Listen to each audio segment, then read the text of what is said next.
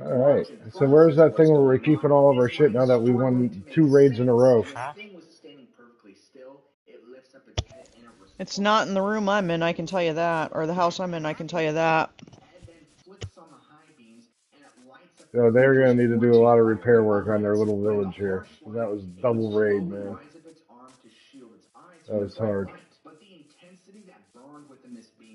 Ah, here it is. One, two, three, 4 saddles, 22 emeralds, glow dust, bottle o' enchanting, a book, another saddle. Oh, 13 banners. Oh, yeah. Good work, Lindsay. GG, Jesse. Yeah, GG's.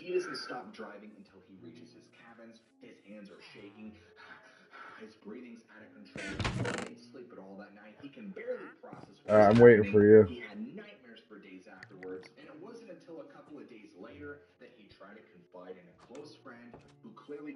Yo, the house. Look at the house we fucking picked to hold out in.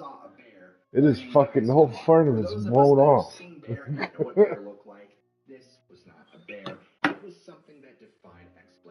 Sorry about that. After fighting, that made me a little hangry. I needed to eat. Okay. Just make sure you take your totem thing. Alright.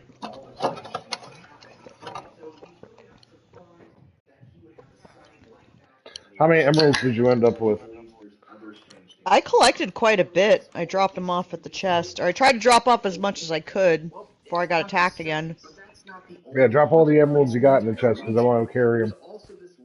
Oh, it's all. I think it's in, Yeah, this one. Your huh. totem's in here. Wait. So I should just grab my shit? Yeah. Huh.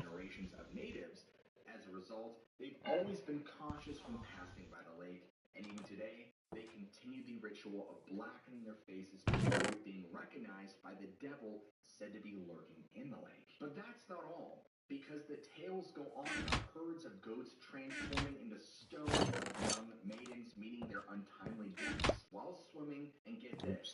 Hold on. Hold on, don't move. I got. Can you look up something for me? What you need? What is Smite 1? Smite 1. Yes. Alright. Smite 1.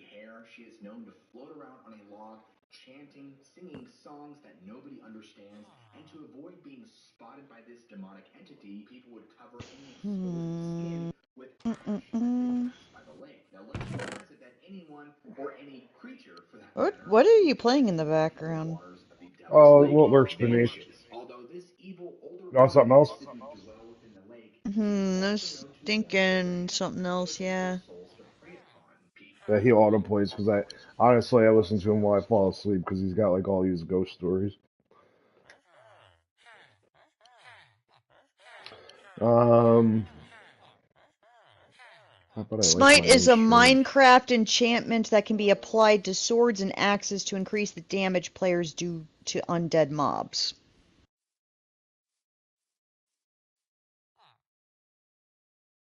So you picked up an enchantment item.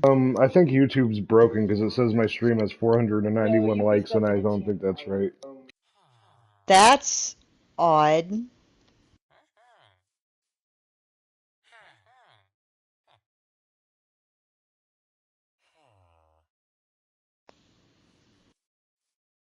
Hi. I wish I put on. But anyway, what was Smite? Let me see. It was. Do. Okay. Where was it? Shit. Hold on a minute. Smite is a Minecraft enchantment that can be applied to swords and axes to increase. My fucking screen went blank.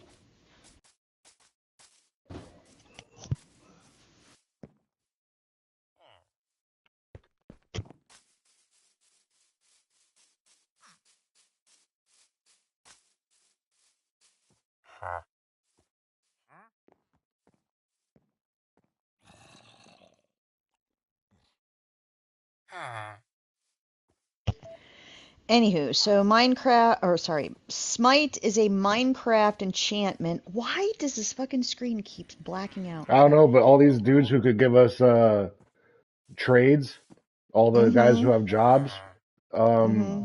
first off, they're spewing hearts, and they're giving us there's a red line through the deals. Like if it was 10 before, now it's like 7. They're giving us discounts on trade. Oh, cool. I wonder if because we won the raid. Yeah, because we kicked everybody's asses. Yeah, they're like, you know what? Discount prices for you guys. Like, it's greatly appreciated. Anyways. Anyways, it says Smite is a Minecraft enchantment that can be applied to swords and axes to increase the damage players do to undead mobs. Oh, So cool. Smite, yeah, so Smite basically acts as like a mod for your Yeah, weapons. you wouldn't happen to have Enchantments are rotten flesh, mods. would you? Oh God, we're not on me, so oddly enough, because it seems like I'm always carrying rotten Are flesh these on dudes me. just gonna fuck in the middle of the square because they're so happy? Probably. I don't That's have funny. 23 rotten flesh, bro. That's a lot. Oh, that's right, because rotten flesh can be used as a great item. As times like this, I wish we had our stacks of, Of all of our shit, yeah. yeah. But hey, that's why we need a highway. I don't think it's a good idea to be outside at night. Nah. Let's go find a bed and Especially, sleep immediately. yes, indeed.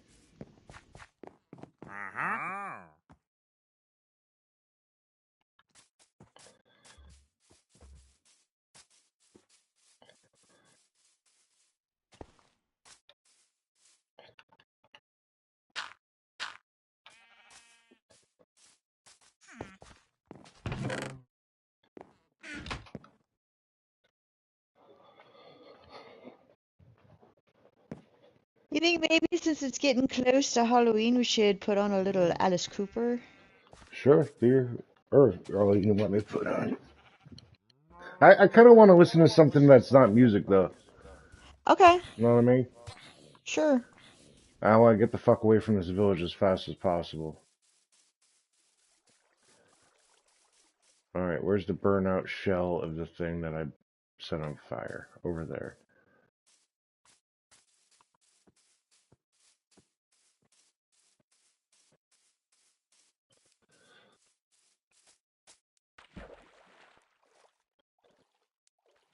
Oh, I can see the bridge from here.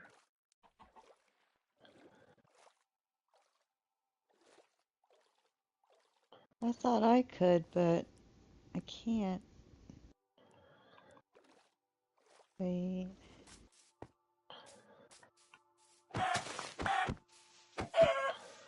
If I know where Whatsits was at, I'd know where to go.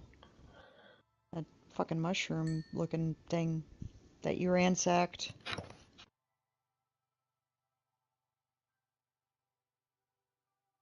Oh, what the fuck? Stupid ass fucking creeper. Wondering what that noise was. It was just a cat eating. I was getting creeped out. Like, what is that fucking noise? Oh, there's What were you saying, the. Lindsay? My bad. Oh, I was trying to find where Are the you right up bridge, with me? or Where are you at? I'm still back at the. I'm leaving the village right now. Well, hurry up, come on. We gotta go. I know. It's I'm far. trying.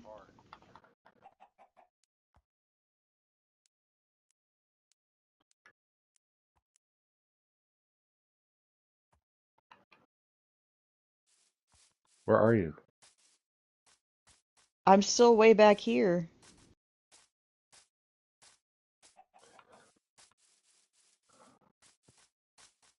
Trying to get my bearings. Look, just look for me. I'm jumping up and down. I see the bridge. I'm going towards it. Alright, do that.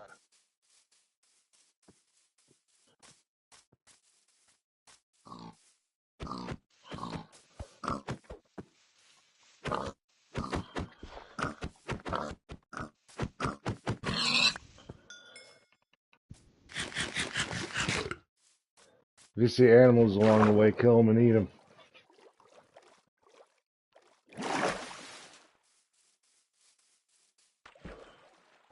I've got bread and shit, Oh, so. you got bread? Mm-hmm. Fancy. I'm gonna eat some raw pork. Makes me feel like I'm on an adventure. Don't make yourself sick. We're just gonna beat this to death with a fence.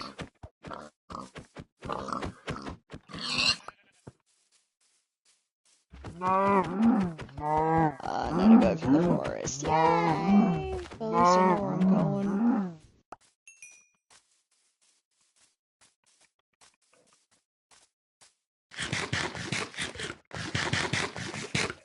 But yeah, I definitely suggest getting that bridge over to where the village is. Make a stop off or drop down point. Dude, is that another one of these assholes? Alright, let's do this cunt.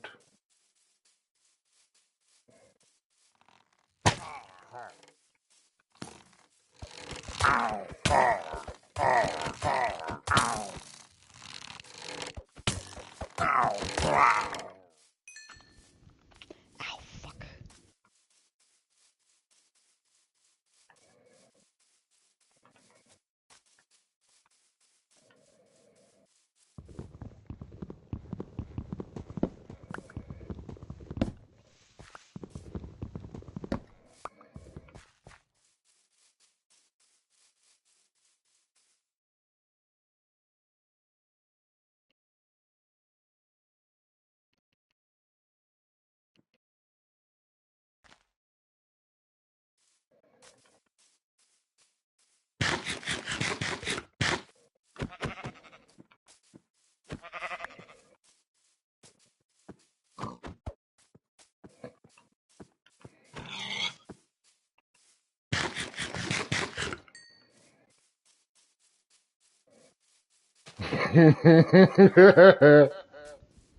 What? Seeing what's left after the fire is fucking funny. Wow, there's still a guy over here. He wants to kill me. I got no hearts left. I gotta avoid him. Enjoy your burnout rubble, bitch. Oh, he's chasing me. He's mad. He's big mad. He wants revenge. Oh, well. Oh, there's more than one of them over here? Fuck me. Time to run.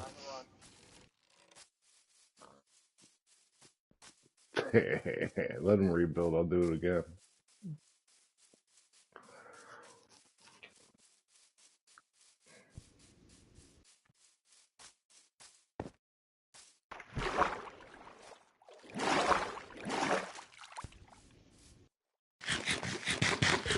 Oh, shit. They're still following me.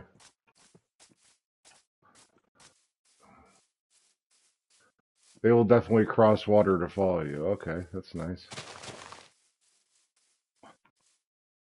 Oh shit, my controller ran out. Great. These guys are following Oh me through the woods and I ain't shit. got fucking coordinates. Okay, great. Run, run, run, run, run, ho.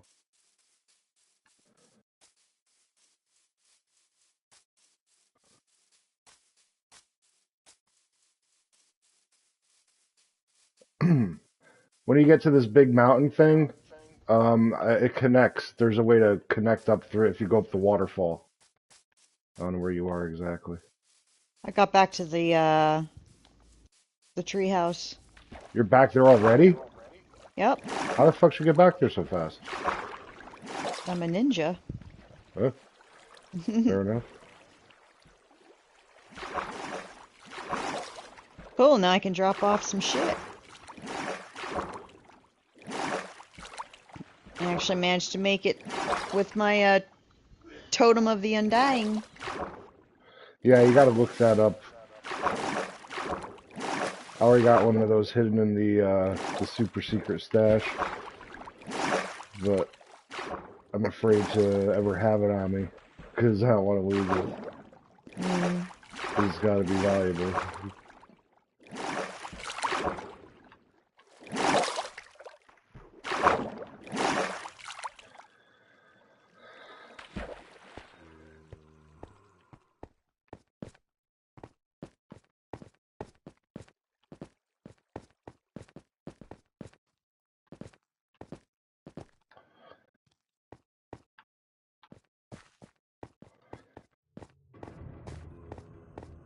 The fuck is going on down here? Jeez, pandas.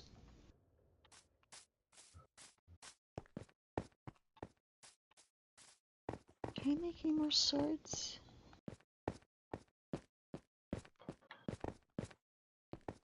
Oh, but we fucked up their day. Yes, we sure did. Yeah, I had to fucking freshen it up and jump off the bridge for a fight, you know? Sometimes you just gotta do shit like that.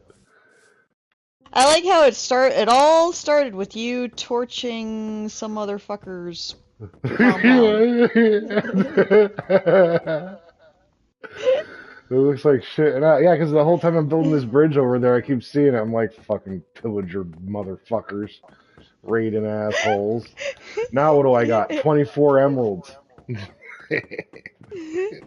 Don't kill those guys. They have banners. Yeah, now I have them. 13 of them. Right here. Come get some, motherfucker. Yeah. Stop attacking me on a respawn point. I'm invincible that way. Mm-hmm. I'm gonna You actually did stop say and cook this pork. you did say that you were immortal. Like, fuck you, bitch, I'm immortal.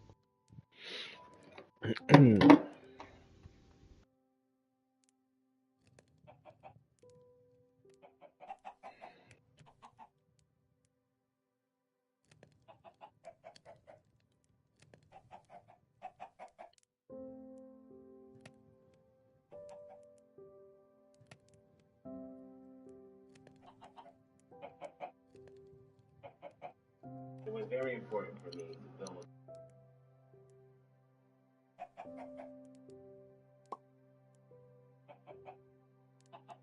I don't know about you, but Halloween is See? Found each other. I discuss ghosts, witches, ghouls, and monsters. What did I pick up? Oh, beetroot seeds. Should probably plant those.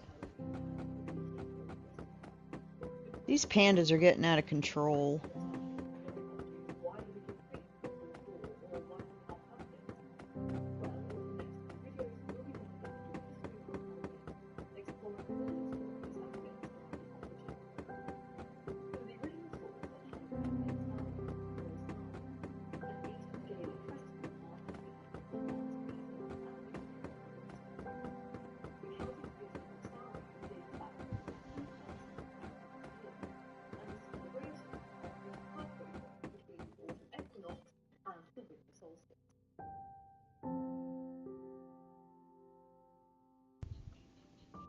Summer will begin at dusk around October. Why am I carrying beetroot seeds like this? The Okay. celebration of the division between the year's lighter and the darker halves was celebrated throughout the ancient Celtic communities of Europe, including Ireland, Wales, and Scotland, where I live.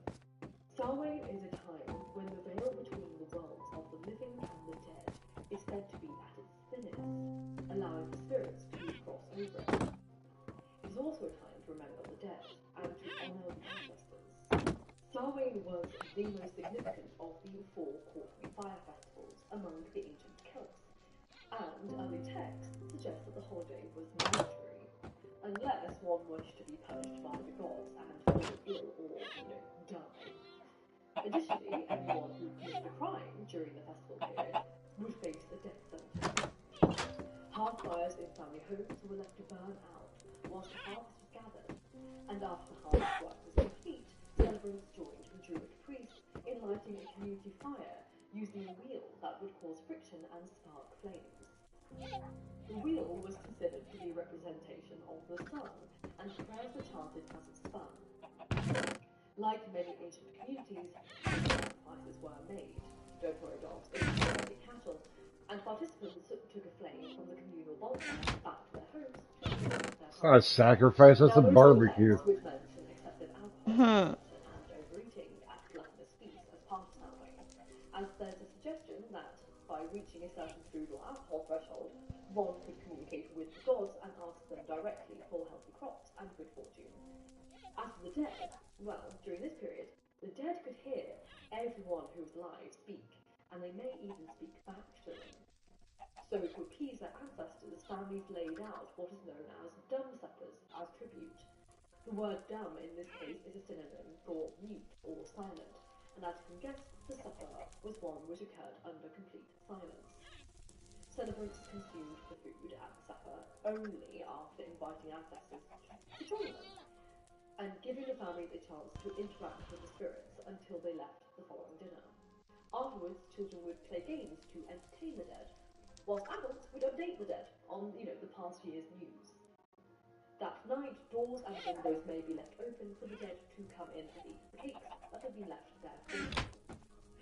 Now, because the barrier between the world of the living and the dead was thin during this period, the Celts prepared themselves for creatures breaching the realm. So offerings for fairies, known as sheaves, were prepared and left outside villages and fields, and the Celts protected themselves and their children from being kidnapped by the sheaves by dressing up as animals or monsters. Additionally, dressing up as a monster or animal What are you listening to? avoid History of being Halloween. recognized by a spirit of some Oh. you used to know before they died and they didn't like you very much, so you could avoid that interaction. Though we know Samhain dates back over 2,500 years, Oh, there's Samhain, evidence yeah. that the festivities date back much further. Between 1955 and 1959, Sean P. O'Riordan excavated and restored a mound in Tara, Ireland. Under the mound was a stone cairn covered by a clay mantle, which became known as the Mound of Hostages. The cairn produced the largest collection of burials and associated artifacts from any Irish Neolithic site, included the cremated remains of over 200 people, pendants, pottery, and the body of a 14-year-old boy. The mound Wow, these crops are not growing worth a shit except for this one. Weird. Neolithic around 3,500 BCE, with a continual reuse throughout the Bronze period. Now, you're probably wondering, what has this got to do with Samhain? Well, the Samhain sunrise in early November illuminates the chamber of the Mound of Hostages, and the entrance to the mound aligns with the rising sun of Samhain. Now, considering this Mound of Hostages is around 4,500 to 5,000 years old, there's reason to believe that perhaps Samhain dates back that far as well. There were monsters and heroes of the Samhain festival. Each of the monsters deserves their own video, but we can discuss the strange adventure of one of the heroes, Nera. But before we get any further, I'd like to say a quick thank you to today's partner, which is Squarespace. I have built all of my main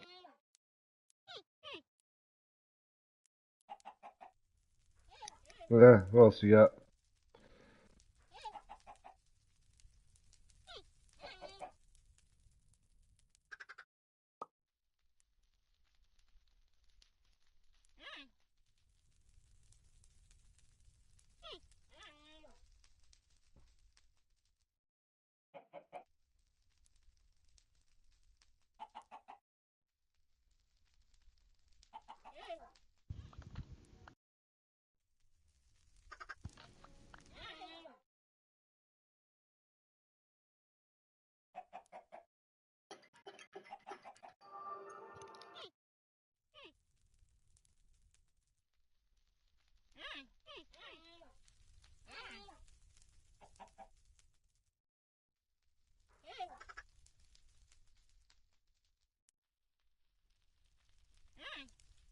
Halloween season.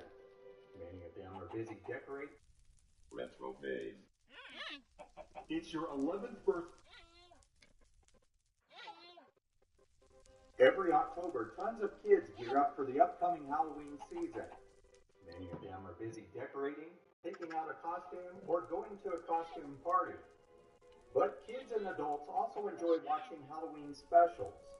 It's the Great Pumpkin Charlie Brown has remained the most popular, but it was released in 1966, which was more than half a century ago. Over time, we forget about some of the others that have been released. The 1970s, for instance, saw dozens that were created for our viewing pleasure.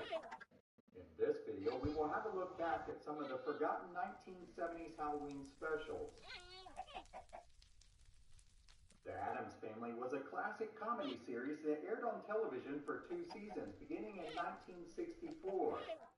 Audiences fell in love with this spooky family, and there have been numerous projects since that time. The 1991 Addams Family movie and the 2022 Netflix series Wednesday are a couple of the more memorable additions. However, long before these were ever made, there was another one that you may have forgotten about.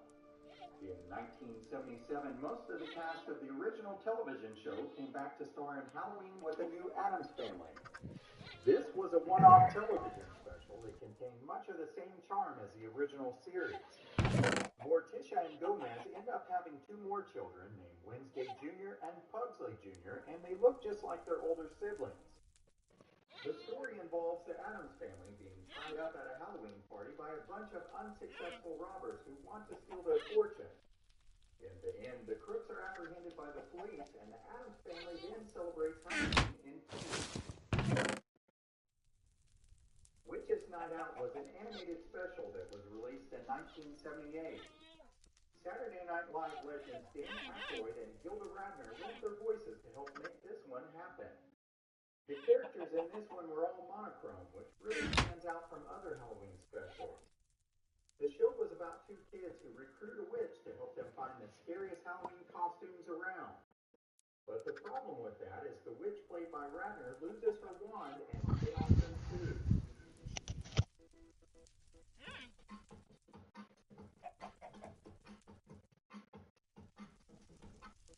Once Upon a Midnight Scary was an hour-long special for kids that aired in 1979. It had three stories, which were all introduced by one of the masters of horror, Vincent Price. The first story was about a boy who investigates a mysterious light in a barn. The second story spun the tale of Ichabod Crane. The third tale was about a bizarre spot hidden in a mansion that supposedly counted down to the end of the world. Mad Mad Monsters was a 1972 animated television movie that had all the classic monsters. Frankenstein, Dracula, a werewolf, a mummy, Dr. Jekyll, Mr. Hyde, and the creature from the Black Lagoon. They all got together for the wedding of Baron Frankenstein and his fiancée. However, things didn't go as planned, and his assistant Igor wants to steal his bride-to-be. The Paul Lynde Halloween special was one that the whole family could sit down and watch when it aired in 1976.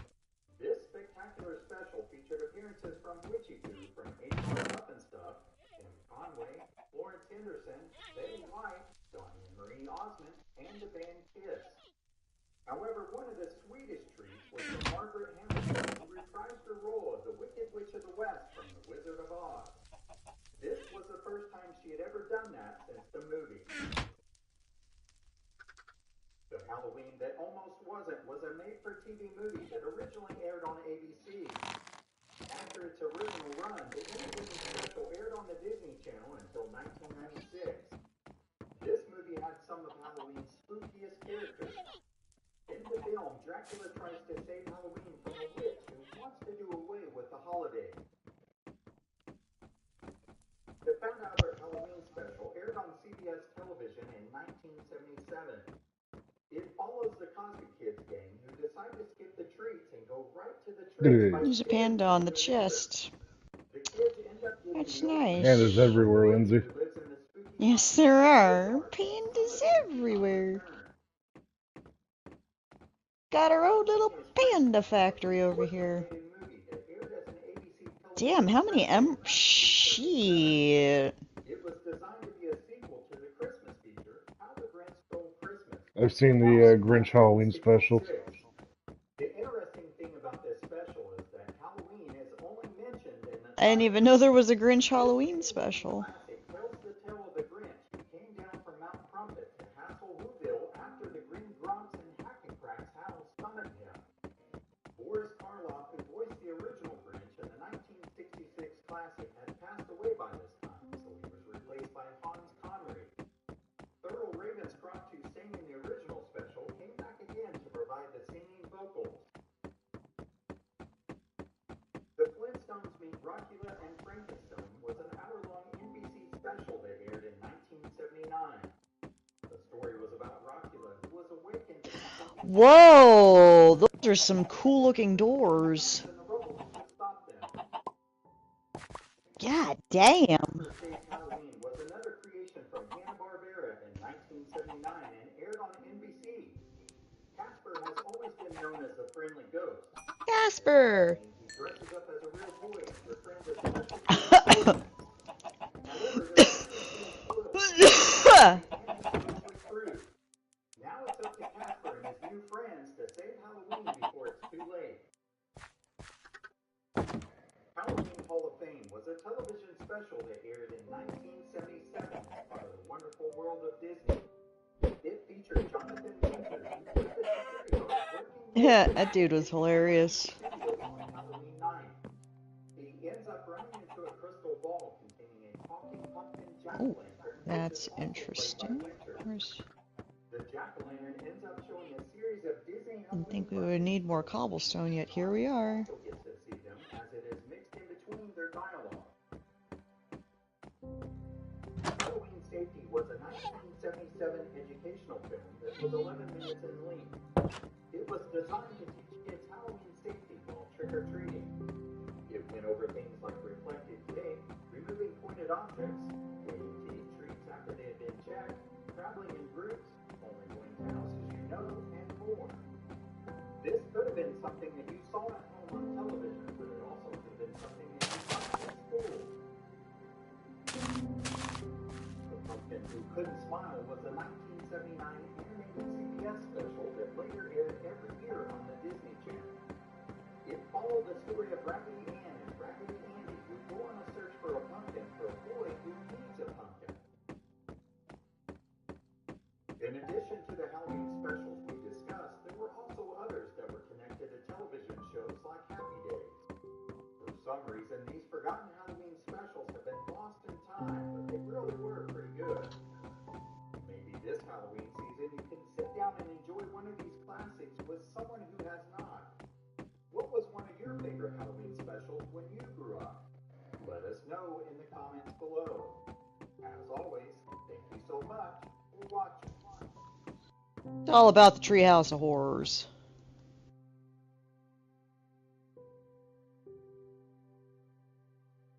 What is that? Saddles? Huh, interesting.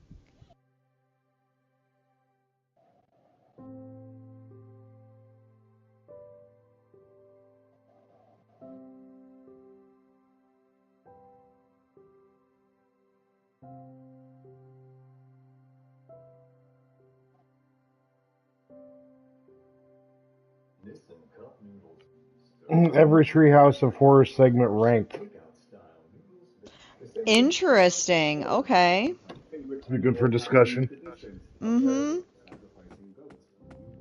So here is my ranking of every single Treehouse of Horror segment to date, which I'm sure everybody will agree on. Sally, I don't remember like what the numbers would be, but if they mention what's in it, then I was like, oh yeah. Oh yeah. Number 96. Farzoon Holds the Side of Parasite is the first segment of the 32nd Treehouse of Horror episode, and it's a parody of Parasite. It's literally the same thing. Vincent get employed in a rich person's house, and then they take advantage of it. Then they find a secret passage and find out other people live in the house, and then everybody kills each other for some reason. Why does this exist? Why? I get that Parasite was popular last year, and it's a pretty great movie about class, about the nature of human being, many things like that. It has nothing to do with a 5-minute parody of The Simpsons. In fact, the plot is so complex that they focus on cramming it all into a short segment and forget to add jokes. It's unfunny and completely purposeless. Here's my favorite moment. My last words are, I'm too young and beautiful to die. Take a baby instead. Ha! It sounds like Hans Moman. It was Burns. I was Burns. It's the third segment of the 22nd Treehouse of Horror episode, and it's a parody of Avatar. While we're building our bridge, I want to see if they rebuild that pillager thing, and if they do, Ah. matches. Match. Then they're gonna learn. They're gonna learn to recognize who's in charge. Recognize who's in charge is what I'm talking. The guys on the bridge, the sky people, we're in charge. Oh yeah, the Avatar one was terrible. I haven't seen that one. I It's make terrible. fart jokes on the internet, and even I find this unwatchable. It felt like the Jesse be good, He's all like, age acts I like, make I'm gonna be fart jokes on the warlord. internet, and even I find this unwatchable. You got some schmutz on your cheek. Where? Here?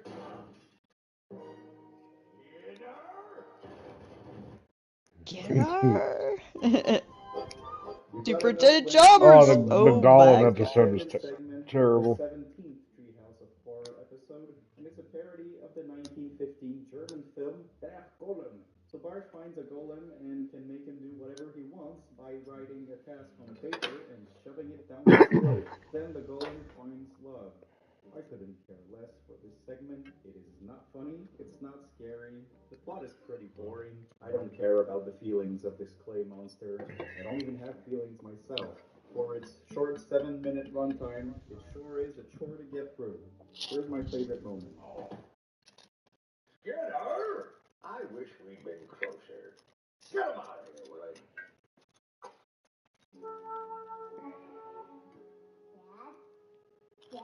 The Diving Bell and Butterball is the first segment of the 22nd Treehouse of Horror episode and is a parody of the Diving Bell and the Butterfly and also Spider-Man at one point.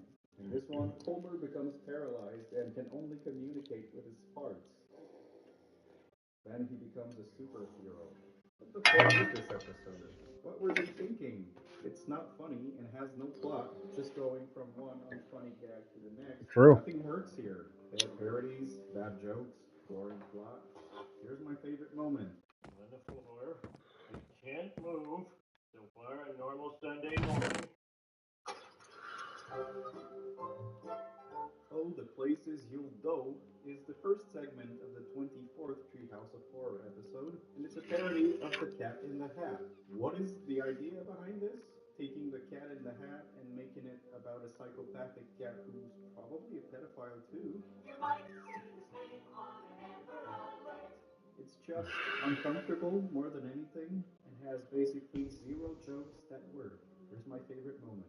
Don't forget me!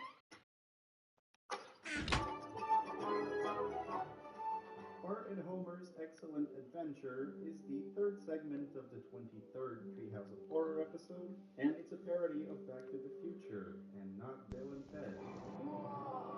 In this one, Bart returns in time to stop Homer from marrying Marge so that he becomes rich.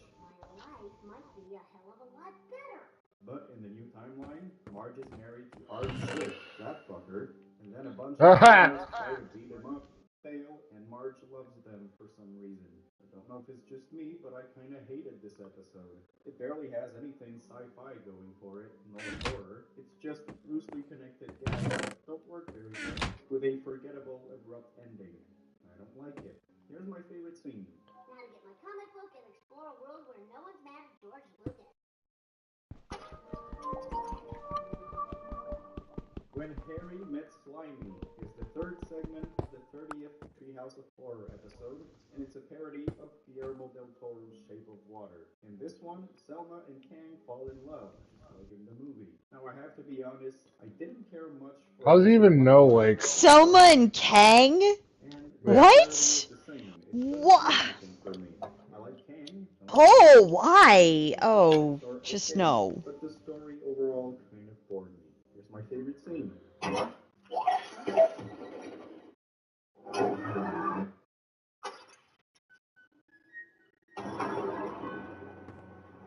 The Fright to Creep and Scare Harms is the second segment of the 13th Treehouse of Horror episode, and it's not a particularly good one.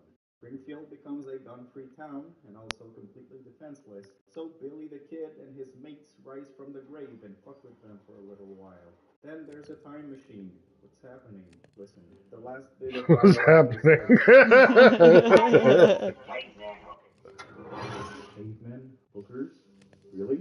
That's your punchline? The satirical criticism of Americans and their love for guns is funny enough, but this is not the strongest segment. Here's my favorite moment.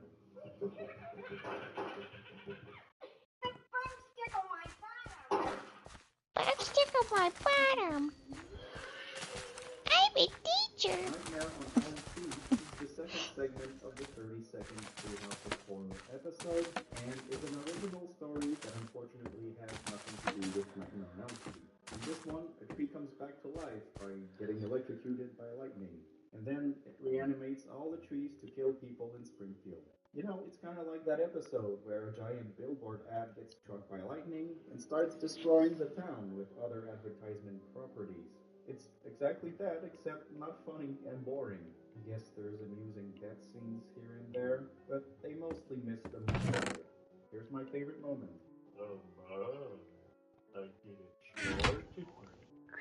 What's wrong? I loaded the dishwasher all the way.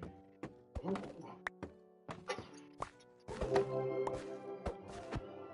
E.T. Go Home is the first segment of the 18th Treehouse of Horror episode, and it's a parody of E.T. A pretty bad one. Bart befriends an alien, but turns out it uses him to build a portal and destroy the human race. So then humans arrive and destroy the alien race. What was the point of this?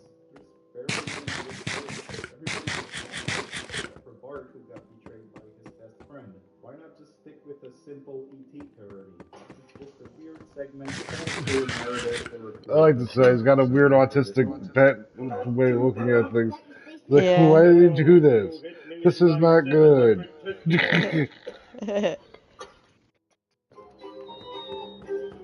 Freaks, No Geeks is the third segment of the 24th Treehouse of Horror episode, and it's a parody of 1932's Freaks. It's about freaks. When I heard Nightmare on Elm Street, I thought of the one Nightmare on Elm Street where fucking Groundskeeper Willie was Freddy Krueger. That kid is How I Met Your Mother. I mean, the aesthetic here is pretty great, and the plot is at the very least more developed than most Treehouse of Horror segments, but there's barely anything.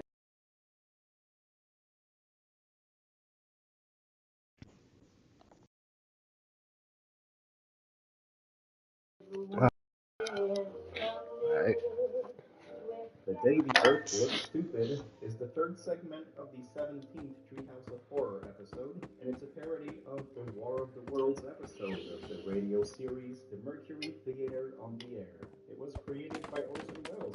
That's pretty cool. In this one, Orson Welles creates panic in Springfield as they believe aliens are invading the Earth. Turns out it was a hoax, except, oh shit, aliens actually come to Earth.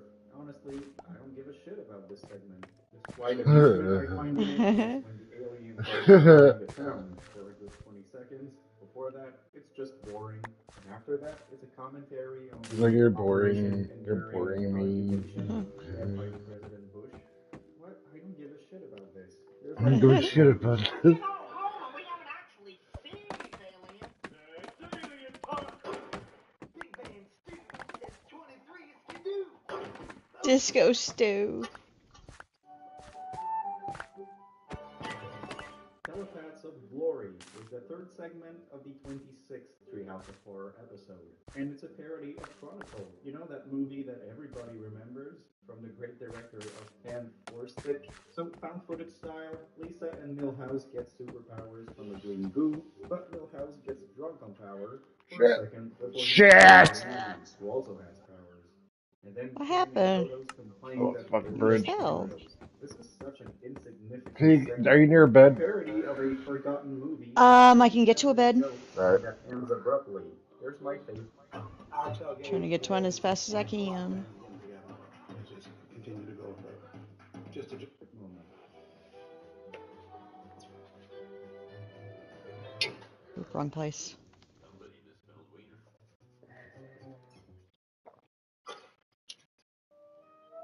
Heaven's White Fuck! Rice I didn't mean to is the put second that there. segment of the 30th Treehouse of Horror episode, and it's a parody of 1978's Heaven Can Wait. So Homer dies before he was supposed to, and therefore he's sent back to Earth from heaven to live in the bodies of other people. Let's just say Ghost Dad was a much better segment. This one has bland, unfunny jokes and no stakes at all. It's literally just a collection of mildly amusing scenarios where Homer lives as somebody else, and it gets old really quick. Here's my favorite moment. Now open my paycheck and see what I made. Next.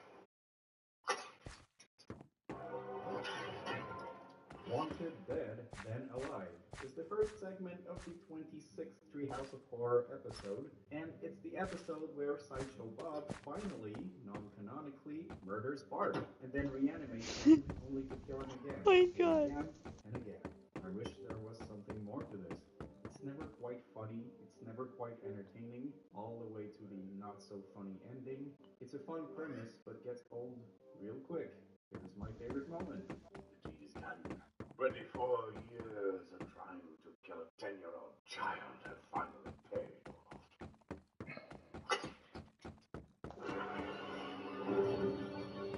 Unnormal Activity is the second segment of the 23rd Treehouse of Horror episode and is a parody of Paranormal Activity. With the camera to record ghost activities, recreating pretty much beat for beat the first movie. And then it ends with the demon making a deal with Homer to have a threesome with another demon in order to leave the family alone. Three-way. The fuck? A bland parody of a movie I He's like, what the fuck? I like haunted house films, so I was kind of biased on this one, but it could have been so much better. Here's my favorite moment. I'm right behind you, honey. We upstairs? Oh, God!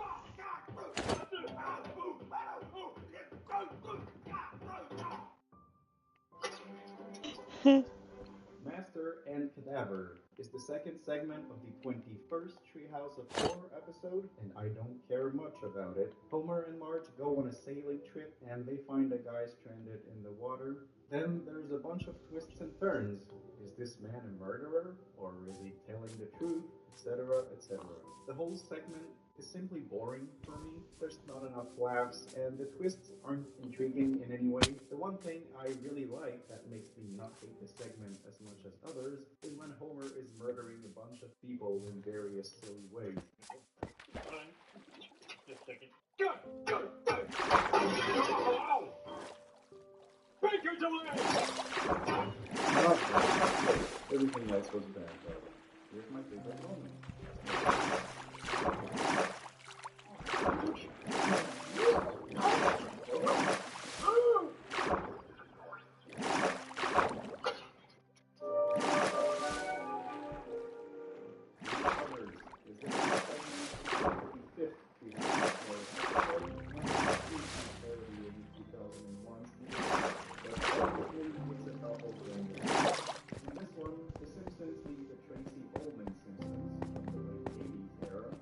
Homer falls in love with past ghost Marge, so present Marge kills herself, and everybody just ends up committing suicide. I wish the plot was better. The idea is interesting, but the plot is both uninteresting and tasteless. It's just a suicide party, and even for my cold, evil heart, it didn't entertain me well. Here's my favorite moment. I was sleeping in the dryer and that caught me. I fucking love Grandpa. Artificial Intelligence is the first segment of the 16th Treehouse of Horror episode, and it's a parody of AI, artificial intelligence. In this one, Bart is in a coma and gets replaced by a robot boy. But then Bart wakes up. I remember that, it was boring. There's like a competition for who's the better son. And then Bart steals a bunch of robot parts and gets revenge. You'll have to go through your box. Yeah, it's pretty jam-packed and never quite engaging. The story goes all over the place. Jam-packed and never engaging. It's really likable. Homer tosses his son out of the car and leaves Man, it's like how the mighty have fallen. because he's not the center of attention. The only thing I actually enjoy about this segment is the whole ending that has nothing to do with it. So here it is as my favorite moment.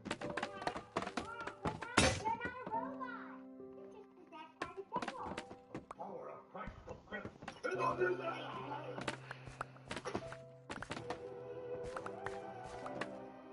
Intrusion of the Body Snatchers is the first segment of the 29th Treehouse of Horror episode and is a parody of Invasion of the Body Snatchers. In this one, Springfield is overrun by plant-based body snatchers, pretty much. Now, the segment has the potential of being great, and it does have its fun moments, but then it becomes a criticism of smartphone addiction. iPod people, phone checkers, tablet users, never lifting your petals to see the sun. Phone bad. Phone bad.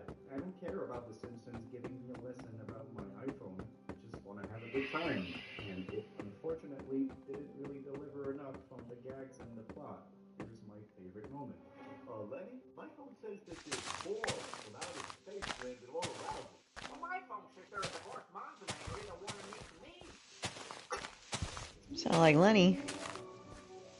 4 beheadings and a funeral. Did you is the say for second money? segment of the 15th No, I said that sounded like Lenny. And it's a Yeah, it was. parody of the From Hell graphic novel as well as the movie.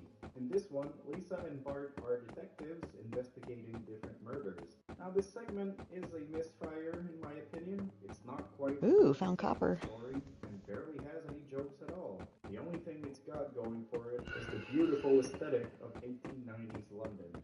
It's beautiful. Other than that, though, it's very forgettable and never quite funny. Here's my favorite moment. Let's see the suspect in that child abduction case. I shall never grow up. In jail you will. I love Mo. Like Mo Business is the third segment of the 20th Treehouse of Horror episode and is a parody of Sweeney Todd. In this one, Homer falls on these spike thingies and his blood is used to make beer.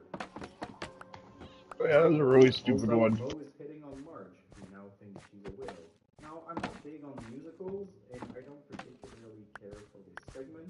It does have its moments, it's creative and well made, and it makes sense, since Mo has always had a little something for Marge, don't we all?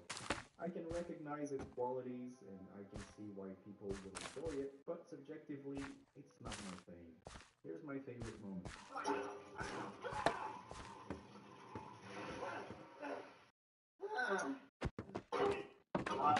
Marge?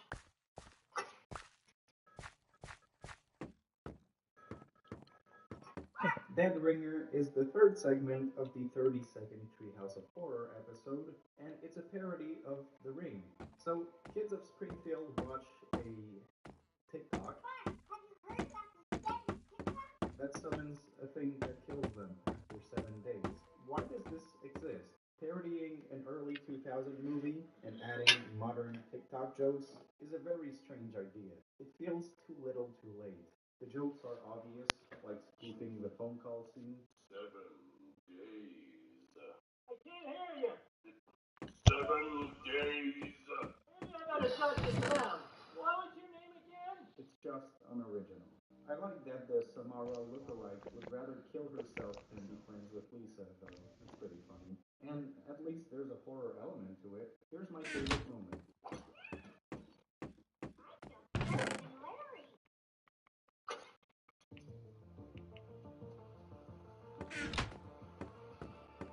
Danger Things is the first segment of the 30th Treehouse of Horror episode and is a parody of Stranger Things. In this one, Milhouse gets trapped in the over-under, so Lisa becomes 11 and goes on a rescue mission. Well, I like Stranger Things just like everybody else, but this parody, not so much. It felt like an obligatory spoof that had no soul. Wait, Stranger Things is the new trendy thing, so let's just recreate it beat for beat and barely have any jokes in it. I wish this was better. It has some potential. Anyway, here's my favorite moment. Ow, ow, shit. Dry Hard is the first segment of the 27th Treehouse of Horror episode, and it's a parody of The Hunger Games, only to become a parody of Mad Max at the end. So, as expected, kids murder each other, just like in the movie, and then they rebel against Mr. Burns, who owns all the water. It's a bit jam-packed, and none of the two parodies work very well. The ending also feels awkward, like they came up with it on the fly. There are a couple of okay gags here and there, but mostly it's just annoying parodies. Here's my favorite moment.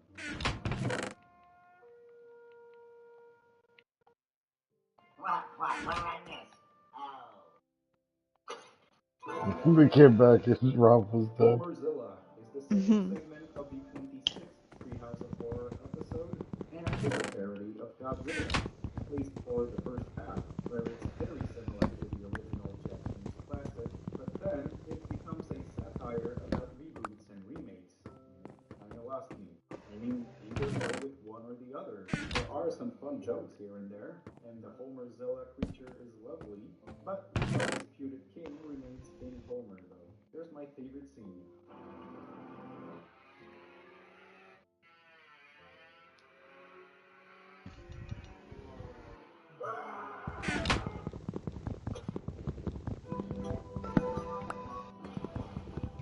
Dial D for Diddley is the second segment of the 22nd Treehouse of Horror episode, and it's a parody of Dexter, a pretty boring one too.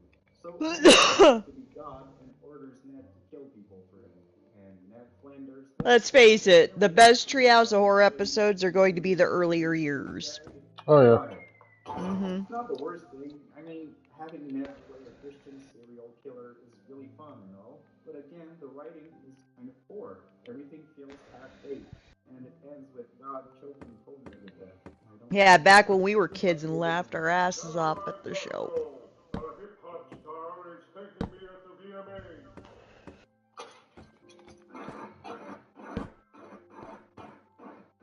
Into the Homerverse is the second segment of the 31st Treehouse of Horror episode, and it's a parody of Spider-Man and the Spider-Verse. You guessed it, a bunch of Homers from other dimensions appear and they move around. This is yet another parody of whatever movie was trendy that year, and it has nothing to do with horror or sci-fi. The Spider-Verse movie is great and hilarious on its own. It don't need a parody. I will say though, the different Homers were entertaining once in a while, especially Disney Homer. It wasn't unbearable, but it wasn't great either. Here's my favorite segment. Happy Halloween, old neighborino. Eat life, Ned. I forgive you. That's funny. Desperately I forgive Seeking you. Xena is the second segment of the 10th Treehouse of Horror episode. It's a parody of superhero movies and also Xena, Warrior Princess. In this one, Bart and Lisa become superheroes and they rescue Xena from the Collector, played by the comic book guy. I don't care much about Seeking Xena. The segment in itself is fun and well written for the most part, but it reminded me of just sort of a regular Simpsons episode, like the one where Homer becomes Spy-Man. I prefer the Halloween specials to be sci-fi or horror related. Still, it's not terrible. There's my favorite moment. Remember, you're vulnerable to kryptonite. Mark, tell the neighborhood. The Genesis Stub is the second segment of the 7th Treehouse of Horror episode, and is a parody of a Twilight Zone episode, The Little People. In this one, Lisa accidentally creates life with her science project, and the life she created evolves and stuff, and then Bart crushes a couple of them, so they laser his face. This one doesn't do much for me. It's not spooky, it's not really funny. Bart is just an asshole. I mean, usually he's a fun asshole, but here he just commits genocide and has the time of his life. I don't know. I don't care for this. Here's my favorite moment. Shouldn't you people be groveling? And bring me some shoes. Nice ones. Still want socks too. I'll get socks. On socks, I'll get the. Transform. What? Jesus Christ. Untitled Robot Parody is the first segment of the 19th Treehouse of Horror episode, and is a parody of Transformers. In this one, Transformers fight each other in Springfield, and then they team up to make humans their slaves. You know, my thoughts on this segment are as simple as the plot of this segment. Robots fight, and there's fun action here and there, but that's about it, and I already forgot about it. Here's my favorite moment. Wait a minute, we're missing sex toys. Where have you been? Where haven't I been? With 2 times stronger defense against erosion and Right. effective cavity protection. A Clockwork Yellow is the second segment of the 25th Treehouse of Horror episode, and is a parody of A Clockwork Orange. In this one, Mo and his buddies do various criminal activities and stuff. It's like in the real movie, except the giant dick is a schmooze now. Not my smoke! Not my smoke! The parody here is more faithful and funny, and it just made me want to watch the real film instead. But there is a fun, although somewhat lazy ending, where it's just parody after parody of favorite movies. Hardly entertaining. It also happens to be my favorite moment.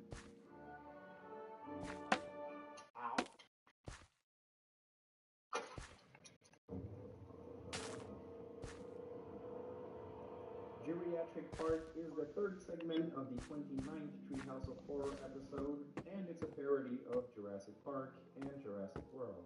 So Geriatric Park is a place for the elderly to stay, but when Homer rises the temperature, they become dinosaurs.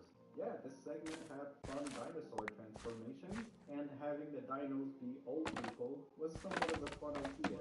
I was entertained with Geriatric Park. It's not very memorable, and it probably would have been much better had it been made in the early years of the show, but you know, it ain't too bad either. Here's my favorite moment. Rejuvenate the elderly using untested dinosaur DNA. Could make me a fortune. Or fill the world with monsters. Could make me a fortune.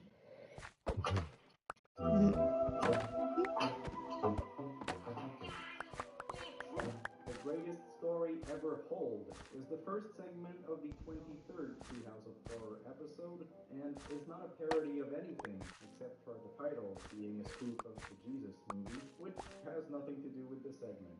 Anyway, Lisa finds a black hole and puts it in the basement to stop it from absorbing everything. But then the family uses it as a garbage, as we all would. The episode isn't horrible, it's just not very special. We've seen other Halloween segments with portals and other dimensions, and they were more interesting and funnier. This one is a fun time, but not to be remembered. Here's my favorite moment. I'm still proud of you, buddy. And look, I got money to take you for pizza. You saw that I had the money, right?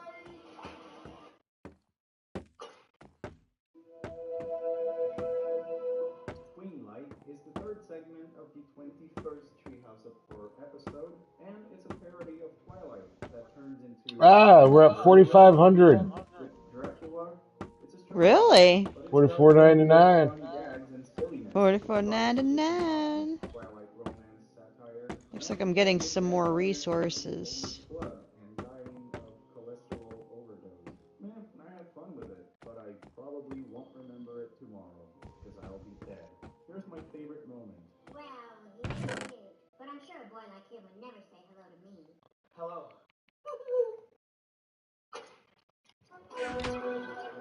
War and Pieces is the first segment of the 21st Treehouse of Horror episode, and it's a parody of Jumanji. In this one, Bart and Milhouse are forced to play board games instead of video games, and they stumble upon a game named Satan's Pact. It's pretty much Jumanji, and once they play, every board game comes to life. The game parodies are fun enough, with plenty of gags centered around the specific games, but that's about all there is to it. Not much of a plot, it's not very engaging, just some mindless entertainment. Hey, sometimes that's all you need. Here's my favorite moment. Come on, Dan, climb up. No, I might sink the ladder. And Q is just too valuable. That blank can be any letter we want. Maybe I'm just tired of living. God damn, did I hit a copper mine or not copper mine, but a coal mine or what? Hey, there's a lot of coal around here, right? There's a lot of coal around here. Good, because we need a lot of candles for this bridge. Good. Good thing I thought, I have a hunch for some mining. Found some copper, too. In order to use their likeness without having to pay. So, besides from featuring a great Talking Heads track, this one doesn't do much for me. Granted, the concept is really fun, but the writing isn't. There's a recurring joke about President Lincoln being gay. Guess they thought this was hilarious. The greatest part for me was Krusty calling me a wood chipper. That's fun. But after that, it kind of goes downhill. It's still much better than a lot of the bottom tier segments, though. Here's my favorite moment. You ripped me off, see? No, I didn't, see? You're gonna pay for what you done, see? I always thought I'd die of hepatitis, see?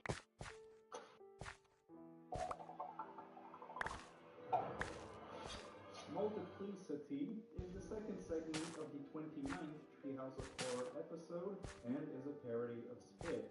In this one, Lisa has a bunch of different personalities, and she locks Bart, Milhouse, and Nelson in a room.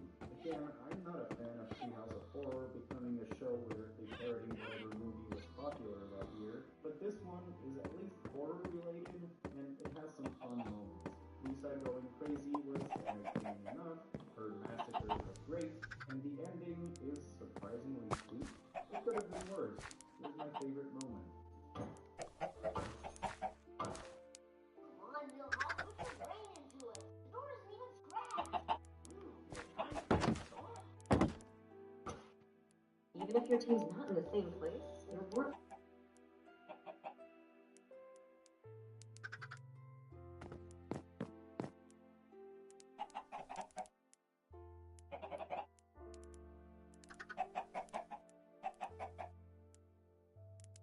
In the Belly of the Boss is the third segment of the 15th Treehouse of Horror episode and is a parody of the 1966 film Fantastic Voyage. In this one, Maggie gets shrinked inside a pill that Mr. Burns swallows. The Simpsons need to rescue her by also downsizing and hanging out in Burns' belly. This segment has a fun concept and some neat visuals, but it fails to leave much of an impression beyond that. There's this recurring gag of Marge having a sexy outfit and nearly getting nude, and although she is a lovely woman, it was drowned out and never funny. It's fine for whatever it is. Here's my favorite moment. Science officer! Security! March!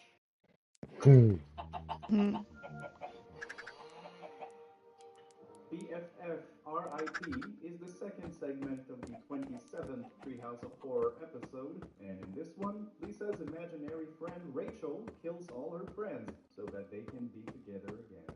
How sweet. And then Homer's imaginary sausage friend fights her and explodes in a microwave. Well, for the later entry segment, this isn't the worst. It's an original story with fun death scenes and a somewhat interesting plot. It's not memorable in any way, but decent fun nonetheless. Here's my favorite moment. Thank me as your best friend. Dead and Shoulders is the second segment of the 24th Treehouse of Horror episode, and it's a parody of The Thing with Two Heads. Bart gets his head chopped off, so he gets surgically attached to Lisa's body. Now, the strength of this episode lies in Bart and Lisa's hateful relationship, blossoming into love, and then back to being hateful. It was engaging in that regard, but the gags weren't anything special. I do like the ending, though. Here's my favorite moment. Well, now I always have someone to eat lunch with. Great! That's as much therapy as your parents can afford.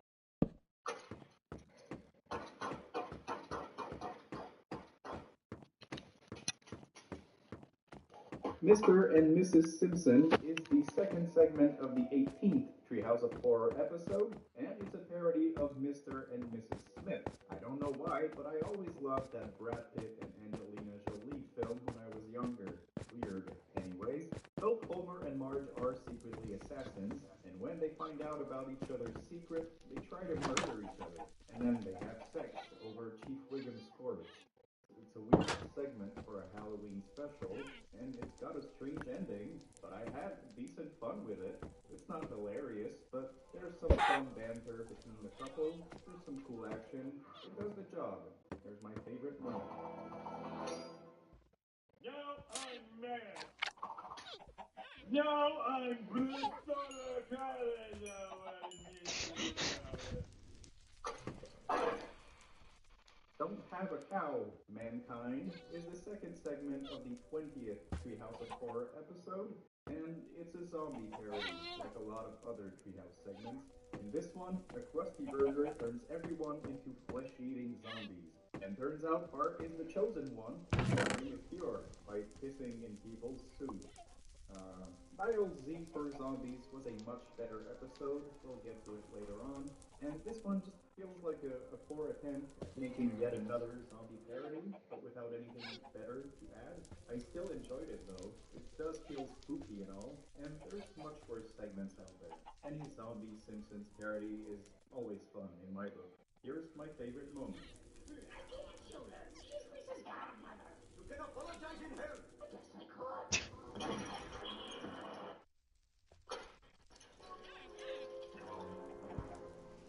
Millhouse is the third segment of the 18th Treehouse of Horror episode, and I'm not sure if it's a parody of something, so let me know.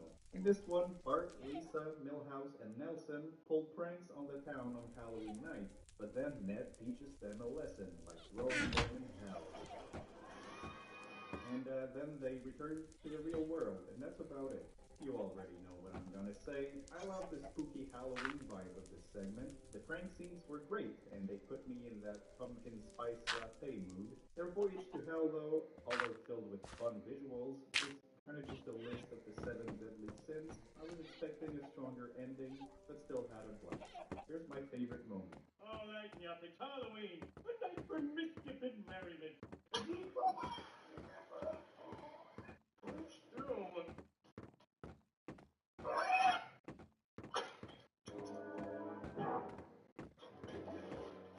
Married to the Blob. There's a baby bear, baby panda. A baby panda is just rolling around. Of 1958's The Blob, as well as its Yeah, I was He's just in rolling the house against. I brought him. He's rolling against the wall. I'm not gonna lie, that was adorable as fuck. It is still a delight seeing a fat Homer slob eating people left and right. And like just what I needed to The see. reason I enjoy this segment. The last couple minutes, though, they really suck, and it ends with Homer eating the homeless who serves Springfield. That's your ending gag? Weird. It's not really funny. Here's my favorite moment. must eat, then poop, then eat some more, then eat while pooping. It's gross. Bowfinger is the third segment of the 27th Treehouse of Horror episode, and it's a parody of Goldfinger and Kingsman. So Bart becomes a secret agent taking his deceased father's place, but turns out Homer's alive and evil. I'd usually be pissed at this because it has nothing to do with sci-fi or horror, and it's a double parody, which usually goes pretty badly. But, you know, this segment is really fun. There's some great action scenes, a great Donald Pleasance. Oh, I'm sorry, Mr. Panda. I didn't mean to hurt you. Much more than I thought I would. Here's my favorite. You were in the way. Ow! I'm sorry. Fuck. Everyone's invited. It's free. Oh no, I'm not gonna have to kill you, am I? Taste 5 stars. You really gotta try this. Hello.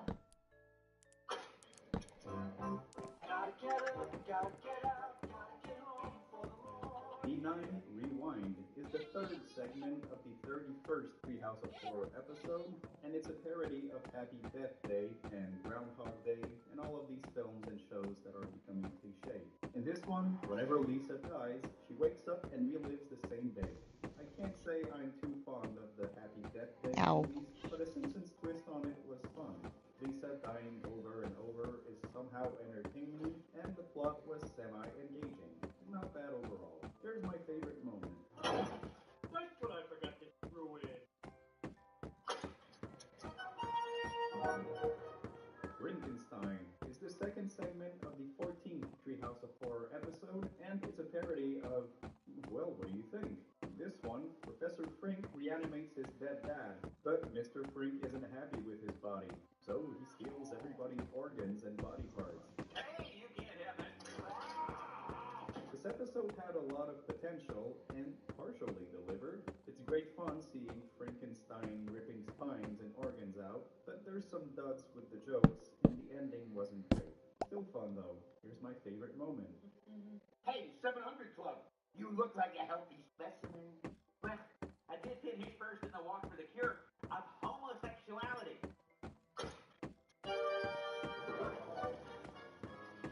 Hell to Pay is the first segment of the 9th Treehouse of Horror episode, and it's a parody of an episode from Amazing Stories. In Hell to Pay, Snake the criminal is sent to the chair, and his hair is used for Homer's hair transplant. But turns out Snake's hair controls Homer, which makes him go on a revenge spree against the people that caused Snake's death. Does that make sense? I feel like this was complicated. Anyways, this segment is middle of the road for me. Snake gets revenge, except in the body of Homer, and then at the end, the hair dies. That's about it. It's fun enough, it's got its moments, but it's also forgettable. Here's my favorite moment. These drugs will make the operation seem like a beautiful dream. Ah.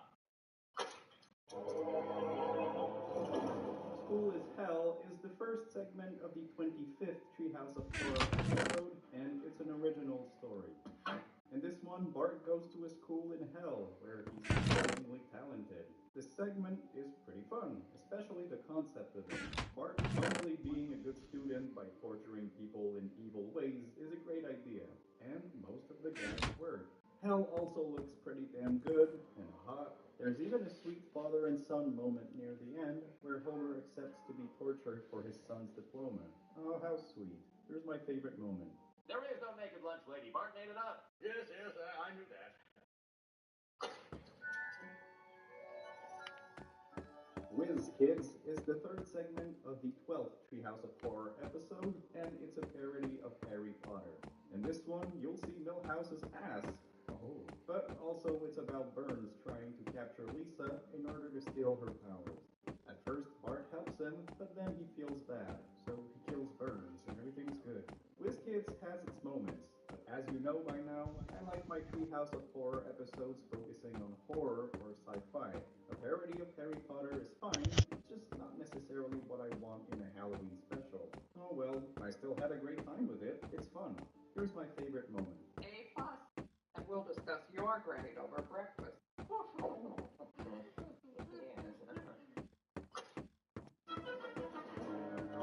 Homer Cube is the third segment of the 6th Treehouse of Horror episode, and it's a parody of a Twilight Zone episode called Little Girl Lost. I assure you it has nothing to do with me. So Homer accidentally enters a new dimension, the third dimension, and then people of Springfield try to help him. The episode seems to be more focused on strange experimental visuals, and granted, the visuals are very interesting. The whole story captures the strange, otherworldly feeling very well, and it even ends with Homer falling into the real world. That's fun. That being said, besides for a couple of funny lines here and there, Homer Q didn't blow me away to another dimension. The plot is pretty much non-existent.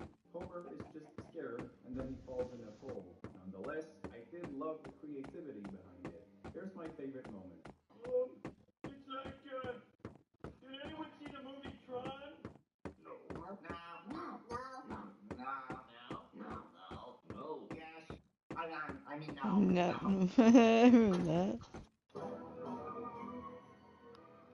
I Know What You Diddly Idly Did is the first segment of the 10th Treehouse of Horror episode, and it's a parody of I Know What You Did Last Summer. In this one, Marge runs Flanders over, and the Simpsons then try to get away with murder. And then at the end, it's revealed that Ned is a werewolf, and he eats Homer.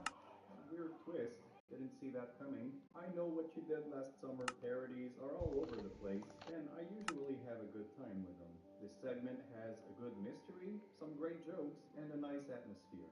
The end twist does feel like it's been pulled out of Homer's ass, but it still works overall. Here's my favorite moment. He's dead! He's definitely dead!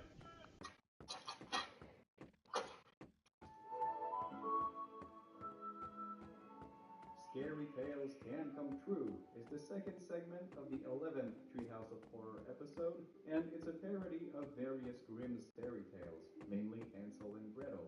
So Bart and Lisa get abandoned in the woods, and an evil witch tries to burn them alive. But Homer arrives, becomes a fish chicken thing, and burns the witch. I enjoy Grimm's fairy tales, and a Simpsons parody of them is an entertaining idea. I don't think this is the most rewatchable one though. It plays out pretty much exactly how you would expect, except for Homer shitting out eggs. That was a surprise. The aesthetic is nice, I like the music, and Goldilocks gets savagely murdered. What's not to like about that? Here's my favorite scene. Suzanne ready yet? I don't know. Just give her another 20 minutes. But the concert's at 8. Our ads work as He hard says as the you do. concert's at 8.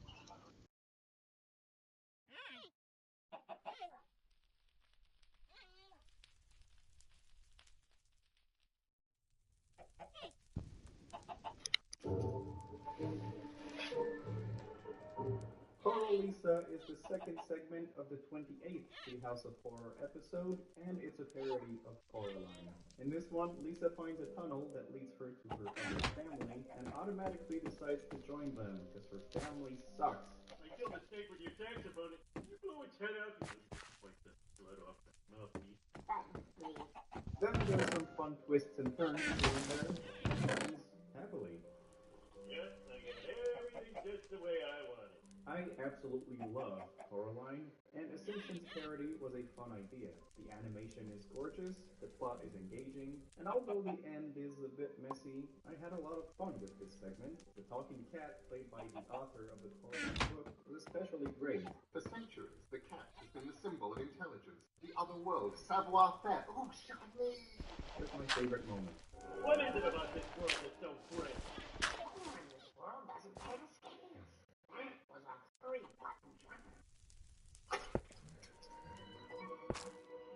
Dial M for Murder is the first segment of the 20th Treehouse of Horror episode, and it's a parody of Alfred Hitchcock's Strangers on a Train. In this one, Bart and Lisa make a pact to kill each other's teachers for revenge. At least that's what Bart did, but Lisa thought it was just pulling a simple prank. So, Dial M for Murder is a very fine episode. It's a fun throwback to Hitchcock's classic with a beautiful black and white look and some fun gags. Not necessarily a classic, but a good time for sure. Here's my favorite segment. Lisa Simpson in detention? The horoscope told me I'd see something interesting today, but I thought that meant the horoscope itself.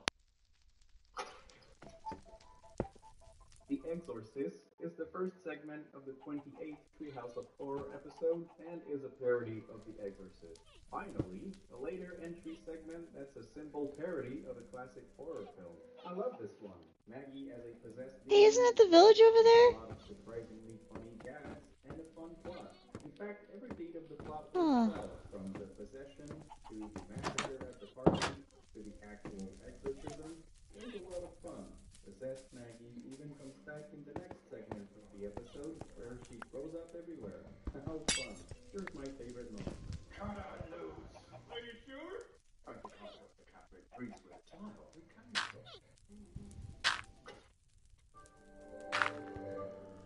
Easy Bake Coven is the third of the American play The Crucible. Never heard of it, sorry. This one is set in the past, back when women were burned alive just for existing. So Marge is revealed to be a witch, and along with Patty and Selma, they go house to house, at first wanting to punish people. Or here, eat your kids. But they end up getting candies instead. It's kind of like an origin story of the Halloween holiday. We should do this every year. Easy Bake Coven is a decent period segment with a nice aesthetic to it. It's got a pleasing Halloween vibe, with and dipping, and stuff like that. It does take a while before it gets interesting though, but it's still really good. Here's my favorite moment. Come on, give us some candy. Come on, for candy now.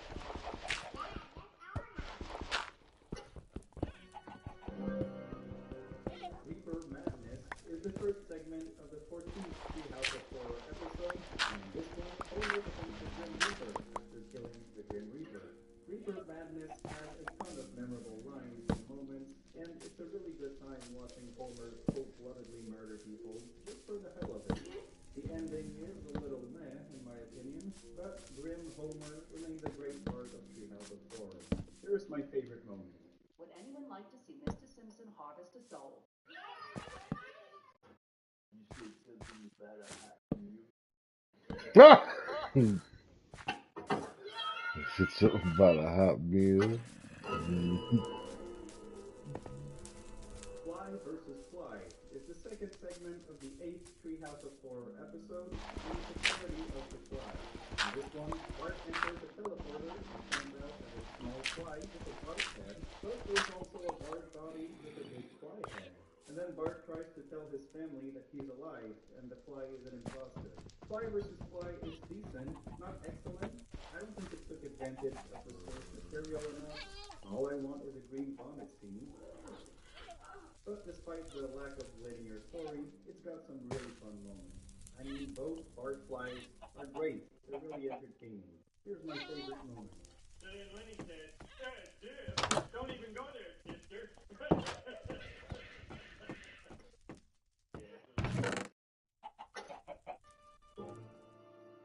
Good The Ghost Did the Dam is the first segment of the 11th Treehouse of Horror episode, and it's a parody of the 1990 movie Ghost Dad. In this one, Homer dies by choking on a broccoli. I mean, we've all been there. And in order to get to heaven, he must do a good deed. Thankfully, he succeeds. But the angel guy wasn't looking, so Homer goes to hell. That's kind of funny. You know, Ghost Dad is a good time. It's not the most memorable segment, but it is well structured, it has stakes, and Homer's clumsy attempts at doing good deeds only ends up killing people. That's really funny. It's got the charm of the good old Simpsons I know and love. Here's my favorite moment. Scary newspaper, Joker. You are stupid. I have a friend. Oh, paper cut, paper cut.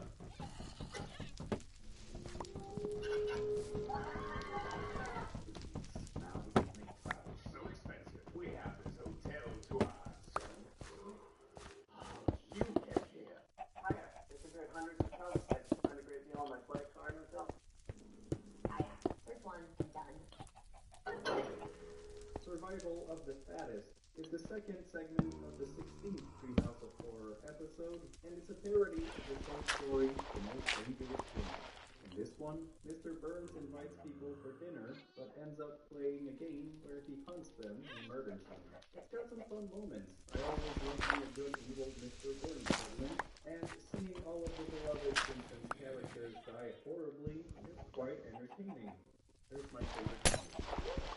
I get to kill wild animals, but I shoot one bird, and I like to go to a psychiatrist. Maybe something that Homo was a bird. Then You Die is the third segment of the 10th Treehouse of Horror episode, and it's a parody of the whole Y2K phenomenon where people feared the year 2000 would fuck up computers and the whole world would be plunged into chaos. And, well, that's exactly what happens in the segment. I know it's horribly dated, but I still love it. It's a blast from the past, even though I was still shitting my diapers when it happened. That doesn't say much, though, I still do that. Anyways, I love the sheer chaos Okay. of this episode. Everything related to technology is trying to kill everybody in Springfield. It's just fun. Dated, but fun. Here's my favorite moment. Wow, look at the wonders of the computer age now. Wonders, Lisa, or blunders? I gotta pee now. Implied, Lisa, or implode?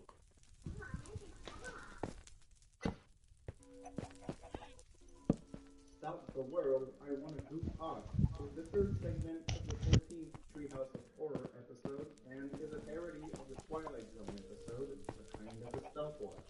In this one, Bart and Milhouse get a stopwatch that can stop time, and use it to do stupid shit little kids would do with a magic time-stopping stopwatch. That's about it for the whole episode, and it's a blast. Granted, it's not very Halloweeny, but the premise is really fun, and the jokes work well, especially the visual gags. Here's my favorite moment. Yeah, I thought I'd be happy with my parents getting together, but it's kind of hollow.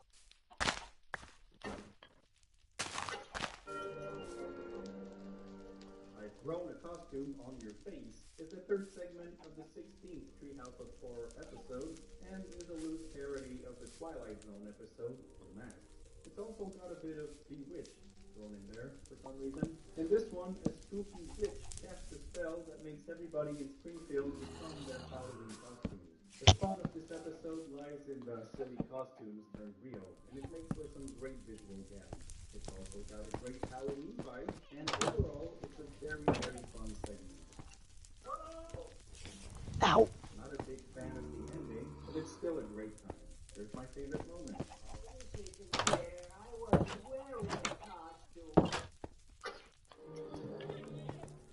Night of the Dolphin is the third segment of the 11th Treehouse of Horror episode, and it's a parody of a couple things.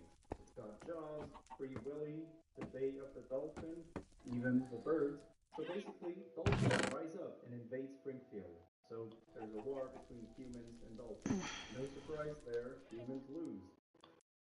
Although this segment could have easily been unfocused and all over the place, the various parodies actually mix together pretty well. They make for a unique Treehouse of Horror segment. I love The hell? chaos where people Watch out, there's a worry hole about right here. horrible sea creatures, and I enjoy the I see surprising it. amount of horror. This It's this my favorite house needs segment of repairs. this I don't know what single happened. episode. Here's my favorite moment. We got loose pandas chilling up here. Hey, buddy, come with me. Island of Dr. Hibbert is the third segment of the 13th Treehouse of Horror episode, and it's a parody of the sci-fi novel The Island of Dr. Moreau from H.G. Wells. In this one, Dr. Hibbert plays a crazy doctor who turns people I into need more animals, food. including a sexy Marge cat and a fat Homer walrus. The visuals here are great. I love the spooky, mysterious tropical island shaped like a skull. There's an effective mystery. Flanders gets milked by Homer. Who wouldn't want to see that? And although it scares some humor, it's still a very strong segment. Here's my favorite moment. House of the King. This must be where you pay the bill. Why am I always so funny when no one's around?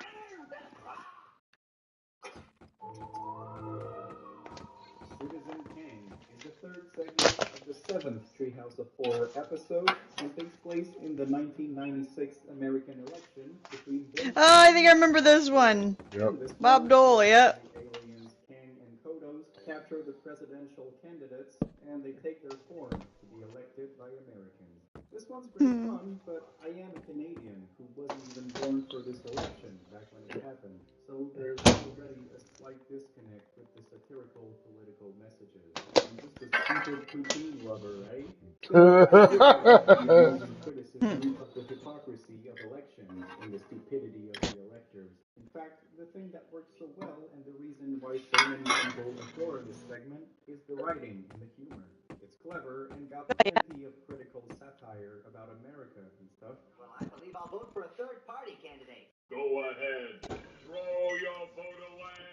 I admire that, but it didn't connect with me as much as other segments. Blasphemy! It's still really good though. Don't get your panties in a twist.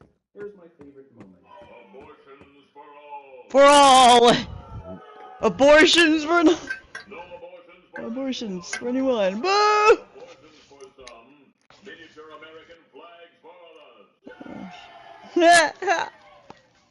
Work goes smoothly when you know the right steps. With Asana, you can coordinate tasks across teams and stay on track, so your team can spend more time celebrating wins. Try it for I free need at product asana.com. launches. I don't know what ads are for anymore. Wait, did I say Asana? That's what I The use at my Raven work. is the third segment of the first Treehouse of Horror episode and is evidently a parody of Edgar Allan Poe's The Raven. Although I'd argue that it's not so much a parody as it is just a faithful retelling of the poem. And this is Oh fine. yeah. Some love it and some hate it. With Oh, it's my The favorite Raven reading visits of That's it. a good one. That's a good one. More a lot and drives Homer crazy. That's about it. Just like Yeah, and Bart. Bart's the Raven. Nevermore. Is on the atmosphere and not so much on the humor. The segment is gorgeous. The animation looks fantastic, and the vibe greatly captures the eerie feeling of Allan Poe's verse. It's essentially a very well-made homage without much of the charm we know and love from The Simpsons. There's a little something that's missing, but it's still a very fun episode. Here's my favorite moment. Darkness there, and nothing more. Huh? You know what would have been scarier than nothing? What? Anything! Starship Troopers is the third segment of the ninth Treehouse of Horror episode and is surprisingly not a parody of Starship Troopers, just has a similar name. In this one, we learn that Maggie is actually Kang's daughter. This one is just silly, it's fucking stupid, and sorry, I kinda had fun with it. There's this ongoing rivalry between Homer and Kang, and then at the end, everybody punches each other, and Marge says, So, and rumors? we also hear Maggie's first words. Let's go home. Very well. I'll drive. Completely fucking stupid, but surprisingly amusing for my dumb, immature mind. Here's my favorite moment. Insemination complete. What? That seemed awfully quick. What are you implying? Nothing. Attack of the 50-foot eyesores is the first segment of the sixth Treehouse of Horror episode, and it's a parody of the movie Attack of the 50-Foot Woman. In this one, giant advertising billboards come to life and wreak havoc in Springfield. It's a really fun concept and allows for a bunch of great visual gags. Wait, go back. Eating people like peanuts, or Was that, of the 50-foot eyesores is the first segment of the sixth Treehouse of Horror episode, and it's a parody of the movie Attack of the 50-Foot Woman. In this one, giant advertising billboards come to life and wreak havoc in Springfield. This is the one with Lard Boy. Yep. Oh my god, this is like that's one of my favorites. Lard Lad. It's one of my favorites. It's gotta be like my favorite. This one's fun. I always love seeing. Oh my god. I liked when Bart was the devil whispering in the giant devil's ear. When like Homer steals his donut, he's like, "I got your donut, Lard Boy. What are you gonna do about it?" Motherfucker comes to life and roars like Godzilla. It's like, what the fuck? I want a colossal donut, just like the one on his side. Donuts. Send in the Clones is the first segment of the 13th Treehouse of Horror episode, and it's a parody of the 1996 movie Multiplicity.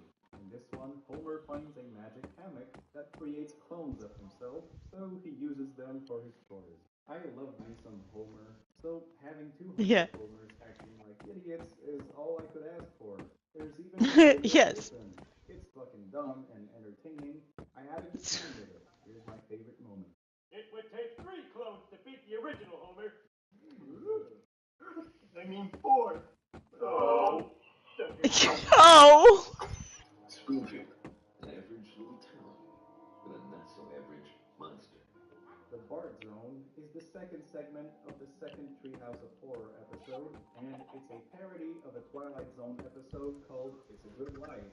Essentially, Bart has godlike powers, and he can read minds. Oh, I love this one too. Punishes them in various silly ways. Oh my god, when he does the Homers. You set the curtains on fire. Then by the end, it becomes a father and son relationship story, and it ends in the most horrifying way possible. Homer loving his son. I love you, son. This episode is a good time, although it's not too special. I love the concept that Bart can do anything to anyone, that's fun, but then once the Homer and Bart cheesy montage hits in, I kinda lost interest. That said though, the writing is still much better than those recent Simpsons episodes. Yes. And it's a very fun segment. Here's my favorite scene.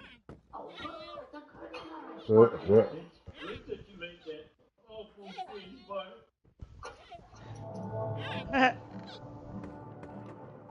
Well, if I had more sticks, how I do.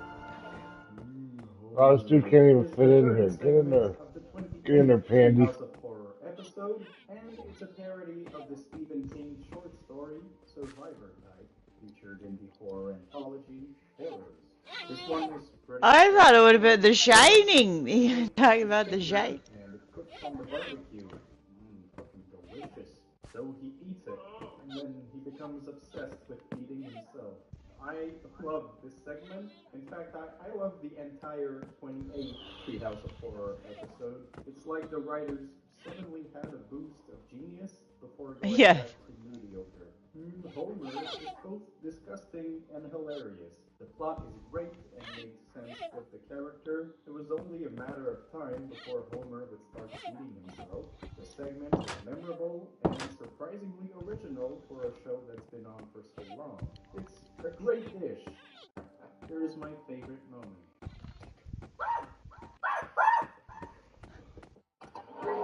There's a single morsel in the house. Monkey's Paw is the first segment of the second Treehouse of Horror episode, and you guessed it, it's a parody of Never Been Kissed, starring Drew Barrymore. Wait, no, it's a parody of Monkey's Paw. So Homer buys the infamous Monkey's Paw that grants wishes, but as expected, it backfires. Bart wishes for the Simpsons to be rich, but it also makes everybody hate them. Lisa wishes for world peace, but it makes I like this horrible one. to be taken over by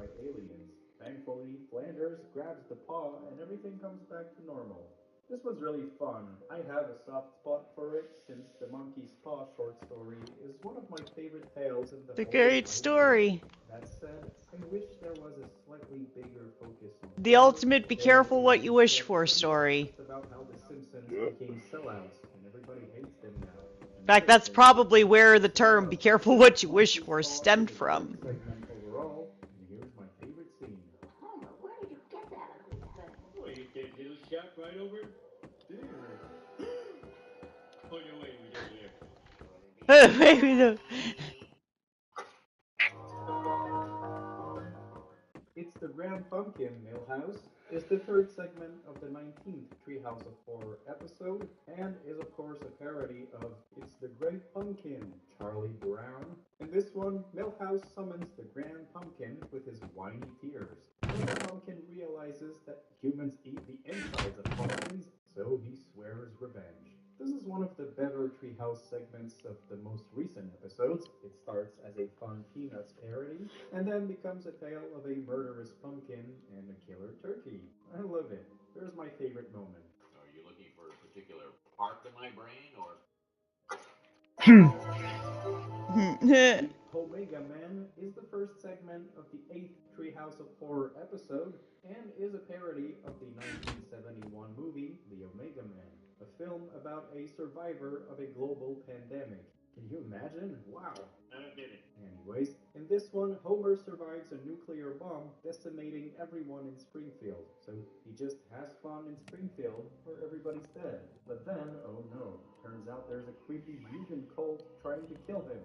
It's like the anti-vaxxers. Big reveal, Homer's family actually survived, and they convinced the mutants to accept one another. It's touching, man. Oh, my lord, they're murderers. Omega Man is really fun. A good portion is spent just watching Homer being a dumbass in a deserted Springfield, and then it's The Simpsons versus the zombie mutants. It's overall simple and effective. And here's my favorite scene. Little Lisa. Little Marge. And the rest.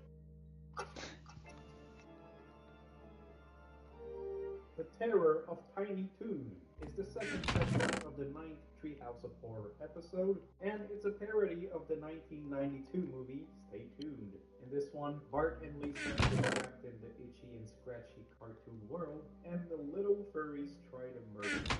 I love this episode. Everybody loves the itchy and scratchy show, so a Halloween special based on that is a fantastic idea. Yeah.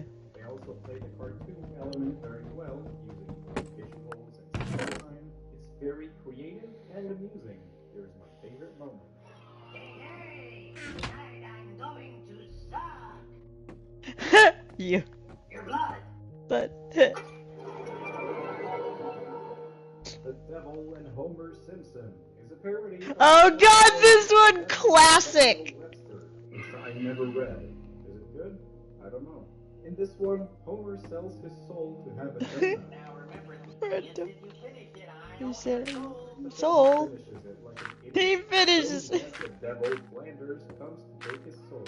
Then Homer spends some time in hell, which is definitely the best part of the segment. Fucking And then we donut have the machine. final More. where he is judged innocent, because Homer already gave his soul to Marge. Oh, it's so cute. This segment is great, just for turning Flanders into the devil. That's already pretty Yes. genius. But then Homer getting punished in hell is a big highlight. It even ends with Homer having a giant donut head and eating himself. Yes. A real good time. Here is my favorite moment. Dear Homer, I owe you one emergency donut sign. Donut.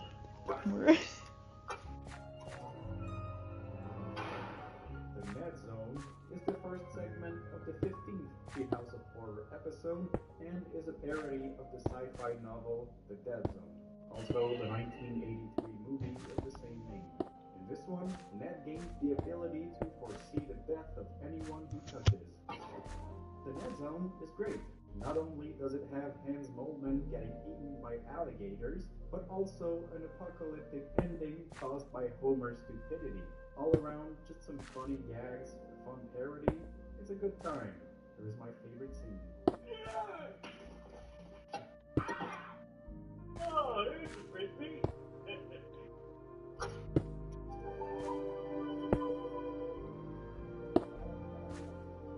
X and the City is the first segment of the 12th Treehouse of Horror episode, and it has nothing to do with Sex and the City. It's actually about Homer being cursed by a gypsy, causing everyone he loves to either die or become a horrible monster. X and the City is pretty great. It's very nostalgic for me. For some reason, the 12th Treehouse of Horror episode is the one I watched the most as a kid. I don't know why.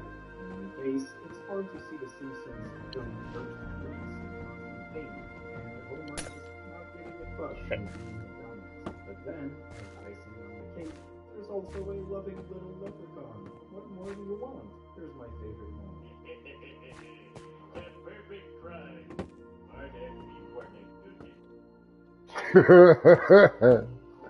It's not perfect at all. If I Only Had a Brain is the third segment of the second Treehouse of Horror episode, and it's a sort of parody of Frankenstein. In this one, Mr. Burns captures Homer and uses his brain to create a Frankenstein-like Whoa, it's an eclipse. But The Homer, lunar being eclipse. Homer, turns the robot into a lazy, useless piece of shit. Yo, that's cool. Gives Homer I've his seen a brain lunar back. eclipse. Then he gets Yes, crushed there's a by lunar a eclipse in the meteor, game. forcing him to Where are fall you? into Homer's The sun's body. over here. The What moon's really over makes there. This episode is Mr. Burns, hands down. Look at me, I'm Davy Crockett. You high. This No, I'm not high. Look at my stream. works perfectly I as see an the ad moon right there, and I scientist see the proving our sun right brains there. knowing the time of his Yeah, death. it's an Like, what do eclipse those because tiny it's the bodies? moon and the sun, like, are Yeah, and overlapping opposite. each other. They're not overlapping. One's on. They're on opposite sides of the sky. Moments, and overall is great. Here's my favorite scene. Hello, an open grave. Smithers, get him out quickly. Stench is overpowering. Wait a minute, sir. That's Homer Simpson.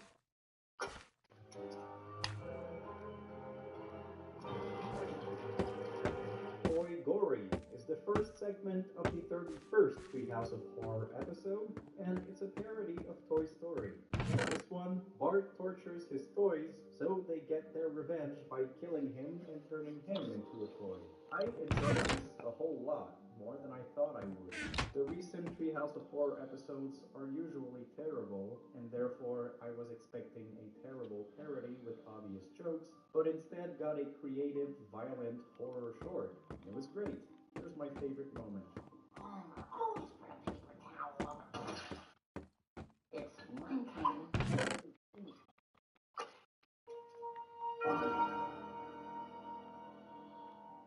The Thing and I is the first segment of the 7th Treehouse of Horror episode, and the internet tells me it's not a parody of anything, but I'm kind of skeptical. I mean, it is really similar to Basket Case in many ways.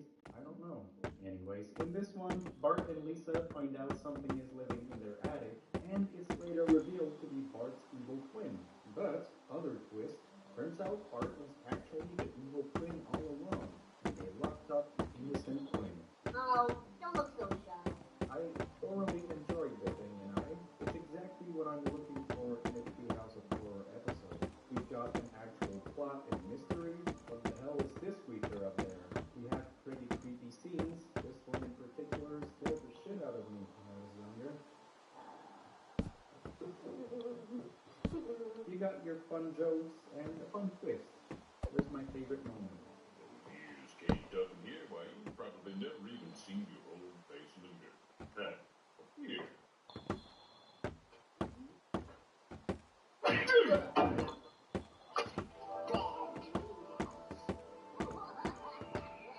Bad Dream House is the first segment of the first Treehouse of Horror episode, and it's a parody of typical haunted house films, namely Poltergeist, the Amityville Horror, and maybe a little bit of Shining too. As the first Treehouse episode, it's a pretty good one.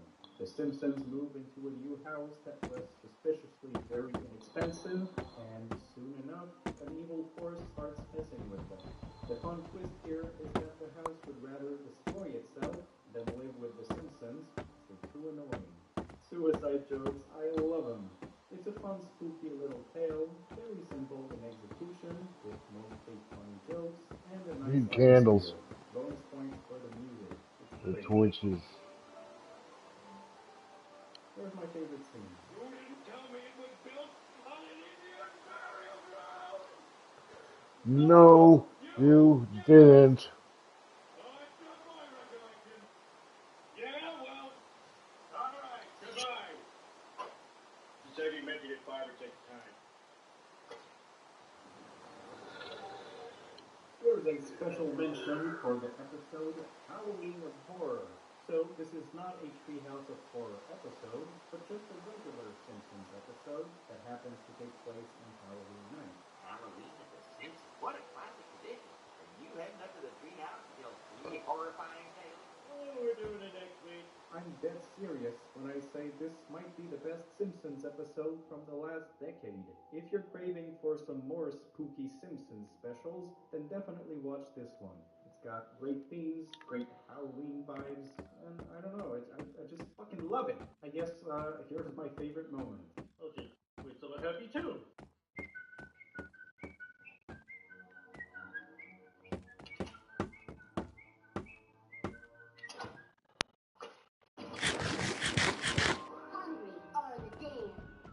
Hungry Are the Damned is the second segment of the first Treehouse of Horror episode, and it holds a special place in my heart because it introduced Kodos and Kang, and also a third alien that never comes back.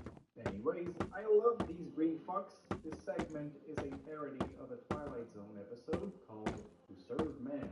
And in this one, the Simpsons get abducted by aliens, and although they seem very nice at first, they suspiciously feed them constantly, fattening them up for a feast. Well, at least that's what Lisa suspects, but turns out they're just trying to be nice, and the Simpsons are just eating like pigs, so the aliens get offended and throw them out. Now, although I usually prefer the plain horror parodies, this sci-fi tale is really fun.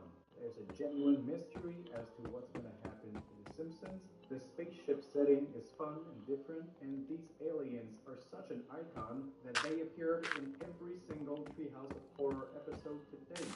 I love them. Here's my favorite scene. On this cable system, we receive over 1 million channels from the furthest reaches of the galaxy. You get HBO? No, that would cost extra.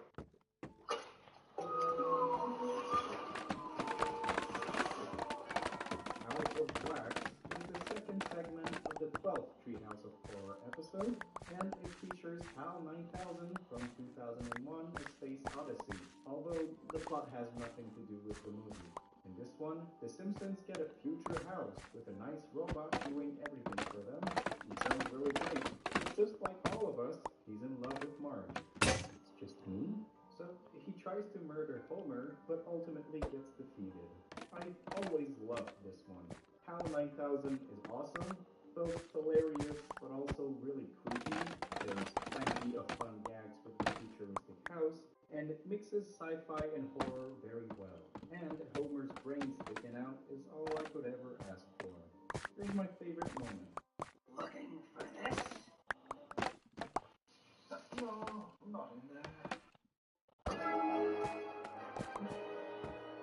King Homer is the second segment of the third Treehouse of Horror episode, and it's a parody of King Kong. Guess who plays the ape?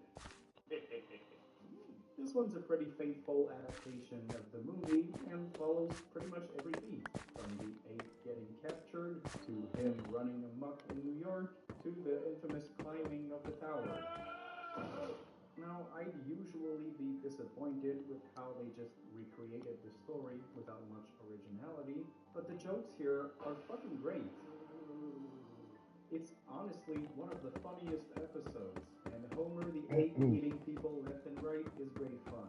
I love it. Here's my favorite moment.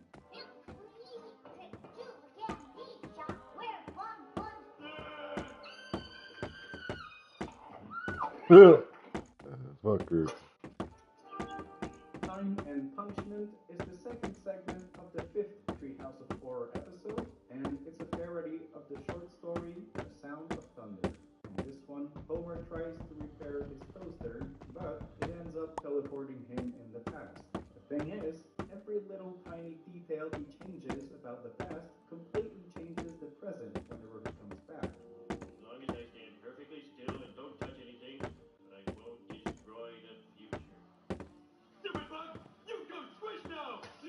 Obviously, this is a damn fun segment, as it simply serves as an excuse to bring Homer to various over-the-top universes where everything's fucked up. It's similar to that Family Guy episode with Stewie and Brian. Anyways, it's a simple idea executed very well, and it's got a ton of memorable lines. Here's my favorite moment.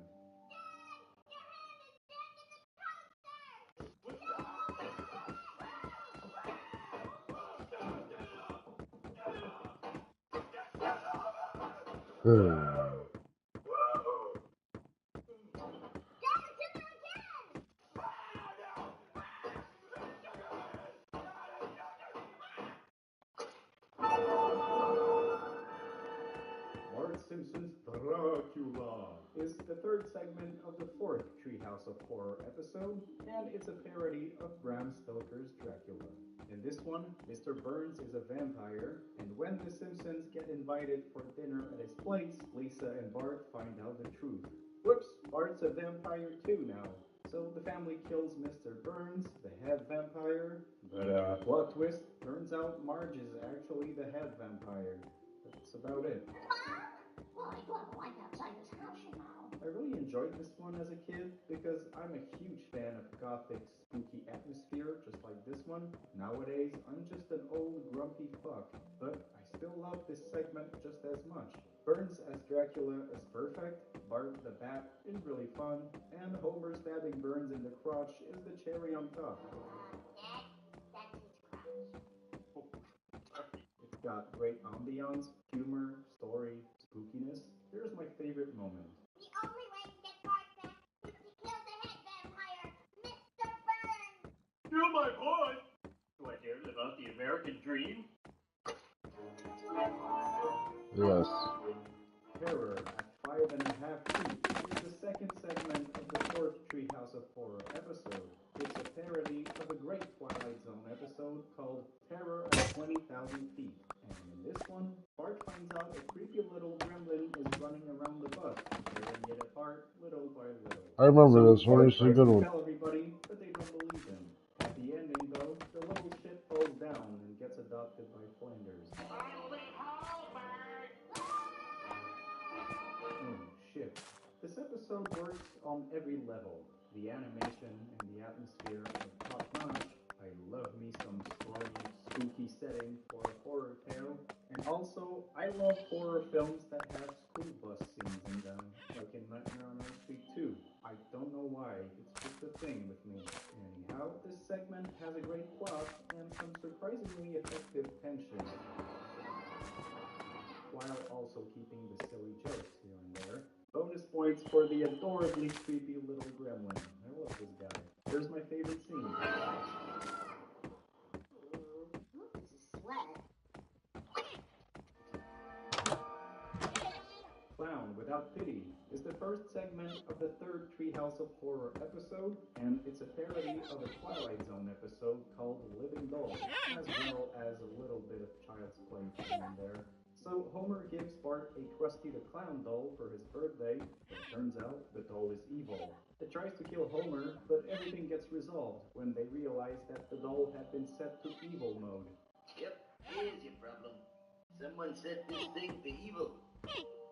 Funny enough, that shitty Child's Play remake just copied that plot. No surprise there, I love this segment. I'm a big fan of creepy household objects coming to life, and this one greatly balances horror and comedy, with one great joke after another. I just want attention. Here's my favorite moment. But beware, it carries a terrible curse. Ooh, that's bad. But it comes with a free froglet. That's good. The froglet is also cursed. That's bad. It's bad. Get your choice of topping. That's good. The It's good. toppings contain potassium benzoate. That's bad. Can I go now? Dial Z for Zombies is the third segment of the third Treehouse of Horror episode, and it's a parody of zombie movies. In this one, Bart finds an occult book and casts a spell that brings dead people back to life. This is my favorite kind of Treehouse of Horror segment. There's an actual spooky story that fits perfectly for Halloween, there's an actual plot, and, of course, a bunch of great jokes. I love the ambiance, and it even has a little critique of society becoming brain dead zombies absorbed by entertainment. Well, I'm sure glad we didn't turn into mindless zombies. TV. Man, fall down. Funny. Overall, a great segment that I love very much. Here's my favorite moment. Dad, you killed the zombie Flanders. He was a zombie?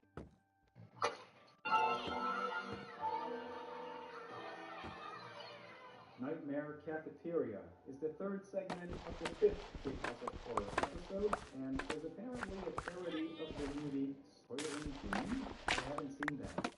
Anyways, in this one, the cook doesn't have enough food, and there's way too many kids in detention. So the teachers find a solution by turning these kids into delicious meat. Problem solved. Right off the bat, I love school-themed horror stories. I feel like there should be more of those. Nightmare Cafeteria reminds me of a book from the French series Ospearl. It's basically like Goosebumps, but you choose your own adventure. There's this one book called Cannibal Feature, and it's great, just like this Treehouse segment. It makes me nostalgic an awful lot. It's an episode that's both hilarious, but also kind of disturbing when you think about it, and I would watch it on repeat when I was a kid. It remains one of my all-time favorite episodes. It has this classy, spooky premise, blood, gore, and funny jokes. What the fuck more do you want? Here's my favorite moment. Reported detention order. What's wrong? Oh, that's a pound to it.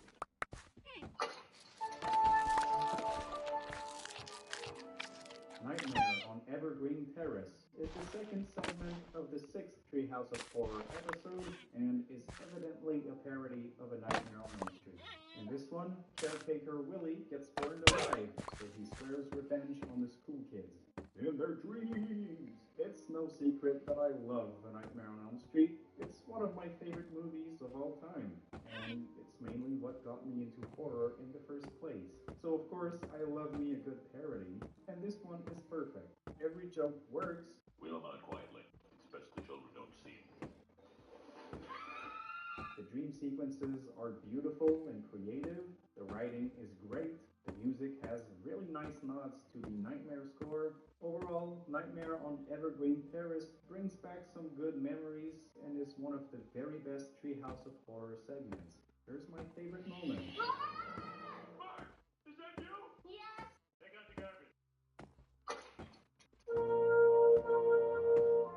At last, we've come to the end. My favorite ever Treehouse of Horror segment, The Shinning. The Shinning is the first segment of the fifth Treehouse of Horror episode, and I don't think this is a surprise to anyone that I put Makes sense. for one spot. I think The classic. pretty much everybody agrees that this is the greatest Treehouse segment ever, and just one of the best episodes. He got the Shinning. Also holds a very, very special place in my heart because I saw this when I was sick as a kid and missed school. Instead of learning math and wanting to die, I instead learned to love horror, and it even made me read the Shining novel, which in turn eventually led me to watch the Kubrick movie. I think I was 9 back then and got emotionally scarred. That bath lady is still creeping me out to this day. But anyways, this parody goes pretty much as you'd expect. The TV doesn't work and there's no beer. So just like we all would, Homer goes nuts and wants to kill his family. Homer goes something something. No TV, no beer, big Homer, something, something. Go crazy? Don't mind if I do. It's still pretty creepy, right? Or maybe I'm just a loser. But the segment is also filled with hilarious jokes. It is so memorable, an absolute classic, and in my opinion, the best Treehouse of Horror segment of all time. Here's my favorite moment. Your dad goes gaga. You just use that shin of yours. Enough kind of running. But don't be reading my mind between 4 and 5. That's 5. fully time. It's Billy's And time. just like that, we went through all 96 Treehouse of Horror segments. I haven't slept in days. I just want to die. I hope you enjoyed this. Happy Halloween. You guys are the king to my kodos. I love you. Bye-bye. Heat sensitivity is so common. It immediately feels like somebody's poking directly on their nerve. I recommend Sensodyne.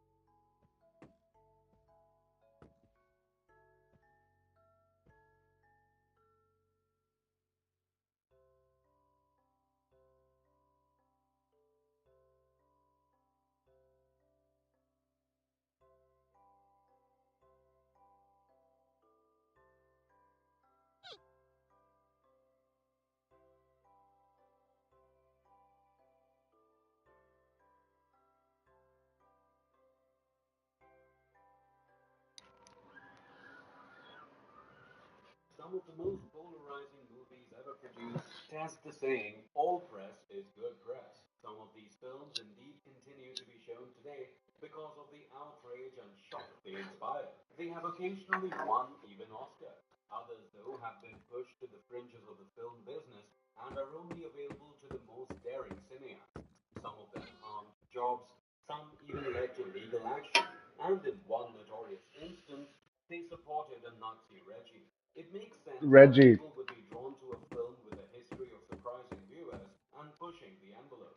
So, to satisfy the curiosity of our viewers, we've compiled this list of most polarizing movies ever. True masterpieces that push the boundaries and are today recognized as groundbreaking works of art are only found in a few instances. Others, though, are controversial, if not downright malevolent. Before we go into our explanation, we have a very small request. If you like our content, please support us by subscribing to our channel. This is a small click for you, but for us, it means a lot. Thank you. Let's begin.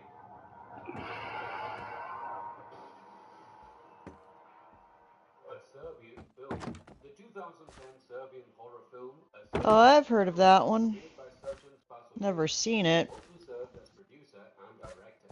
In addition, Spasojević and Aleksandar Spasojević wrote the film script. A financially distressed porn star agrees to participate in an art film only discover, as the narrative goes, that he has been cast in a snuff film featuring pedophilic and necrophilic elements. The film stars Yelena Gavrilovich, Sergeant Todorovic, and Sergei Trifonovich, all of Serbian descent. Milos, a family guy wanting to escape the porn industry, is the main character of the narrative. Milos is then promised a sizable quantity of money to perform in a high-concept art film. Milos will only be provided with an earpiece, which Vukmir will use to instruct him while he is being recorded. Vukmir is a somewhat eccentric former child psychologist who is directing the movie. Filled with concern, things only turn worse I need for Milos torches. when he begins working in the film. It immediately becomes apparent that he is working on a questionable film of snuff nature. Milos makes an attempt to flee the production after a particularly upsetting series of gruesome sexual images, but is instead kidnapped, given drugs, and forced to come back. He awakens 3 days after the captivity with just a video camera and some cassettes. Milos watches the tapes to refresh his memory, where he discovers the horrors he has witnessed, the abuse and killing of a newborn, having sex with corpses, and a climax in which the protagonist is tricked into sexually assaulting his child are among the film's most horrifying sequences. It is hardly surprising that it was banned in Germany, Norway, Brazil, Australia, New Zealand, Malaysia, Spain, and Singapore.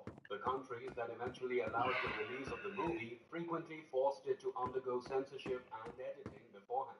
The movie is well made and expertly acted, and the Serbian porno women are gorgeous.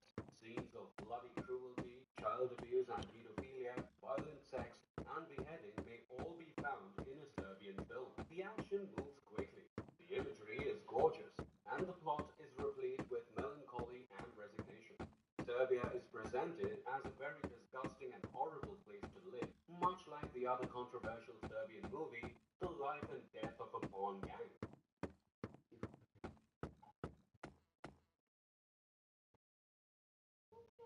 Hostel 1 and 2. In 2005, Eli Roth created the script and produced the horror thriller Hostel. The primary performers in the movie are Jay Hernandez, Derek Richardson, Eon Johnson, and Barbara Nedeljkova. Along with Mike Lees, Roth, and Chris Briggs, the movie's executive producers were Boaz Yakin, Scott Siegel, and Quentin Tarantino. A group of American tourists are followed as they go to Slovakia and eventually is kidnapped one by a cult that allows its members to torture and kill others. Eli Roth wrote and directed the 2007 American horror movie Hostel Part 2 as a sequel to Hostel 2005. In addition to Lauren German, Heather Matarazzo, Andrew Phillips, Roger Bart, and Richard Berge, Jay Hernandez briefly reprises his role from the previous film. It was conceived by Mike Lees, Roth, and Chris Briggs, with Boaz Yakin, Scott Siegel, and Quentin Tarantino serving as executive producer. They are finally kidnapped and transported to a facility where affluent clients pay to torture and kill others after being lured to a Slovak town by 3 American ladies studying art in Rome. These 3 ladies are then tortured and slaughtered there as the drama continues. Since it depicted Europe as a dirty tourist killing machine in the first Hostel, the movie may have outraged many Europeans. But it wasn't until Ukraine intervened that there was enough backlash to force a ban. Due to its severe cruelty and portrayal of the region as a place where tourists were routinely tortured for money, Hostel and its sequel were both outlawed in the country. In actuality, governments waste time worrying about the kinds of horror movies people watch there. It is still legal to view the movie in a private environment in spite of the limitation. Just be careful not to be caught. I can't get this panda out of here. I've been decimating this thing just to get him out. Some of its most gruesome scenes of torture, violence, and death in Malaysia and Singapore. In addition to Ukraine, Hostel Part 2 is illegal in Germany and New Zealand. Although the film is not illegal in the UK, as recently as 2007, MPs there asserted that parts of its visuals may and probably should be regarded as criminal. Roth develops the plot gradually in Hostel 1, exposing the truth in one big stunning twist. The novel is equal parts of horror, cautionary tale, a sadistic blast of jet-lag comedy, and social Oh, thank you. This movie stands out from other examples of so-called torture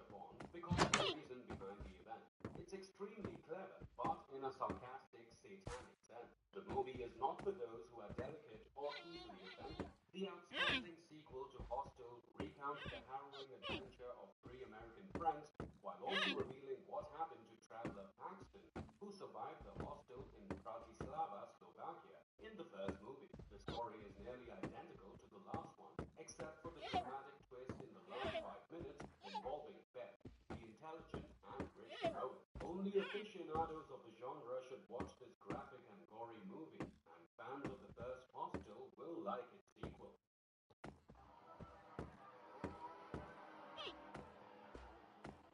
Texas Chainsaw Massacre 1 and 2. The Texas Chainsaw Massacre, a 1974 American horror film. 2 wasn't disturbing, it was just off the fucking rails. 2 was awesome.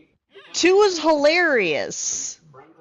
The first one got under my skin. The first one was unsettling. I'm just like, and I watched part 2 and I'm just like, wow, this is quite a tonal shift.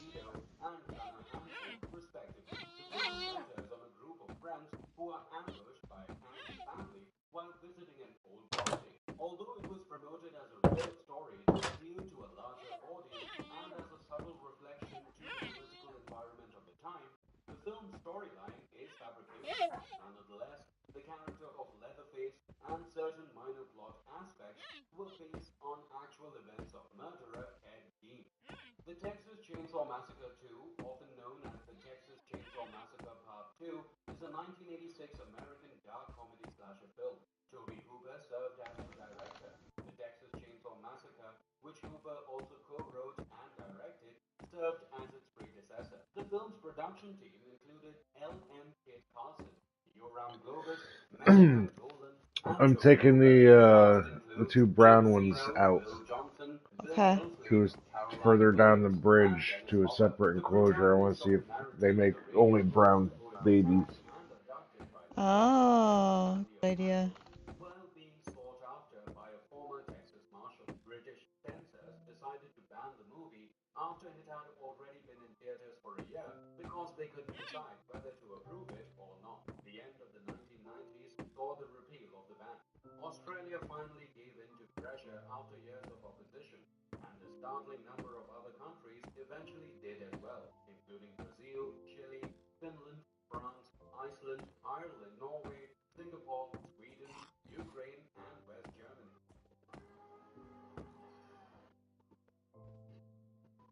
I can be a little particular. It wasn't easy finding a car that's just so me. Morning, Kitty. Morning, Chip. What was easy? Choosing MJM for auto insurance. They tailored a policy to my specific needs. New car really suits you. I was so glad that burning down the villager thing worked. You get the coverage, it's right. Yeah. It was so glorious to watch it burn with those fuckers while I walked away with all their fucking tapestries. Then we won 2 raids. That was good. Mm-hmm.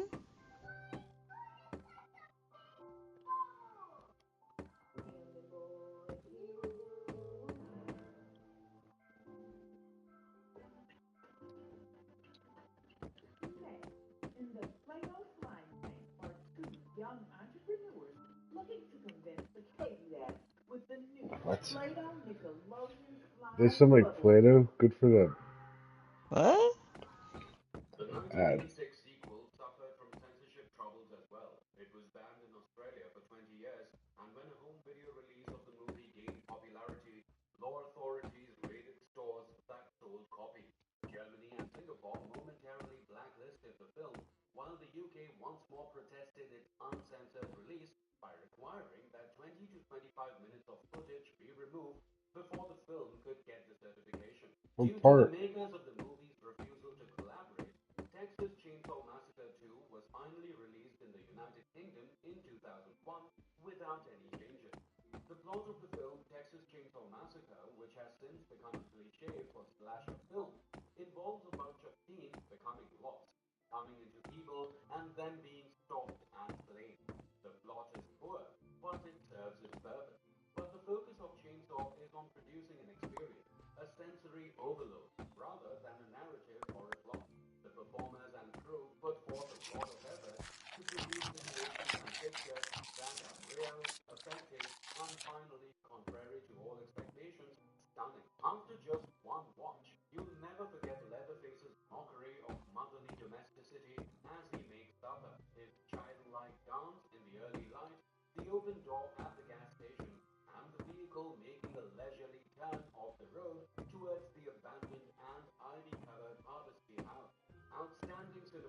You ain't dirt. You wouldn't realize from seeing the special edition that Not this on is a me. 16mm film that was filmed in low light. The visual quality is excellent, the colors are brilliant and rich, and the blacks are deep and ominous. Magnificent blue skies, grass that are jade green, and a generator that is blazing red, scorching sunshine, and oppressive shadow. It appears as if there is nicotine gold in every frame. Beautiful. The performers are always convincing, while not always being likable. Though all performers are shocking, Marilyn Byrne deserves special recognition. She only has the stereotypical screaming heroine to work with, yet she does so with incredible conviction. The shoot was traumatic. Few actresses have been able to portray paralyzing horror with such precision. The soundtrack is excellent and deserves more appreciation. All melody is drowned out by an industrial soundtrack of mechanical scrapes, clangs, and screams that evokes the neighborhood butcher's atmosphere and the family's mental state. This is a fantastic illustration of the period's experimental and adventurous mindset. Terrifying. The Texas Chainsaw Massacre continues to terrify, despite its utter absence of gore or intense physical violence, and it exposes the innumerable shot-on-video slasher clones of later years for the childish dreck that they are.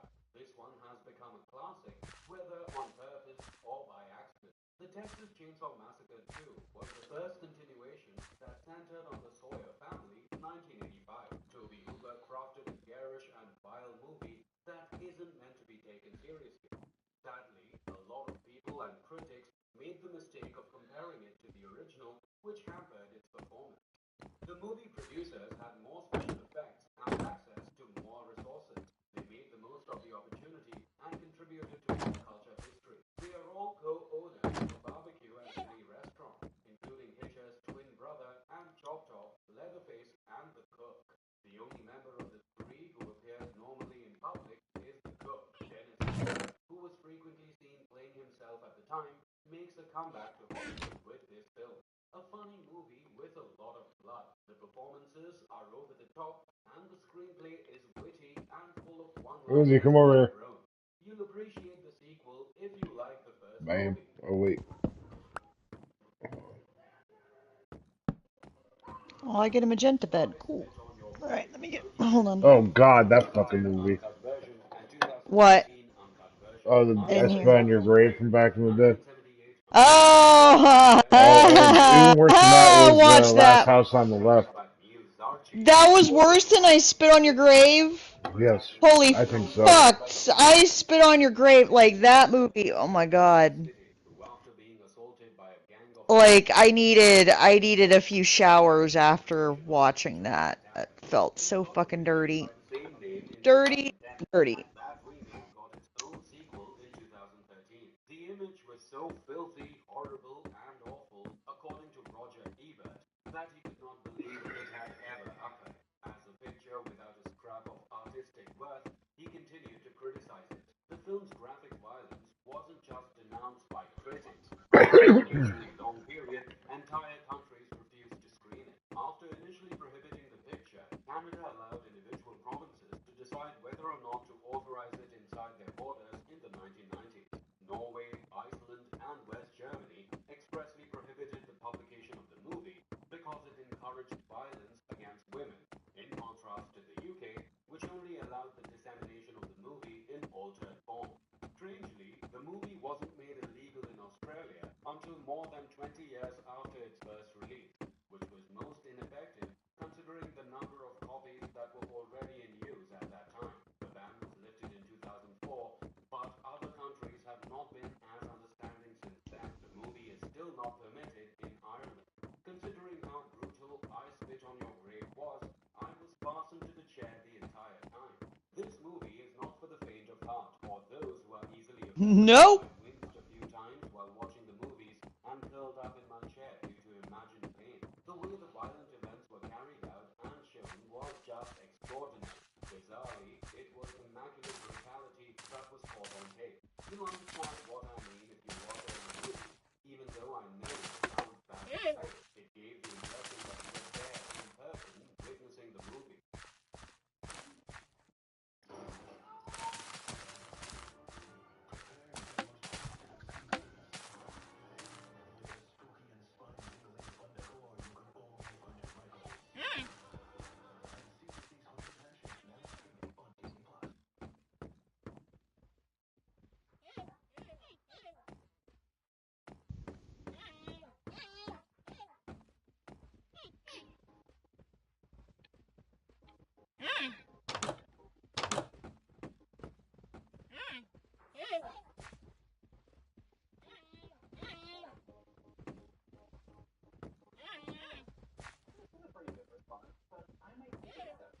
Shit, I'm gonna need food. The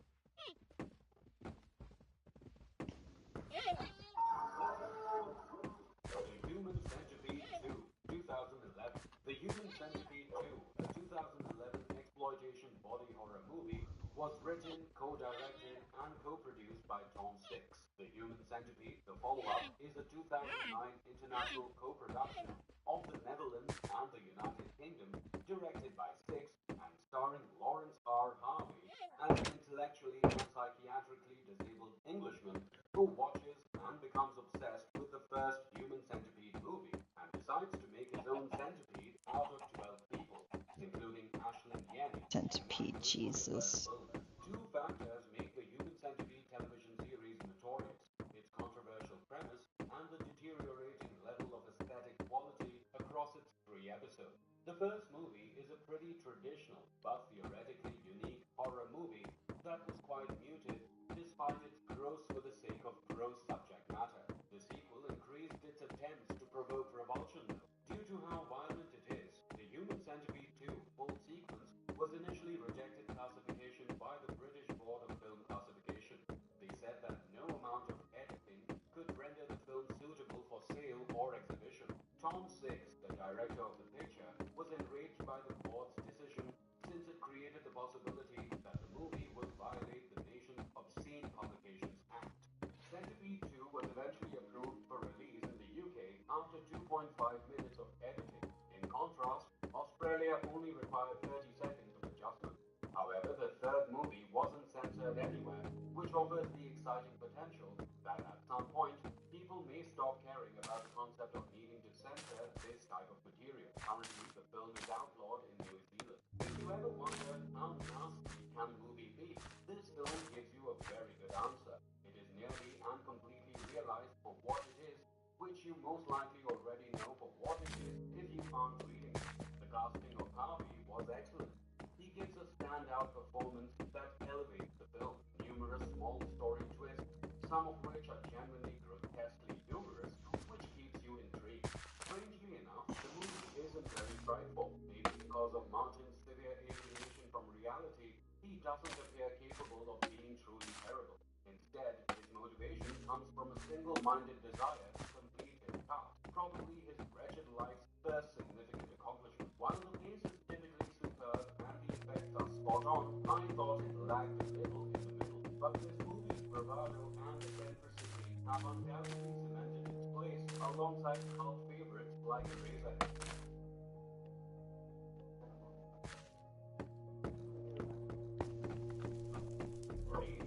Uncut version 2012. Oh, Maniac, that was fucked up. American psychological slasher film Maniac. Joe Spinell, the Italian-American serial murderer Frank Vito in the movie, who kills and scalps young women while living in New York City. Spinell was one of the co-writers of the film. On a tight budget, several scenes in the film were guerrilla-style shots.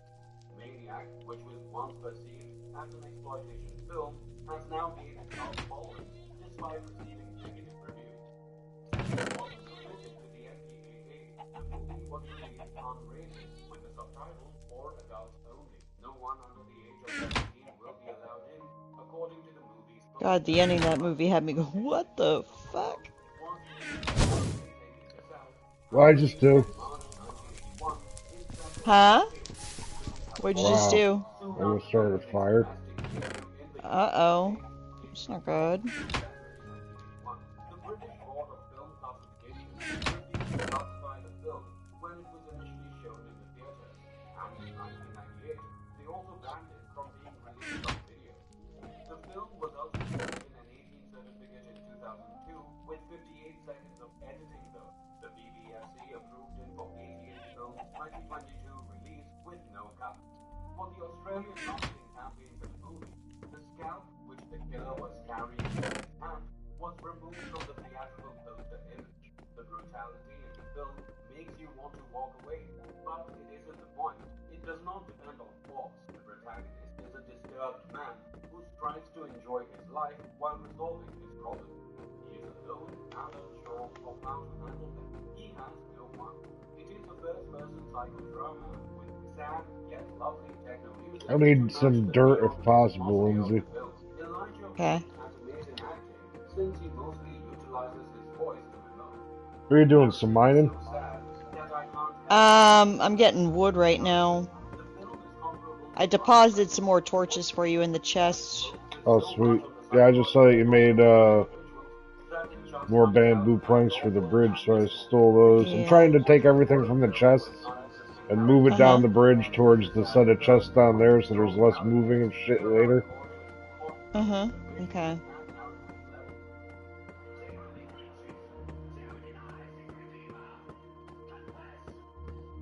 The Devil, 1971. The lead actors in I want to see that movie so bad. The Devils? Yes, Why? directed by Ken Russell. Because I've been hearing some good things about it. Like it's one of those like off the wall movies. is the main character of this dramatized historical narrative. So far, most of the movies I've seen from the guy that directed it, I've really enjoyed. So. Against Irving Grandier, film studies mostly focus on the issues of sexual repression. Oh yeah, the guy that directed it also directed the movie Tommy. By several publications and critics, Finland had a statute against it until 2001. While some may find it to be a horrific and intolerable display of violence, others may find it to be an intense yet satisfying excursion into a city under siege by crazy, given that it is continually engaging, packed with unforgettable And it's got Oliver Reed in it. extremely challenging and argumentative, making you want to turn away from the screen repeatedly. It is Ken Russell's most bearable movie to sit through. There are a few standout scenes in this film, most notably in the last burning sequence. Oliver Reed burns away and turns completely black before your eyes. Love me some Oliver Reed. Pleasant to see Michael Gothard as the exorcist who tortures Reed into confessing, and the moments with Vanessa Redgrave as the attractive nun are equally distressing. Even if some of the more brutal sequences in this film may be too upsetting for some viewers, you'll still find it intriguing to watch. Its intensity will be impossible for you to escape, no matter how hard you try.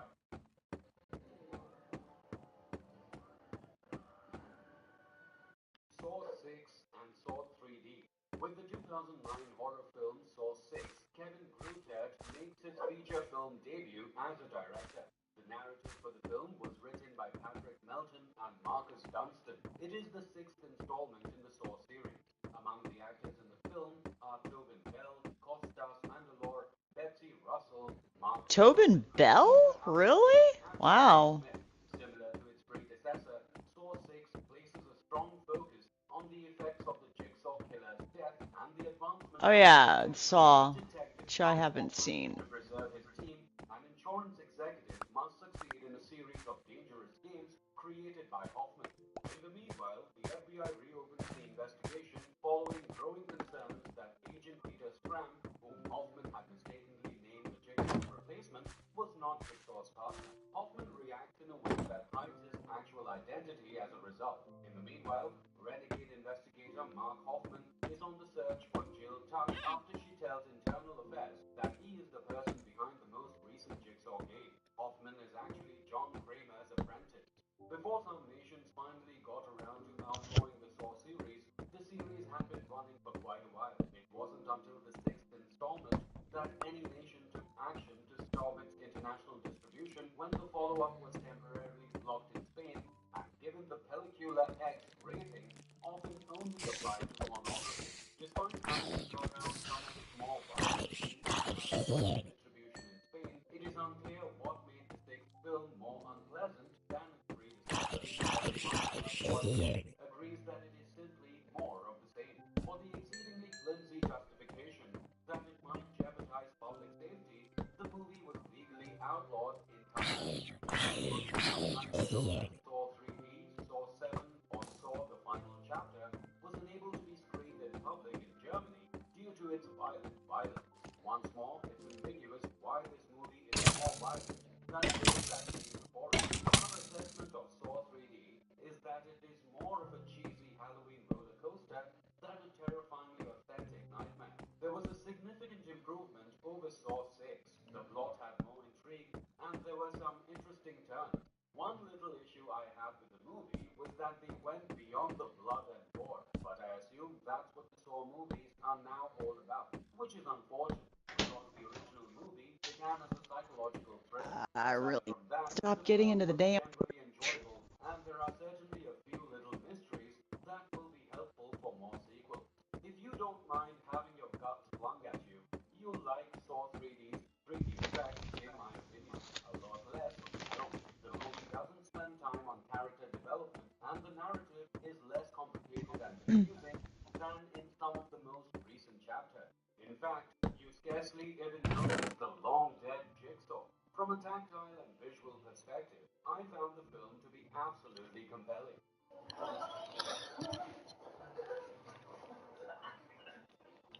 Grotesque, 2009.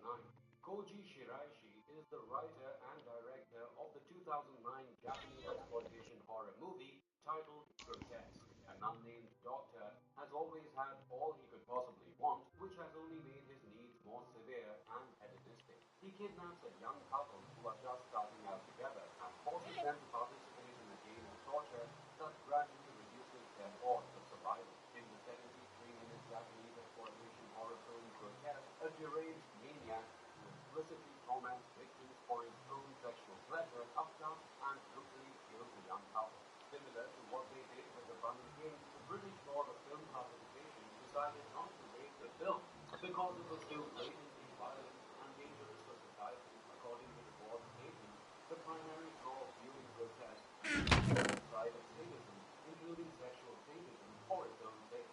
The film's primary breaches were highlighted by the censor, who claimed that their top concerns were amputations, eye gouging, castration, and evisceration, resulting in a horrible and violent death.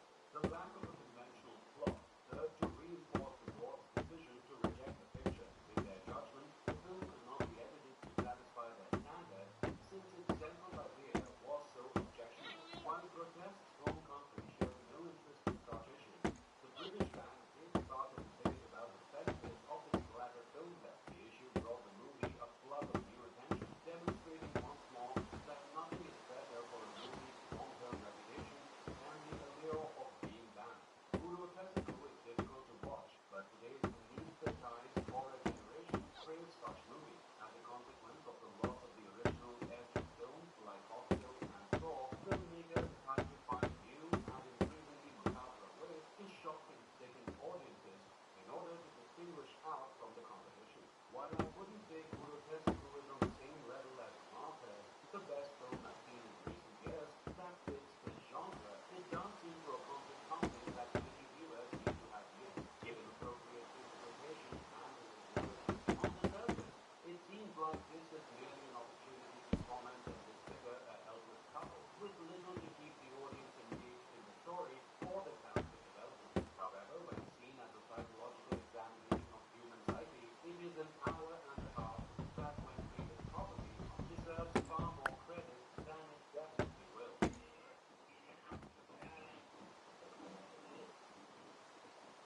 La Bestia in Calor, 1977. The Beast in Heat is the subtitle of the 1977 Italian exploitation film La Bestia in Calor, directed by Luigi Pazzella and starring Macha Magol, a gorgeous but perverse female SS officer or doctor named Ellen Kratz creates a genetically modified mutant human beast that resembles an incubus in a castle in occupied Europe.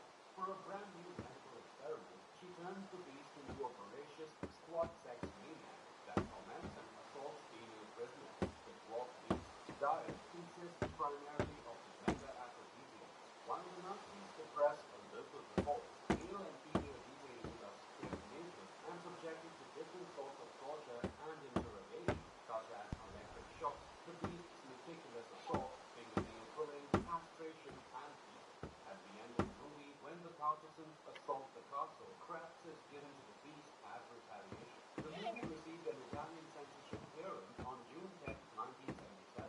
The film and Capu's Lager gli ultimi giorni del SS, Barcella's second film with a Nazi subtext, were both released in 1977. The movie received considerable... Oh yeah, the 1970s was a prime decade for Nazi exploitation. SS Experiment Part 2 and Horrifying Experiments of SS Lager.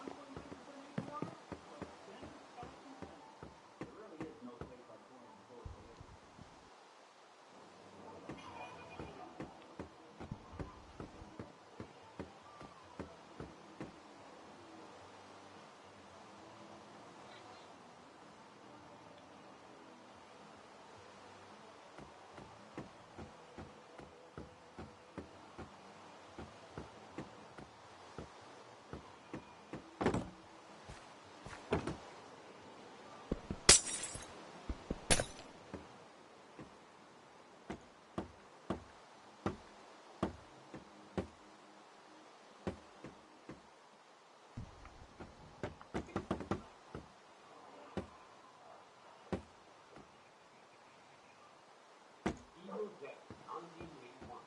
Sam Raimi's wrote and directed 1981 American supernatural horror movie Evil Dead, which also stars Bruce Campbell, Ellen Samwise, Richard Dinamico, Betsy Baker, and Teresa Tilly. The OG.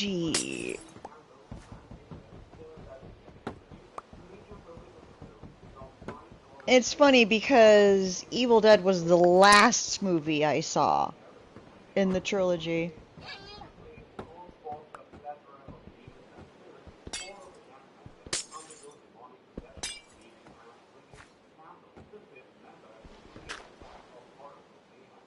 seems absurd that censors would be worried about a movie as predicted and canceled as the Evil Dead. When the unit was first shown to the board in 1982, the PBS was divided. It was believed the film was so widely over the top that it could not be taken seriously.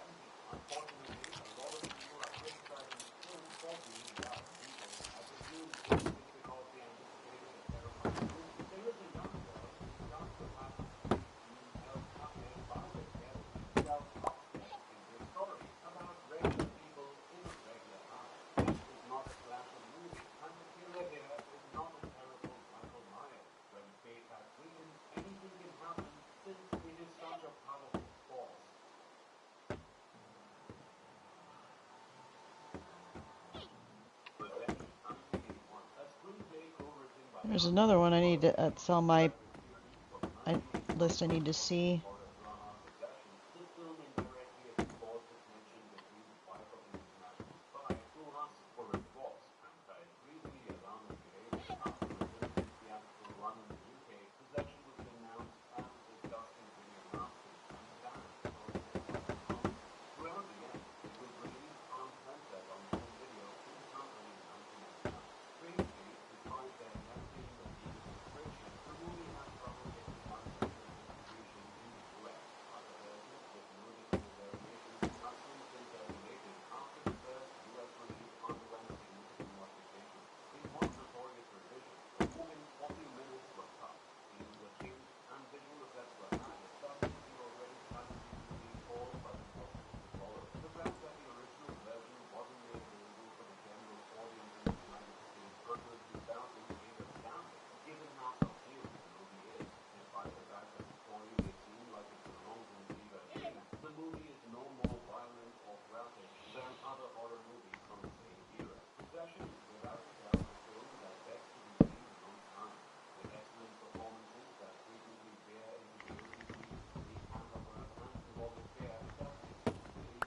This is a true beast of the imagination. It is undoubtedly a singular masterpiece that not everyone will like, whether they love it or detest. Possession would be a box by itself, ready to be taken by those who can. This movie will packaged in boxes with various flavors, much like crisps. Approach the movie, and if it were the first time you've ever watched it, if there is genuinely anything to learn, proceed with caution, because trying to do it right away might seriously compromise your mental health. The now infamous miscarriage on the subway scenario involves having the happy ending and horrifying the witness, and nothing else comes close. This movie will shock your head if you're prepared for it.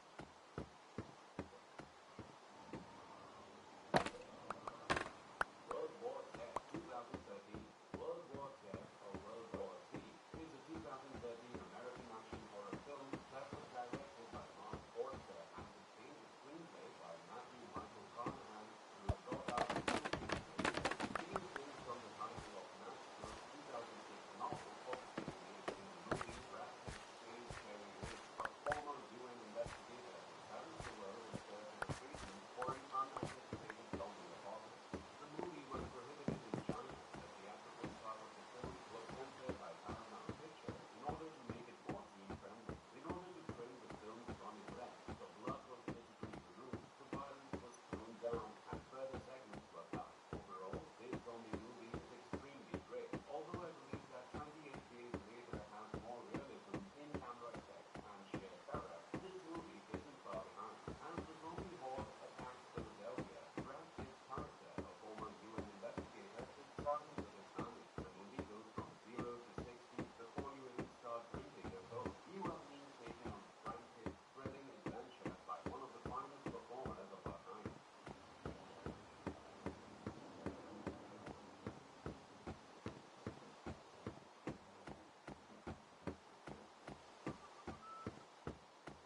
Resident Evil, The Final Chapter, 2016. Resident Evil, The Final Chapter, an action horror film from 2016, was written and directed by Paul W.S. Anderson. Oh my god, the movies were dog shit, except for maybe like the first They movie. really were. Video game franchise. What are you Like, doing? oh my god. Oh, I'm gathering dirt. Oh, cool. Resident Evil Retribution 2012 direct sequel. The performers who feature Let's see if we can just breed some super rare pandas. Super rare pan, yeah. Some milk chocolate pandas. Chocolate pan. Oh. Go with mocha. Oh, fucking zombie. Fuck you, zombie. Jeez, it's night already? Jesus Christ. The action starts abruptly right after expressing the video game-like narrative, which states that Alice has 48 hours to get to Raccoon City and discover the airborne antidote to Yeah, I just saw the 1 in 252 chance where I throw an egg and 4 chicks come out of it. when one is done, Wow. there is not much discussion in between, and it moves from level to level. It has a lot of similarities to the first movie, which is not unexpected, considering that the original movie's director, Paul W.S. Anderson, returned to oversee the third. But it's obvious that he has more money this time Oh, we have a lot more rotten flesh here, by the way. In case if you need one. I was like, in case if you want to go back to the village to trade, there's some rotten flesh in here. Fantastic monster Alright. effects and trash blowing up so quickly that it leaves you speechless. It's just funny, the one time in which we're like, oh, we could, what are we going to do with all this rotten flesh? Cannibal Holocaust, 1980. Italian found footage cannibal Well, look up assigning villagers jobs. Ruggero We could just Deodato give them a and the job and archive then of the trade book with she them wrote was when we get released Mm-hmm. in back. 1980. It stars Robert Herman as Harold Monroe, an anthropologist from New York University. Cannibal Holocaust. The Amazon rainforest. The crew That's an infamous movie. Gabriel York, Francesca Ciardi, Perry Perkinen, and Luca Barbareschi had disappeared as they were Directed by captured Rogério Deodato. even though the rescue team can only discover the crew's lost film cams, an American television network wants to exploit the video as a sensationalized television special. After viewing the reels, Monroe is appalled by the team's actions and objects to the station's plan to air the program.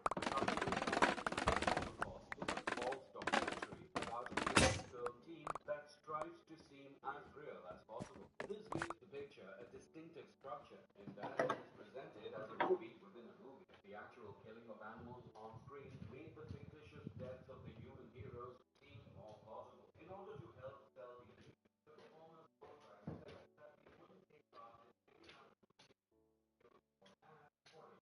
Cannibal Holocaust director Joe taken custody by county authorities shortly after the movie's last premiere in February 1980 on charges of making snuff pictures and obscenity. He was making snuff pictures. Finally came back to haunt Deodato. The Mm-hmm. performers appear to have actually been Are they gonna kill that girl? defense more challenging. You're gonna kill. Probably Ultimately enjoy had the to be film. somewhat robust. In order to avoid jail, Deodato forced movie actors into the spotlight, showed behind-the-scenes photos, and highlighted the spectacular effects from the movie. The movie was nonetheless declared illegal in Italy, owing to the real animal killing. Yeah, there's a lot of there's real animal deaths in that movie too.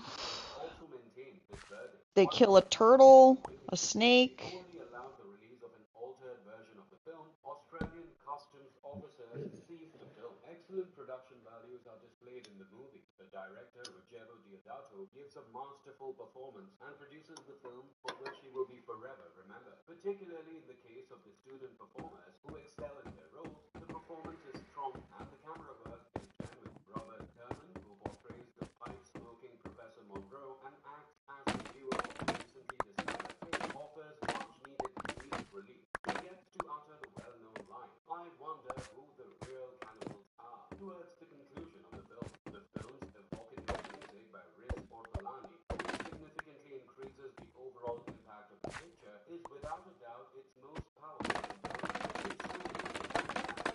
Cannibal Holocaust has a storied reputation, and in my opinion, it's a unique and incredibly unsettling piece of It's nearly probably considered like the first like found footage Yeah. film.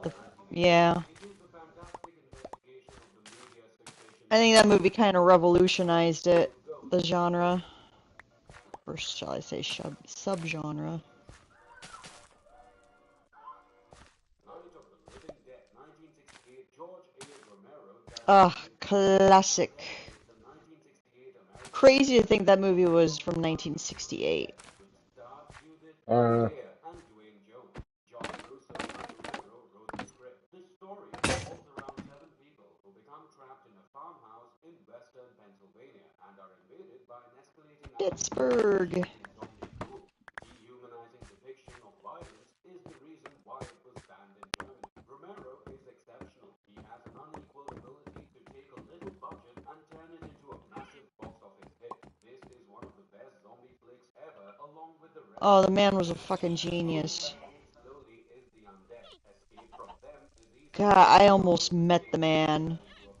One of this movie's best aspects is the lead character. Romero has consistently shown intelligent, non-stereotypical black people in all of his films. A black man plays the most in-charge role throughout the whole film, which was made in 1968, a year of significant civil rights fighting. This is one of the finest horror movies ever. If you get past a few corny For fucking real. cookie. Fuck it. 2018. The 2018 American supernatural horror movie Slender Man was produced by Sylvine White and David Burke and is based on the fictitious character of the same name. Slender Man is portrayed as a tall, lean humanoid with a featureless face and head who is dressed in a black suit. The Slender Man is frequently depicted stalking, kidnapping, or otherwise torturing individuals in stories, especially children. Many horror films have been based on true stories, but Hollywood seldom chooses to tell terrible tales that has only recently made news. The controversy surrounding the 2018 film Slender Man is a prime example of this. A group of teenage girls who were trying to dispel the legend of a mysterious dark creature wind up falling under his awful spell in the movie. It was influenced by the internet craze for scary stories that resulted from creepypasta literature. Parents in Wisconsin who have daughters who were all affected by the Slender Man meme are all too familiar with the incident. In 2014, 12-year-olds Morgan Geezer and Anissa Weir made headlines for repeatedly stabbing their classmate Peyton Lutney in a ritual intended to appease the imaginary monster. Sony backed a Slender Man film before the ensuing legal battle was even close to being resolved, and the project's path to theaters was predictably bumpy, with studio drama, release setbacks, and copyright disputes threatening to sink it, even as the parents of the girls involved in the incident, thankfully not fatal, tried to shame the film out of the theaters. Rian Sparta told the New York Post that, in his perspective, it's quite disgusting that all they're doing is prolonging the suffering these families have already experienced. Early in August, just before Slender Man's theatrical debut on the 10th, the Mountain Theatre in Pittsburgh joined them. This choice was taken out of respect for those who were impacted, according to a statement from the Mountain Theatre group. For anyone who resided outside the county line or were willing to drive a little further, exams still continued as planned. The Slender Man appears difficult to stop. The first and most crucial component is as follows: excellent acting, Got any and dirt? cinematography, as well as a Huh? disturbing Got tale any and dirt? gorgeous video. Yep. Overall, this movie is excellent. I got a bunch of dirt. It's adorable, and the entire movie does a good job with Slender Man.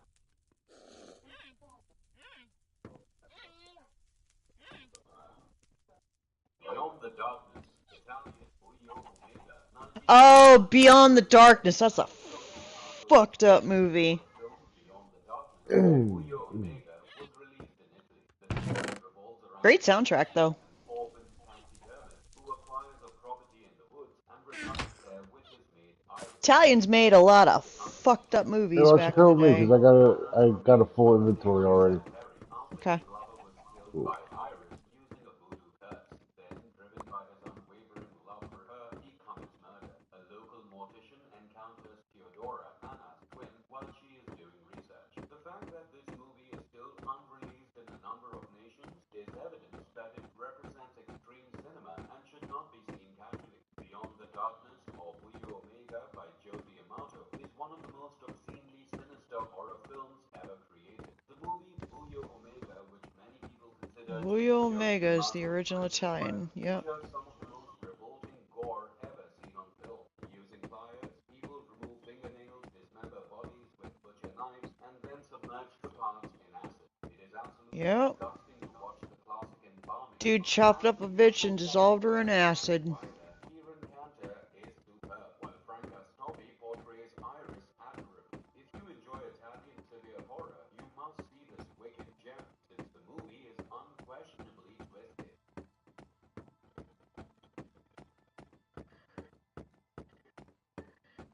The Beyond, 1981. The Beyond. Ah, it's one of my faves. Gothic supernatural horror film starring Catriona MacColl and David Warbeck was based on an original story by Dardano. Directed by Lucio Fulci. The protagonist of the tale is a woman who inherits a hotel in Truro. It's a fucking creepy ass movie. Scene of a horrific murder and maybe a doorway to hell. It follows the house by the cemetery and city of the living dead. I highly recommend that one. Film in Lucio Fulci's Gates of Hell trilogy, 1981. Nobody anticipated how many people would watch The Beyond, and they definitely didn't imagine the success. It has shocked everyone by turning into a cult classic, despite having been banned for many years and being challenging to get in its unedited version. The narrative appears to be standard fare. Because of the bad storyline,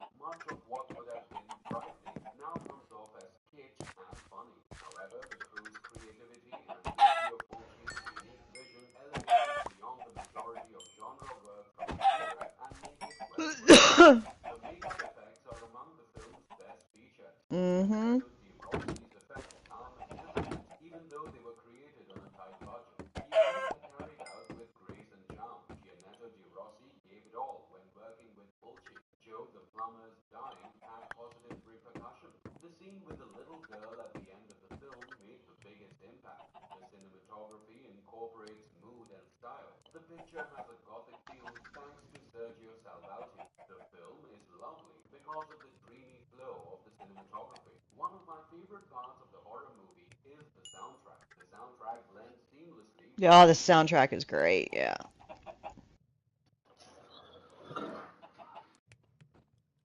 Land of the Dead, 2005.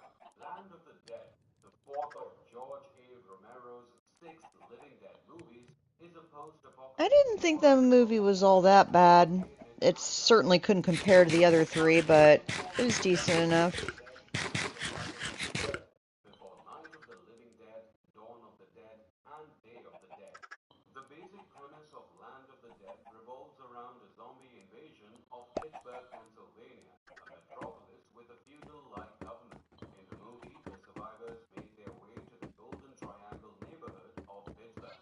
The region is protected on two sides by rivers and on the third by the Throat, an electromagnetic wall that is known to the survivors. After Land of the Dead's North American debut on June 24, 2005, movie critics largely gave it positive reviews. Although the premise seems a little cliche at first, it actually works nicely, and this is a zombie movie that can be taken fairly seriously. Romero has once again produced a fantastic work on a shoestring budget, and he did a nice job of making it seem good with some excellent makeup effects. All of the actors are fairly competent. There are some interesting characters, and the conversation works well. The overall zombie action in Land of the Dead will appeal to the fans of the genre.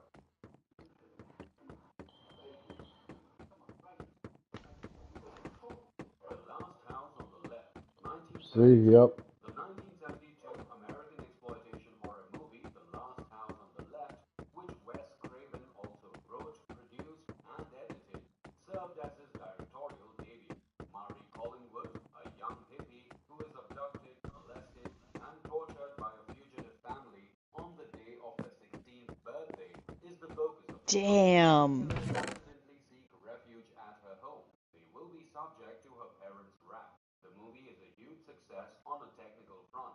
In movies, particularly horror films, Last House on the Left performs certain things that are still practically unheard of. For instance, features significant Where do you want your dirt? violence and full frontal nastiness All right, without Mr. Little One. glorifying either.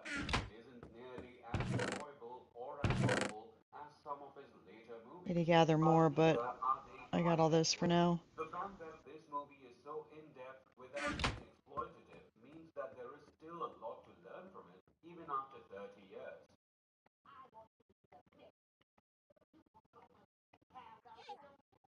Mother's Day, 1980.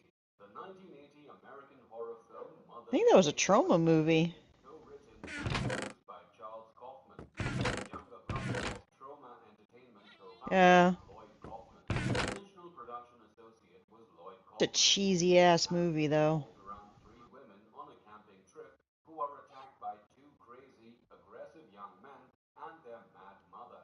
The film includes satirical, suspenseful, and slasher elements. Two deranged, secluded, forest-dwelling Cinema governors Snob did a great review of Mother's Day. people are the main characters in the 1980 exploitation film Mother's Day.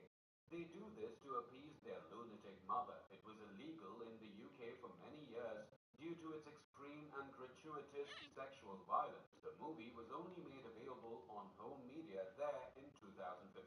It's interesting to note that the Saw series director Darren Lynn Bousman shot a new version of the movie in 2010, leading to a remake that was light enough to be screened in British theaters, while the original was remained against the law. Prior to the later assessment that resulted in its restriction, the movie was released on VHS in Australia uncensored.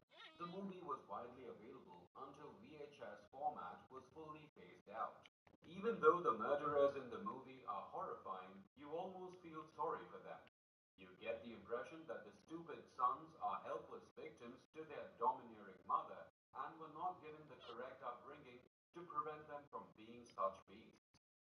mother is in a terrible sense, but Mother's Day is not for everyone and is probably never going to be acknowledged. However, I admire it and think it stands out significantly from other exploitation and slasher knockoffs.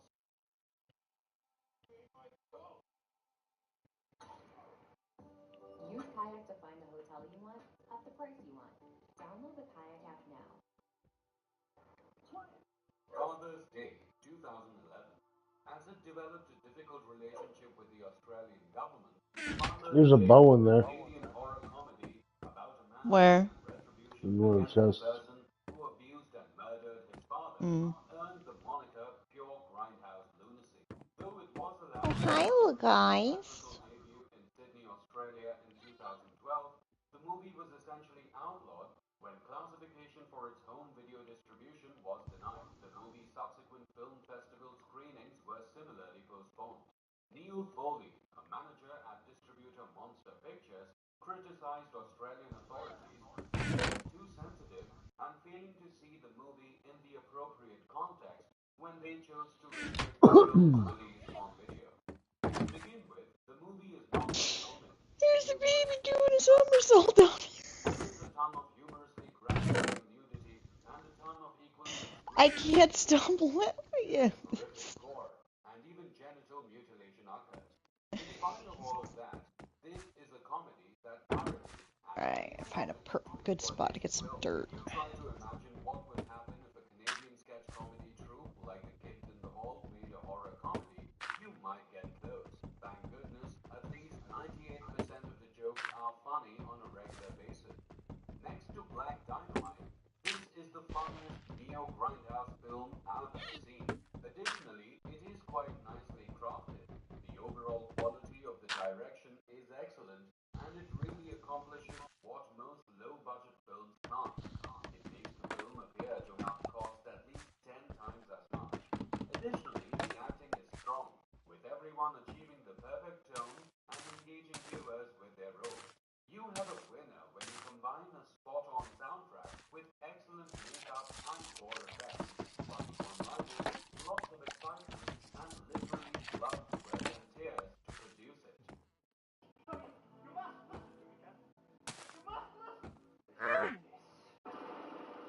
Dawn of the Dead, 1985. George A. Romero wrote, produced, and directed Criminally underrated. American post-apocalyptic zombie horror film Day of the Dead. Richard P. Rubenstein served as director. In the third installment of George A. Romero's Night of the Living Dead series, Lauren Cardin, Joseph Pilato, Jarla Conroy, Terry Alexander, and Richard Liberty portray survivors of a zombie apocalypse who are sheltering in a Florida bunker. They must decide how to deal with the zombie invasion as humans. According to Romero, in his own words, the movie is a tragedy about how a lack of human contact causes chaos and collapse even in this eager little pie slice of civilization. Invoking cultural sensitivities, Ukraine's culture ministry has prohibited the local distribution of George A. Romero's Land of the Dead. If the film is released locally, the intended distributor might face criminal charges. This raised new concerns about government interference in the media. It succeeds as terror because I was frequently panning away. It is really tough to watch and occasionally repulsive when the gore appears. In vivid, horrific color, bodies are ripped apart and torn apart. These lethargic zombies have just God, yeah, the gore in that is just like off the chain. still manage to be quite effective. Probably Tom Savini's best work. Which is why I personally find them to be horrifying. They are both frightful, but the ones going swiftly are more so. They are more than simply victims, and the cast is quite well conceived and done. Even if they aren't entirely actual people, they must be interesting in order for the tension between them to function. They must also be excellent enough for a horror film in order for them to be more than simply grist for the mill. This is still a good horror film, even though it's not the best of the trilogy overall. The battle between the protagonists offers an equal threat to that provided by the zombies, even if some of the narrative events aren't quite so amazing. Both the movies and the real epilogue fall short of convincing viewers that the world has truly come to an end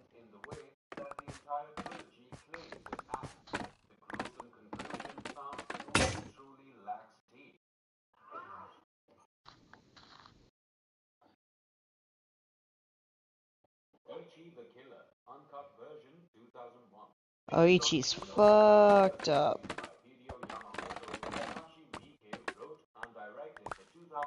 Same guy who did Audition. The title character, played by Omori, is a mentally ill man who is coerced into attacking or killing members of rival Yakuza groups while being pursued by a sadomasochistic enforcer. Japan has a higher tolerance for violent content than other major film-producing nations. Therefore, Ichi the Killer was outright banned in Malaysia, Norway, and Germany, among other places. The movie's duration was cut by 16 minutes 59 seconds to ensure release in Hong Kong. The BBFC in the UK removed 3 minutes and 21 seconds of scenes that featured brutality, mutilation, and sexual satisfaction from violence in order to authorize a home media release. After all, this is a movie that depicts a character being questioned while tempura oil is heating and the tongue is being viciously severed. In essence, Ichi is a movie about a killer seeking to discover himself in a maze of lies and forgotten memories, as well as a devoted Yakuza henchman searching for purpose in his life after his boss is killed. Both the playing and the making are excellent. Now Omori is excellent as the vicious mad killer Ichi, and Tadafuku Asano is excellent as Kakihara. There is enough anguish in this film, and the special effects have a genuine feel to it that makes you feel as though you are experiencing it. Ichi is not recommended for those who are easily frightened or those who despise blood. Miike excels at scaring his audience and likes doing so. He gives the gore hounds the meat and has a weird sense of humor. Over there, it's a task manager. It's a project manager. It's Asana, your work manager. Bring together everything your team needs. Oh my, I don't care. Hmm? Alright, let's see if this works. Viewers' perception of art were affected by a terrible real-life incident rather than by the excessive amount of taboo breaking and Ah, Mikey, two which browns made a a brown. small-adopted child who grows up to be a horrible serial killer, Oh. was forbidden in the UK after two 10-year-olds murdered 3-year-old James Bulger in 1993. Evidently, Mikey was found guilty by association. He was the original puppet master detective. It's noteworthy to observe that Mikey's lineage has never been removed over the years. The BBFC maintains that even while the movie is still prohibited from being shown in public, it is not necessarily forever prohibited and merely has to be resubmitted for review. For whatever reason, it has never been, leaving the movie in a precarious legal situation. The child who looked and was pure evil was in a really decent movie with a depth of gloom and absolute creepiness about him. Although some of the killings in this still should have been a little better, the blood was fine. The plot was a little straightforward, but it wasn't made clear why Mikey turned bad in the first place. But despite its bizarre premise, it was an excellent movie altogether.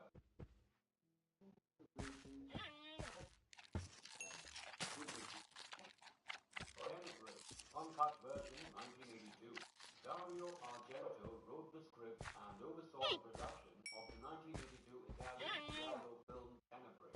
In the film, Anthony Franciosa portrays American author Peter Neal. Neal becomes entangled in the search of Oh, they're talking about Tenebrae. It's one of my favorites. when he is in Rome promoting his most recent murder mystery book. John Saxon and Daria Nicolodi co-star as Neil's agent and assistant, whilst Giuliano Gemma and Carola Stagnero portray detectives inquiring into the killing. John Steiner, Veronica Lario, and Mirella D'Angelo all have supporting roles. Tenebrae has been described as a dualism and sexual aberration inquiry with insubstantial metafictional elements. Tenebrae, in the opinion of some observers, was created by Argento as a reaction to criticism of his prior work, notably his depictions of women being murdered. After 25 years since its first release, the movie is still illegal in Germany. The FSK, Germany's official censorship, states that the movie has never been distributed in Germany unedited and never will be. The Brian mystery is intriguing and features a number of deft turns. In one of the especially violent deaths, a victim's arm is severed by an axe, and there is a lot of blood sprayed. A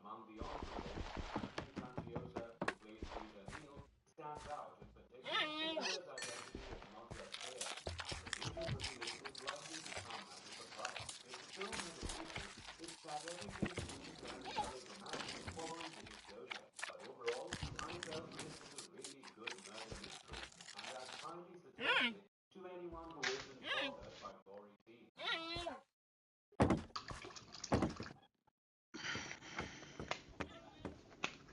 Found, Uncut Version 2012. The 2012 American horror film Found, written and directed by Scott Schreiber, was released and is based on the same titled novel by Todd Brigney. Found follows Marty, a quiet and tormented fifth grader who escapes into horror movies until his real life turns into one. Marty worries for the safety of his family after discovering a human head in his brother's wardrobe. In a frantic attempt to get in touch with Steve, the older brother whose murderous urges threaten to end life as Marty knows it. This movie will wow some people while upsetting others, much like some of the innovative horror classics of the past. Could this become the next classic? Although it undoubtedly packs a punch, I don't think so. Albeit, it may serve as the filmmaker's launchpad. At least from the two protagonists, it is extremely well done, highly effective, and has outstanding acting. I'm not sure if the scenes starring the adult actors are purposefully constructed to highlight the perspective of the smaller child who narrates sections of them, or if the older actors are just incredibly bad. I'll give the director the benefit of the doubt, and it would otherwise be inconsistent with his other good choices. It's probably a nice movie to see again if you can tolerate the graphic content, because you could be underrating it the first time. Faces of Death movie franchise. The film is a mockumentary presented by coroner Dr. Francis B. Gross. While he is dying, he is attempting to demonstrate the various faces of individuals. Real accident video is blended with visuals of individuals being slain in false deaths. In addition to the electric chair, there are decapitations carried out in an unidentified Arab nation. In one clip, visitors in Egypt are shown stomping on a monkey's head while it is still alive and devouring its brains. There are images of humans being eaten by animals and satanic revelries involving corpses. An alligator that unintentionally entered residential waters is the subject of the first section. When the local warden unintentionally trips over and becomes gator bait, he launches his boat to rescue the alligator and return it to the water. Despite marketing materials for the cult snuff film series frequently mentioning that the original movie was banned in 46 countries, only a few countries bothered to formally restrict the release of Faces of Death. Australia, Norway, Finland, New Zealand, and the United Kingdom all issued bans against the movie because of its gore and perceived promotion of violence. There are many tales and stories surrounding the subject matter of Faces of Death, and many people believe that the film's predictions of people dying are true. In actuality, the movie contains just as many dramatic fabrications as any other horror movie. Also, in contrast to Cannibal Holocaust, pictures of animal torture were produced for the camera.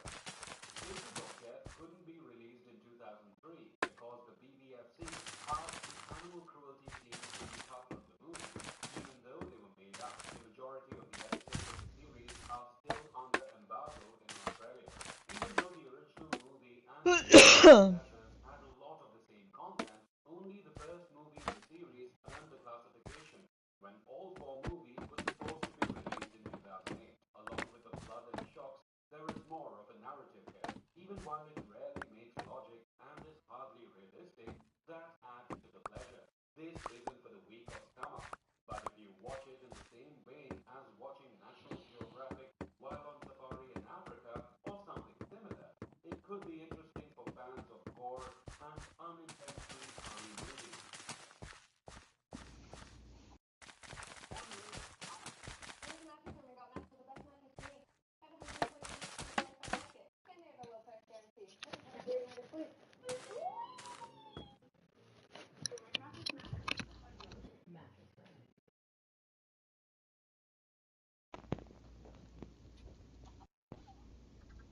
Thinking about this Halloween since last Halloween. When he was unsure how to terrify the town, Michael had everything he needed to turn his idea into a hit.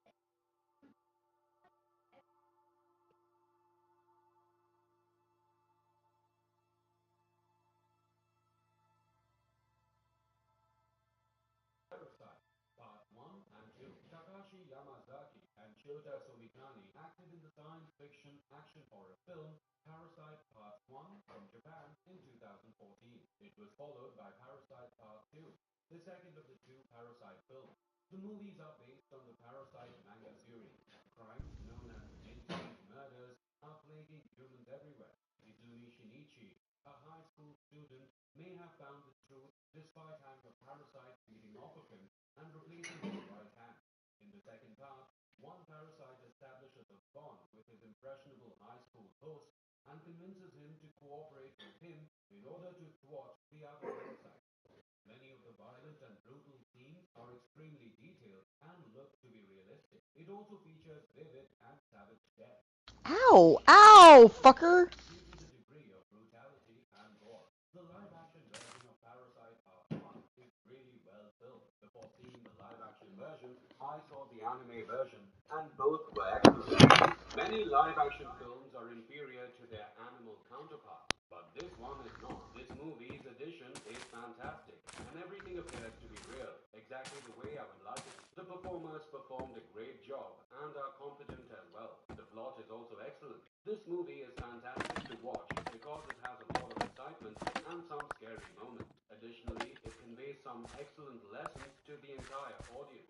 It exceeded my expectations by much more. There were many unanswered questions following Parasite's conclusion. Even though it falls short in certain areas, the second part attempts to provide some explanations and brings Shinichi's death to a fitting finish. The plot of the film is very complicated and occasionally a touch sluggish. Some sections, like the coda at the end that wasn't essential, may have been cut. However, a portion of it is due to the fact that it makes an effort to stay loyal to the original manga that ran for 10 volumes a number of years ago, and that also suffered from the tale being slightly stretched. If it hadn't tried to include so much of the manga story into the film, it could have moved along more quickly.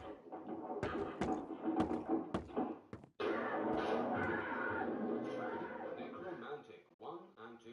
Nothing gets the censors on your tail like a 1-2 punch of necrophilia and animal cruelty, and Necromantic skillfully delivers both in spades.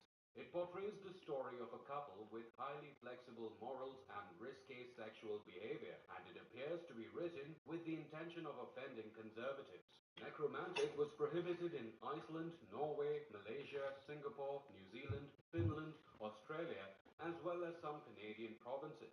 Necromantic cleverly exploited images of sex with corpses to construct a narrative of aristocratic German movie. class conflict. Despite breaking content guidelines and being intentionally created to protest government censorship, the movie received little backlash in its native Germany up until the release of its sequel 4 years later, at which point temporary restrictions on the sale of the original movie were put in place.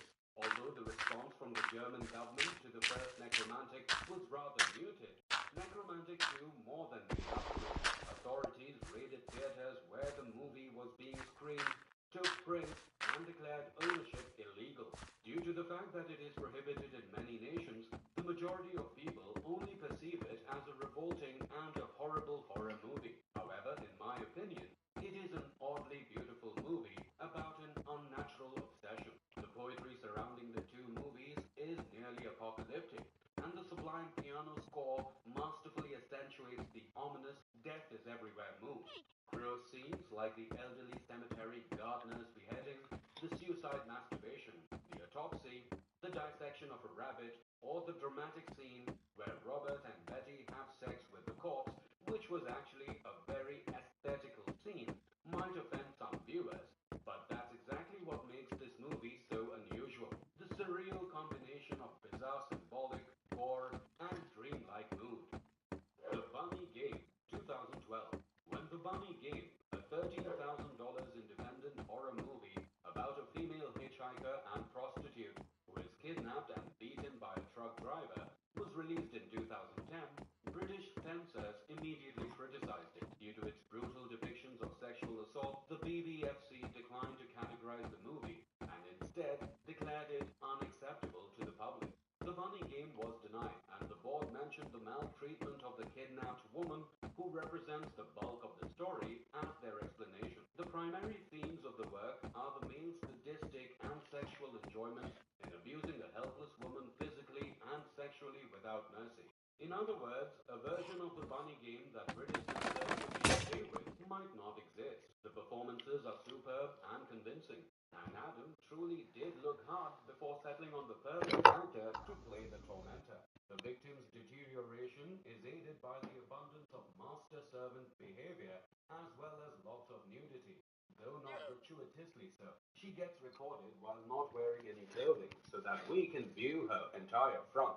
I can't guarantee that you'll enjoy this nauseating movie if you liked Human Centipede or any other movies mentioned. It's available, and I wonder if its artistic vibe will help it achieve the same cult reputation as earlier movies. It was good, but you had to be in the right frame of mind because it's virtually entirely visual, depraved, and sick.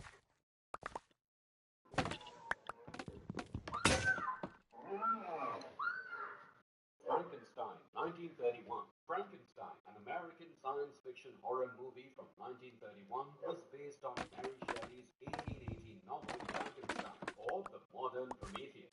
The 1927 play by Peggy Webling served as inspiration for the movie as well. The movie's directors were Carl and Edward Judy and James Whale. The screenplay for the adaptation of the Webling play was written by Francis Edward Farrago and Garrett Fort, with uncredited assistance from Robert Florey and John Russell. For publishing, John L. Balderston made revisions. In the movie Frankenstein, Colin Clive portrays Henry Frankenstein, a crazy scientist who escalates corpses with a collaborator in order to assemble a living being from body parts. The resulting creature, sometimes referred to as Frankenstein's monster, is portrayed by Boris Karloff. The makeup for the monster was created by Jack Pierce. Along with Clive and Karloff, the film's cast also includes Mae Clark, Dwight Fry, John Coles, and Edward Van Sloan. It has long been debated how Maria ends up accidentally dying in the lake when the monster throws her there by accident. When the movie was initially released in 1931, the second part of this sequel was cut due to state censorship rules in Massachusetts, Pennsylvania, and New York. Additionally, these governments objected to a paragraph that they deemed to be vulgar, which appears during Frankenstein's exuberant response to learning that his creature is alive. At Campbell's request, 32 scenes that, if left out, would have reduced the film in half had to be trimmed. A censor representative named Joseph Green was sent by Jason Joy, a member of the Studio Relations Committee, to ask them to consider it. The publishing of an amended version eventually happened in Canada. As with many pre-code films that were reissued after the production code was strictly enforced in 1934, Universal made modifications from the original camera negative, and the altered footage is usually lost. However, footage of the little girl Maria being thrown into the lake was reused in later versions of the film after the British National Film Archive collection was discovered in the 1980s. Age-restricted certificates were not implemented in the Irish Free State until 1965, but on February 5th, 1932, the movie was outlawed for being depressing and inappropriate for kids or nervous persons and was thus prohibited. On March 8th, the appeal board overruled the ruling, and on February, the movie was approved without any cuts. In Northern Ireland, Nervous Quebec, persons? Sweden, Italy, and Czechoslovakia, the movie was successfully outlawed. While many early talkies were tedious and wordy, Frankenstein skipped through Lindsay, you awake? unnecessary dialogue and description, Mm-hmm. racing through its tale at a speed that seemed almost obscene to contemporary eyes. In contrast to overblown remakes like Kenneth Branagh's 1994 film, Whale's work now seems to be a treasure of simplicity and grace. With his constantly moving camera, incisive editing, and dramatic use of close-ups, he was light years ahead of anything else that far more well-known directors were doing at the time. Expressionist filmmaking and or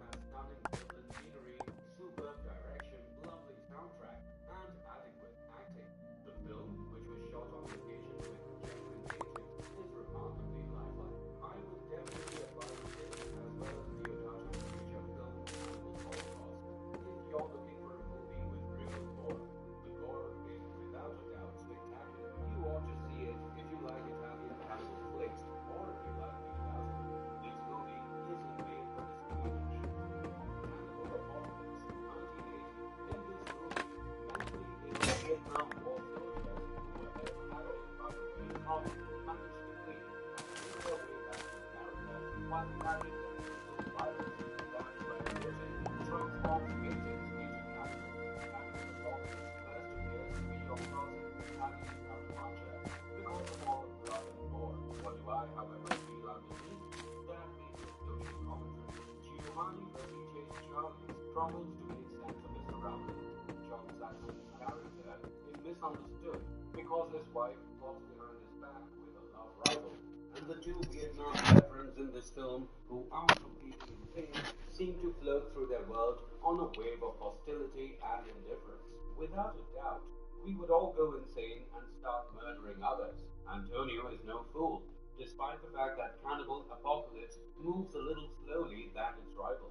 I haven't seen a single one as being awful. Both Saxon and Radice represent their roles convincingly. Saxon as an introverted, tortured guy, and Radice as a man who is completely out of place in post-Vietnam America. There is a lot of this available as well for those who just want to get inebriated and observe blood flow. This time, a tiny bit of genuine drama has also been thrown into the mix. A Cat in the Brain, 1990. The 1990 Italian horror film A Cat in the Brain, also known as The Nightmare, Oh, that was written and directed fucked up movie. portrays a troubled horror filmmaker who is driven by horrific visions he encounters on and off the set in a fictional But not in a good world. way. That movie was a clusterfuck. Loses control of reality and is bothered by violent nightmares. Fulci consults a psychotherapist, Definitely not one of Lucio Fulci's best. killer who manipulates hypnosis to take advantage of the director's vulnerabilities in order to carry out his own evil plan. Cat in the Brain tells the story of filmmaker Lucio Fulci's most infamous years of filmmaking with a succession of shockingly violent scenes that are connected by a storyline that seems more like an overview. The film might also be viewed as a kind of dark comedy, brilliantly mocking the different deceptions that violent movies lead to violent behavior in real life. Fulci goes one step further. He positions himself as the protagonist and the movie's main character, revealing to the viewer who is actually responsible for all the gore in the movie. It's not about telling a compelling tale and then following it in Cat in the Brain. Instead, it makes fun of some of the overused tropes that have long surrounded the horror genre.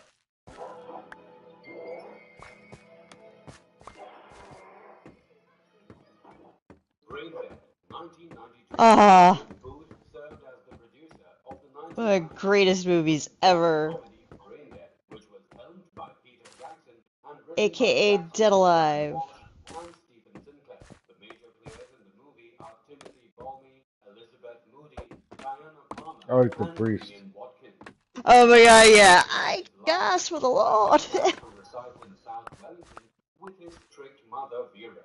Lionel falls in love with Pasita after Vera is bitten by a hybrid rat monkey creature and begins to turn into a zombie while also infecting a sizable percentage of the God, general it's populace. like when the fucking mom's ear fell into her fucking pudding. Just like, that's And the fucking levels of all the nasty. gauges are optimized, the ingredients are all Oh mixed, god, it's like the gore in it and is just what we like find gross but often hilarious at the successfully same time. identified as the ideal formula for success.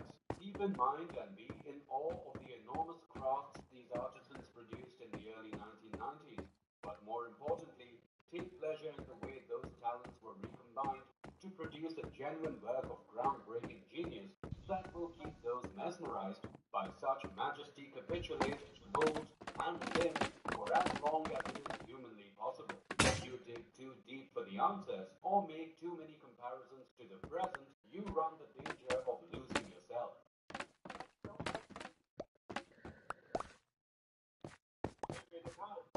Touch of Death, 1988.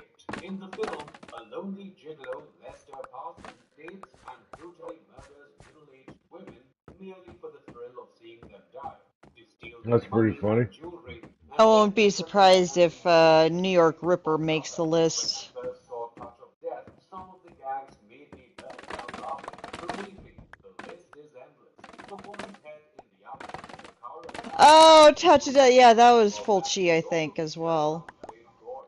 Fulci likely spent more time on head Yep. than on the tail, which is also meant to be taken casually. To put it simply, touch of death His movies really went off the rails, like, towards the end of his life. is dusty.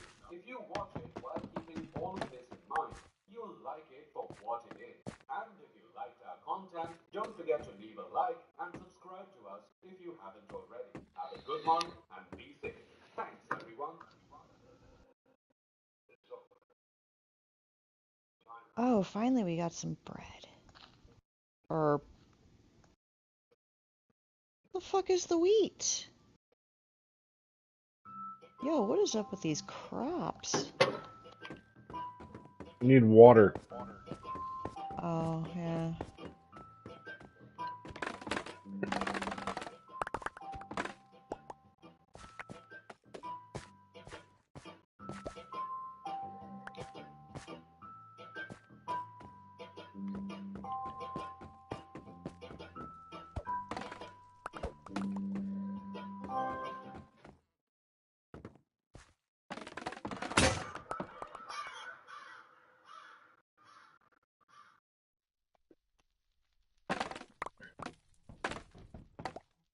In the English town of Southend-on-Sea, there is a bizarre cryptid, one that is said to make appearances in pedestrian walkways at night. The legend has two versions. One version goes that the creature is the ghost of a dead homeless man. Many years ago, an elderly homeless man used to take shelter in a certain underpass in the town in order to escape from the rain The and the fuck? biting cold at night. Oh, I haven't gone to sleep in days. The Phantom's gonna kill me. I gotta go to bed. Uh-oh. Who occasionally hassle him for their own sadistic amusement. On this particular night, things became much more Running for a bed violent as than quick as I can. the teenagers beat the old man's Oh spirits no, my and food stole bar his is life. slow. As he lay there dying, succumbing to his injuries and hypothermia, dozens of rats began to gather around his body, nibbling away at his cold flesh. After he finally died, he was devoured almost entirely by the rats. But then he came back. His spirit took the form of a rat, having spent his dying moments among them, and locals began reporting sightings of a ghostly rat man haunting the very same underpass. The second version of the legend goes that in the mid-20th century, the town of Southend had a mayor that was a known serial adulterer. He had fathered numerous illegitimate children, and one day, a child was born with hideous deformities. It had a long, rat-like snout and a long, spindly tail. Keeping the deformed child a secret, along with all the other children, was already a difficult task. But as the child grew older, it began to develop a taste for human flesh. Perhaps the mayor had been forced by his wife or a former lover. The mayor knew that he had to keep the child hidden, but how? Then an idea struck him. He would order the construction of an underpass, a project that in itself wouldn't be seen as suspicious, but would then secretly have a concealed entrance to a chamber installed where he could hide the child. He would then tell the child that it could only leave the chamber at night in order to feed on unfortunate passers-by. We go now to the Greek island of Corfu, where there is a sea-dwelling cryptid known as the Corfu Island creature, also known as the Grecian dolphin. The creature was first photographed in 2015 in a Corfu sea cave. A British tourist by the name of Harvey Robertson noticed a strange colouring to the water and attempted to photograph it with his phone. It was only later he realised that anything could have been mistaken, but in two of these photos a mysterious animal could be seen at the surface. It had grey skin, an elongated snout and small black eyes. There have been several theories put forward to explain this animal. Some believe that it's a deformed dolphin, mutated by toxic waste or other forms of pollution. Others say that it's an alien life form. Some believe it could be a surviving prehistoric animal, as it closely resembled the believed to be extinct Angulocebus. It has also been alleged that the creature was nothing more than a plastic three-ball fender, which is close to the concept of a dead sandwich, that was broken up and floated away.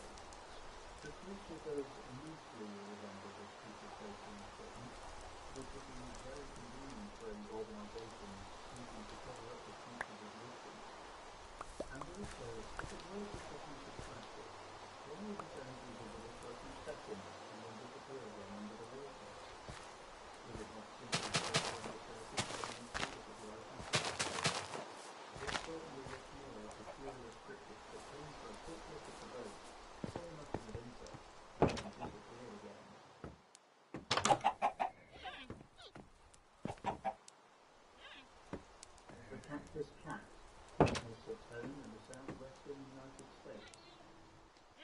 been described as a bobcat-like animal that lives in the deserts of California, Nevada, and New Mexico, with a few sightings also being reported in Colorado.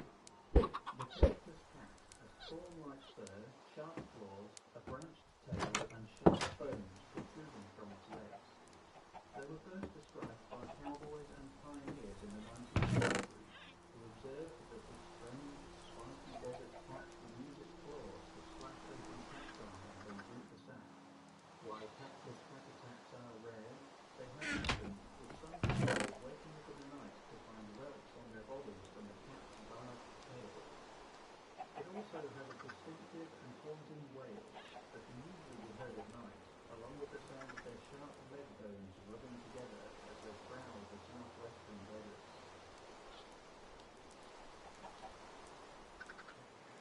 In the mountainous regions of western Japan, we have a cryptid named the Tsushimoto, which when translated means child of hammer or dirt stone. These snake-like creatures measure between 30 and 80 centimeters long, and are said to live in the watery caves of Shikoku and Honshu. They look like a common snake, but with a distinctive white ear not typical of any other known snake species.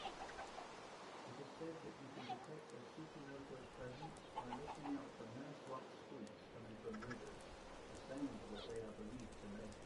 The also knows that there are if you happen to see one of these creatures in the wild, it would be best not to approach it.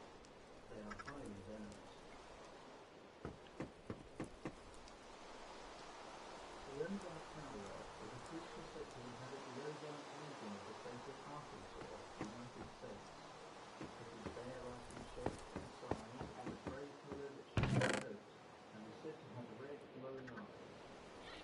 The earliest known report of the Ozark Tower is in the 1800s, when a man by the name of Daniel Boone came face to face with the creature in Missouri.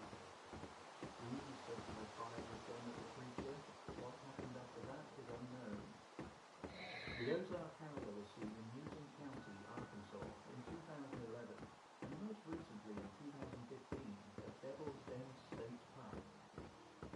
In October 2014, an emergency call was made by a motorist who said that they had newly collided with a large, unidentifiable mammal.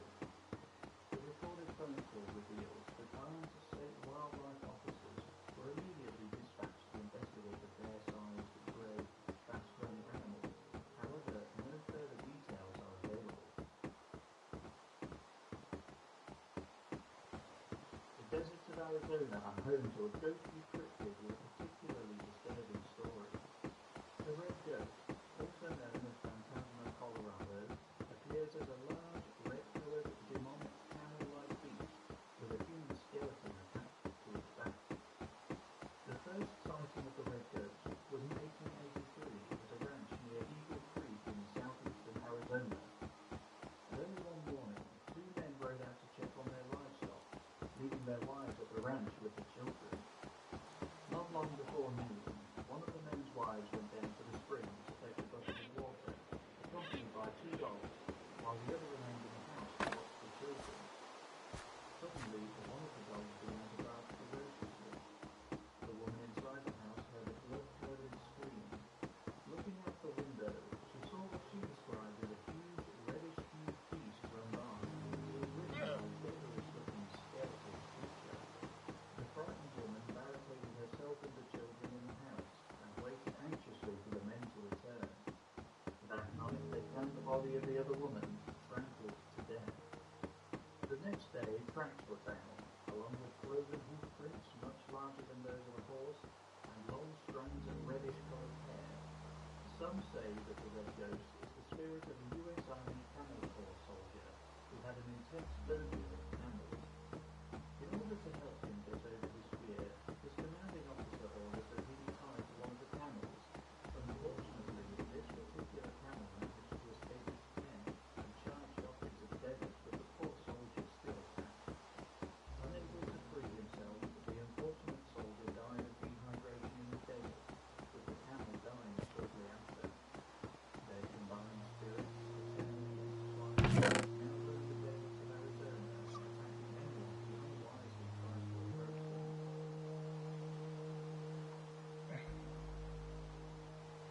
to reach the country of Afghanistan, where in 2002 a US Army squad went missing near the city of Pandas.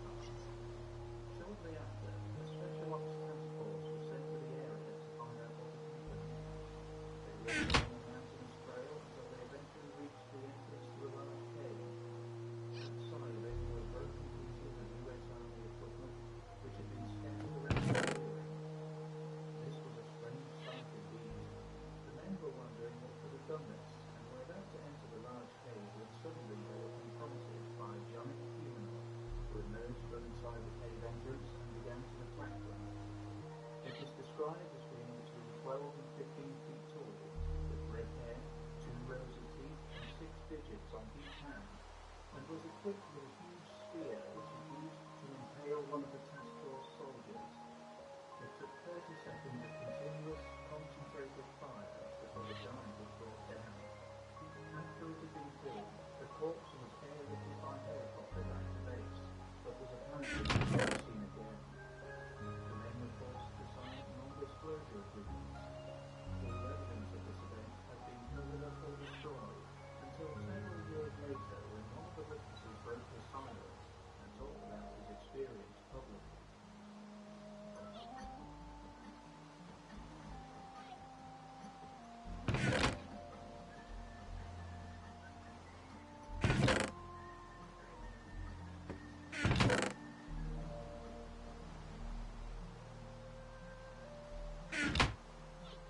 Fleeing the deserts of Afghanistan to the swamps of Louisiana in the USA, we had another humanoid cryptid which was said to attack humans on sight. The lizard man escaped from a swamp. The lizard man is said to be a 7-feet tall creature with digits on each hand, long black nails, green black skin, and red or orange eyes. The first reported modern sighting was in 1987 by a man named George Holland Jr. However, it was the 1988 report by a 17-year-old Indiana native by the name of Christopher Davis that made the lizard man escape from a swamp famous. According to Davis, he had stolen a road bordering Skate or a swamp to change the time with his family. When he was finishing up, he reported that he had turned around to Davis quickly dived back into the tunnel and locked the doors, at which point the creature tried to grab the tunnel and then jumped onto its roof as he tried to escape. Clinging onto it, Davis swung from side to side in an effort to throw it off. Eventually, the creature let go and ran off into the darkness. After he returned home, Davis' side view mirror was found to be badly damaged, and scratch marks were found at the tunnel end. Numerous other cases have been reported.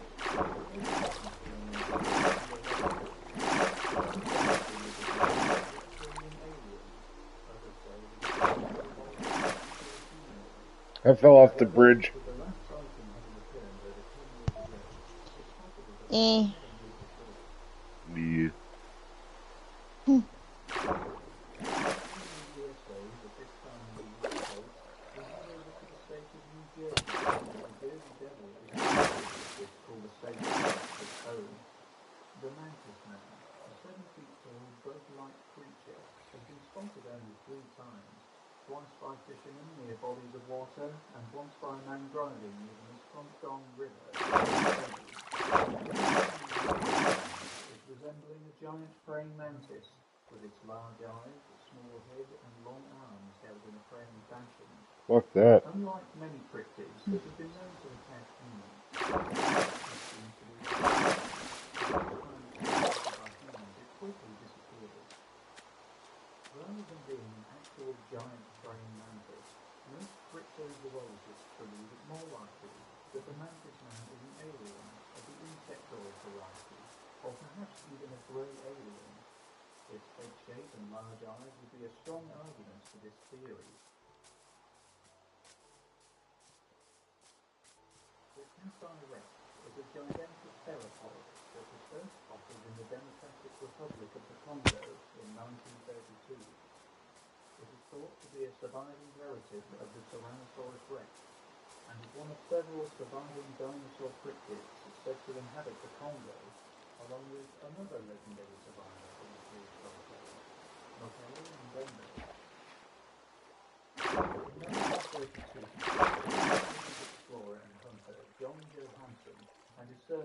camping in the Congo when he decided he wanted to head out and hunt. They headed out and crossed a large swamp, finally reaching a savanna in the Congo. Upon reaching the valley, it seemed as though no animals were present until Johansson shouted and shouting with excitement as he spotted 2 elephants grazing. Johansson saw this as his opportunity, but something struck him as rather odd. There were just 2 elephants and no others. Elephants travel away, so this was an extremely sight. Suddenly, after a moment, something around 30 meters away called in the underbrush, something was moving, something large. Another elephant, perhaps? Johansson watched for a moment until suddenly a large, orange-looking creature stepped out. Below its black shell, hind legs designed for speed, 2 small forearms, a in its hand, and a long snout with numerous sharp teeth. It was heading towards the 2 elephants, and Johansson, almost paralyzed with shock, decided to aim instead for the large dinosaur-like creature that had appeared before him. He fired 3 times, with just 1 shot hitting the beast. It then turned and ran. After this encounter, Johansson decided to head back to camp, but first, they had to cross back over the swamp that they had crossed earlier. As they were crossing the swamp, they heard a splash, and believing it to be a crocodile, they stopped and looked around. After a few moments, they saw around 20 meters away the very same dinosaur creature tearing the leg off of a rhinoceros that it had killed not long before. Johansson's servant ran away, terrified, taking the shotgun with him. Johansson now had no weapon, but he did have a camera. He aimed it at the dinosaur and took this photo. Upon hearing the click of the camera, the dinosaur quickly submerged itself under the... He did have a camera. He aimed it at the dinosaur and took this photo. Upon hearing the click of the camera, the dinosaur quickly submerged itself under the swamp water and disappeared, leaving the rhinoceros carcass floating in a pool of blood. That dinosaur was the Kasai Rex.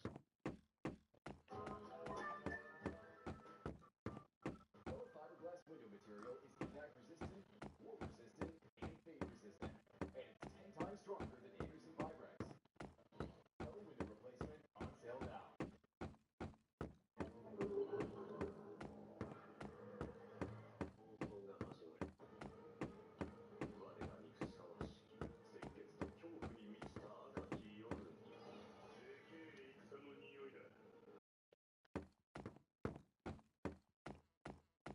Said to live in the wilderness of the southwestern United States and northern Mexico, the lone pine mountain devil is a winged carnivore, believed by some to be a west coast relative of the Jersey devil. Also referred to as the California mountain devil, the animal is said to be a bat-like creature. The creature gets its name from the town of Lone Pine, California, one of its habitats in the Sierra Nevada mountain range, just outside of the town. The Lone Pine Mountain Devil is most often described as being a large, furry, winged creature with razor-sharp talons and deadly, venomous fangs. The creature was last seen in 1928. Well, good morning, Mr. Panda. Caught on film. The creature's eating habits are particularly gruesome. You guys are kind of blocking the way. Okay. Can you move? At the head and torso. The majority of carnivorous animals kill to eat the meat of their prey. The Lone Pine Mountain Devil, however, is said to only eat the soft cartilage areas of the face, such as the nose and ears. It leaves the rest of its prey to rot in the hot sun.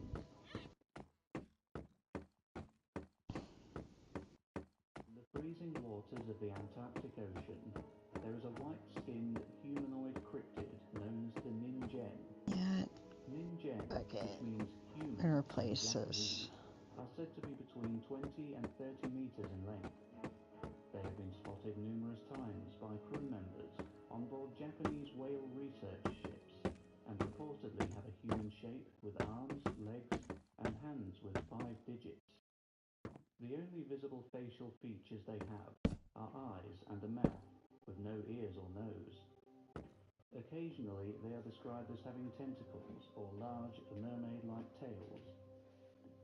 According to one eyewitness, crew members on board one of these whale research ships spotted what they believed to be a foreign submarine in the distance. After getting closer to the mysterious object, however, they realized that what they were looking at wasn't a submarine at all. It was something else. Something alive. The strange humanoid quickly disappeared under the waves. In an article published in MU Magazine, a Japanese publication on all things Fortean, in November of 2007, the topic of Antarctic humans was speculated on. The article talked about the possibility of humanoid creatures living in the southern seas and included a Google Earth screenshot showing what appears to be a Ningen off the coast of Namibia. The Japanese government is believed to have kept detailed records of the sightings, but they have released no information to the public and have apparently instructed eyewitnesses to keep quiet. Heading now to the county of Cornwall in England, we have a winged humanoid cryptid that was sighted between 1976 and 1995. The Owl Man, with its red eyes and ability to fly, is strikingly similar to another winged entity that is well known within the field of cryptozoology, the Mothman, which has a long and terrifying history of showing up in areas where disasters are soon to occur, the collapse of the Silver Bridge in Point Pleasant, West Virginia, USA being the most well known. Some theorize that the Owlman and the Mothman are one and the same. Others believe they are two creatures of the same or similar species. In 1976, Tony Doc Shields, a paranormal researcher, comes forward and talks about an investigation he had conducted. Two young girls, who were visiting the area, had spotted a large winged creature hovering above the church tower in Mornan, Cornwall. The girls dubbed the creature they saw the Owlman. Around 2 months later, 14-year-old Sally Chapman and her friend Barbara Perry were camping near the very same church in Mornan. Miss Chapman reported that as she was standing outside of her tent, she heard a strange hissing sound. She turned around and, with a fright, saw a creature that resembled an owl, which was as big as a man and had red eyes and pointed ears. The entity then flew up into the air, revealing sharp black talons on its feet. Sightings of the creature were also reported the following day, and were reported 2 years later in 1978, again near the same church. Researcher Jonathan Downs interviewed a young man, referred to as Gavin in his book The Owlman and Others, who along with his girlfriend witnessed a creature in Cornwall that was about 5 feet tall. The legs had high ankles and the feet were large and black with 2 huge toes on the visible side, and the eyes definitely glowed. In 1995, a tourist from Chicago wrote to the Western Morning News in Truro, Cornwall, that she had witnessed a man-bird with a ghastly face, a wide mouth, glowing eyes and pointed ears, as well as clawed wings.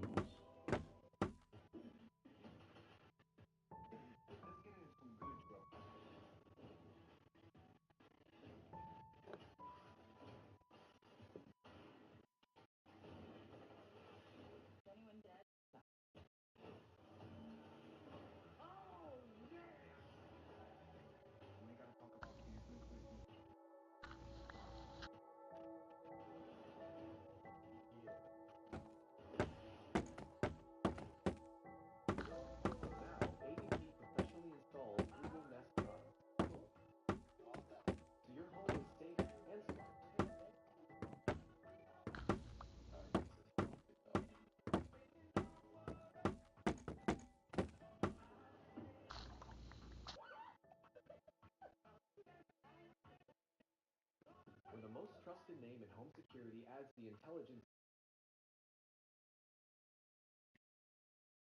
Awizots are small canine-like cryptids with streaks on their heads, small ears, and a hand-like appendage on the top of its tail. Scientists believe that the Awizot may have actually existed and was a type of otter or ferret. The ancient legend goes that the Arizot would submerge itself in a lake or stream and begin to emit a wail, said to sound like that of a small child or a frightened woman. A passerby would hear this wailing sound and then rush to the rescue. Upon approaching the water, the victim would be grabbed by the throat by the creature's infamous tail hand and strangled to death. The creature would then tear out the victim's eyes, nails, and teeth and eat them. It would then toss the lifeless body onto the riverbank and restart its wailing.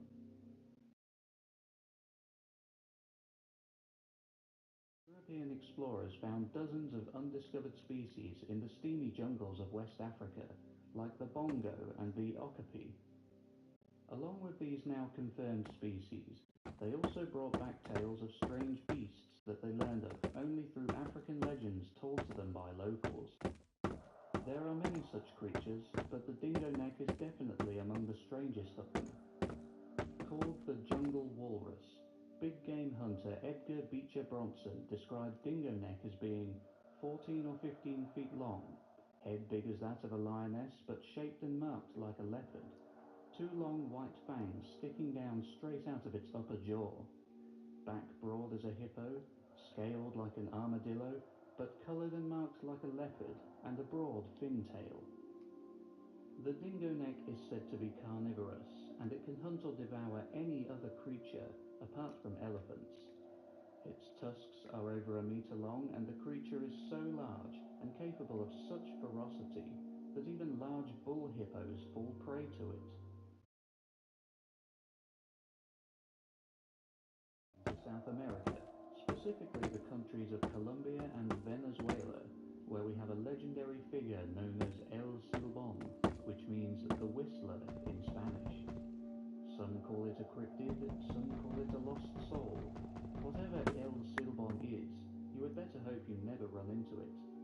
The legend arose sometime in the middle of the 19th century. According to the legend, El Silbón is the spirit of a youth who brutally killed and disemboweled his father for killing his wife, El Silbón's mother, who rationalized his actions by saying that she was a slut and that she was asking for it. After what has happened was discovered, the youth's grandfather ordered he be tied to a post in the middle of the countryside and lashed him until his back was a bloody, torn open mess. His wounds were then cleaned with alcohol, and he was released with two rabid, starving dogs set upon him. Before releasing him, his grandfather gave him a sack containing his father's bones, which he condemned him to carry for all eternity. El Silbón, the whistler in English, gets its name from the characteristic whistle that resembles the musical notes C, D, E, F, G, A, B in that order. Rising in tone to F, then lowering to B, it is said that when the whistling sounds close by, the person hearing it is not in danger. But when the whistling sounds far away, El Silbón is nearby. In this situation, the only thing that can save you is the sound of a dog barking, holding out a chili with your hand, or cracking a whip, the only three things that seem to deter or frighten it. Many Venezuelan and Colombian locals say that they have seen it, primarily in the summer, a time when the Venezuelan savanna burns from the extremely high temperatures, when El Silbón is said to sit in the trees and gather dust from the burning The ghost doesn't foliage in like its peppers. hands. However, it seems that it's mainly on rainy or humid days that it wanders, Gotta roll hungry another for joint. breath, and desperate I'm to almost out find of and planks slaughter again. drunkards, womanizers, Oh shit, I or should probably put out occasionally candles. innocent victims. Despising Might be a good drunkards, idea. it is said that when it captures one, it pins them down and sucks the alcohol out through their belly button. When it captures a womanizer, it tears them to pieces, collects their bones, and puts them in its old, tattered sack, where it keeps the remains of its father. On certain nights, El Silbón is said to stop outside of a house, empty his old sack of its bones on the ground, and count them one by one. If somebody in the house hears it, nothing bad will happen. However, if El Silbón remains unnoticed and no one hears it before dawn, one member of the family will never wake up again. Some other versions of the legend say that El Silbon is a giant, around 6 meters tall, and that it moves I among the gotta pee. treetops, emitting its chilling whistle.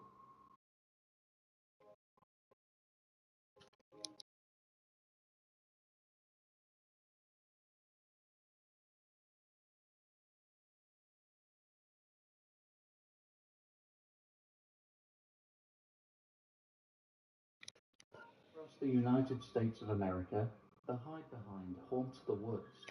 It is said to be a nocturnal creature that preys upon any humans foolish enough to wander into the woods at night, and was credited with the disappearances of early colonial loggers when they failed to return to camp.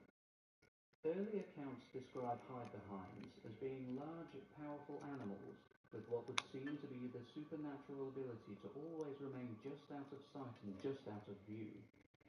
They are noted for their ability to conceal themselves, and when a person attempts to look directly at it, it would hide behind an object or behind the person's back.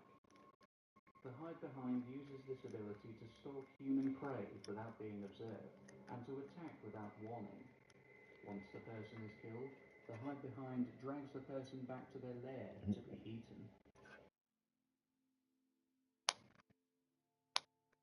Which means big earthworm in Portuguese is a Brazilian cryptid that resembles a large fish-like worm, reported to be up to 150 feet in length and up to 10 feet wide, and is described as having thick armadillo-like scales.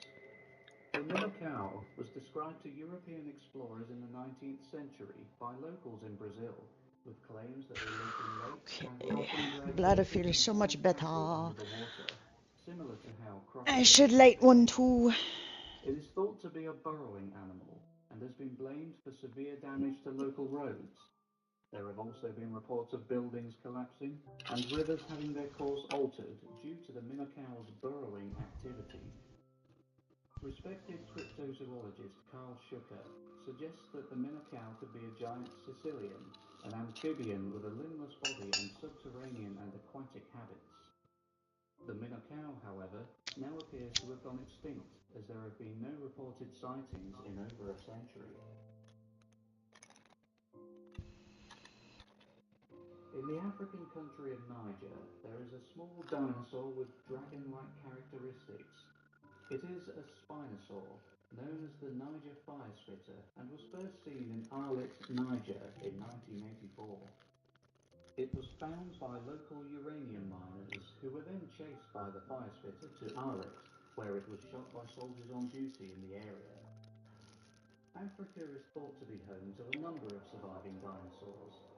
Notable examples include Mokele Mbembe, a sauropod which inhabits the rivers of the Congo Basin, and the Kasai Rex, also a Congo-based cryptid, which is said to be a carnivorous tyrannosaur, or possibly a Carcharodontosaur. Though small in stature, the Niger fire spitter is equipped with tough skin like that of an elephant. Its skin is the color of sand, with small black and white spots. Spines start from the base of its neck and finish before the tail, and it has a crocodilian head. The feet are like that of an ostrich, with big claws. When it was attacked by army personnel in 1984, the creature retaliated by spitting fire at them while hunching and elevating its spines. Eyewitnesses reported that it had a height of between 60 and 80 centimeters and had large eyes, leaving some to believe that the Niger fire spitter killed in the early 1980s was a baby. A month-long search was undertaken to search for its mother. However, this search turned...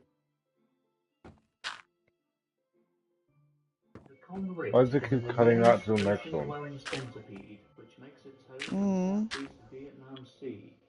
Its body is made up of segments, comprised of bony plates, and has fish-like fins which it uses to swim. Initially, research of the convict was conducted by Dr. A. Kremp, director of the Oceanography Hey, you can see and the village Fisheries now. Service of Indochina Oh, in the nice. 1920s. During his research, Dr. Kremp interviewed an eyewitness named Tran Van Con, a Vietnamese native who reportedly touched a beached convict in 1833. He reported that the creature was around 60 feet long and 3 feet wide. In 1899, the HMS Narcissus was travelling near Cape Falcon, Algeria, when several of the sailors aboard sighted what they called a sea monster. They estimated it to be roughly 135 feet in length and claimed that the creature possessed an immense number of fins, which they said propelled it through the water with enough speed to keep pace with the ship. They observed the creature for nearly 30 minutes before it sank below the surface and disappeared. In 1883, several Vietnamese men found a decapitated carcass that had washed ashore in Hong Gai, Vietnam. The head was gone, but the body was formed of segmented joints that rang like sheet metal when struck. According to the account, the carcass smelled so badly that it had to be towed away into the sea. Cryptozoologists have suggested a number of possibilities for what the convict could be. Some say it's a primitive whale, a relative of the zooplankton, which over millions of years has evolved bony plates. It could also be a giant crustacean or other segmented sea creature. It could also be a giant remipede, a creature similar to the centipede but blind and ocean-dwelling. We know much less about our own oceans than we know about the surface of Mars. As such, mainstream scientists believe that if giant animals were to be discovered, they would most likely be discovered in the deep sea.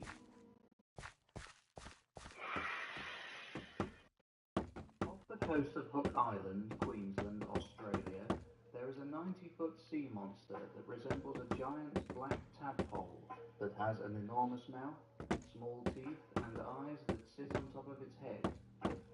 The Hook Island sea monster was sighted in 1964 by Robert Leseric and his family when it charged towards his boat with its mouth wide open, looking as though it were about to attack.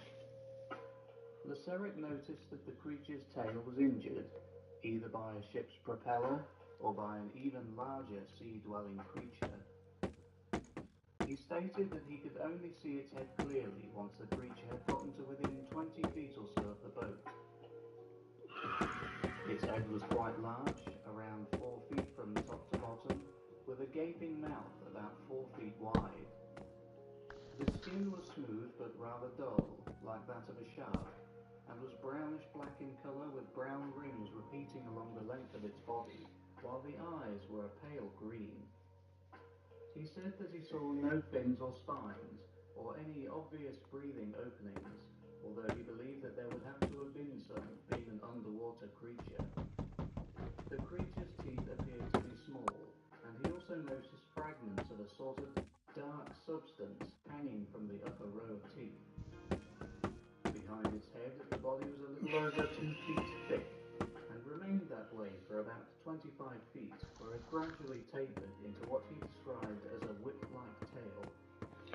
Just seeing this would swallow the boat, it suddenly swam away. Leseric managed to capture photographic evidence of the creature. Some claim that these photographs are doctored and fake, and that they have simply been edited to look a certain way. We must remember, however, that these photographs emerged in the 1960s, long before the days of Photoshop or editing software. To forge photographs of this kind in the 1960s would not be something just anybody could do, and would have taken tremendous skills of which there is no evidence of Robert Leseric having possessed. The Hook Island sea monster has been described as one of the most credible and possible undiscovered cryptids, and one of the most likely to exist.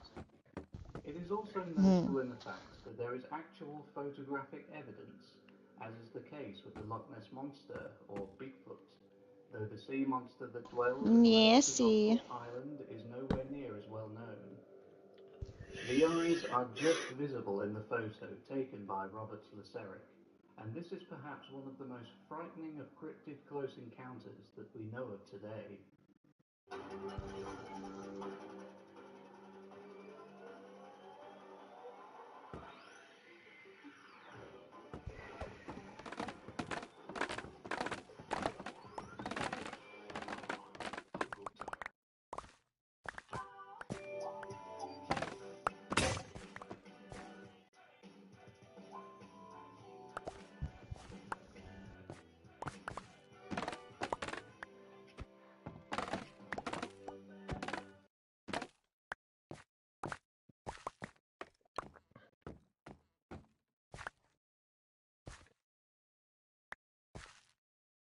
There is one cryptid that is known only through a recorded sound.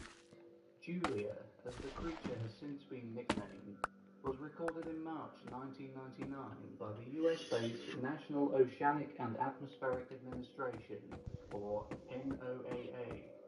It was recorded using a piece of equipment called the Equatorial Hydrophone Array and lasted for 15 seconds.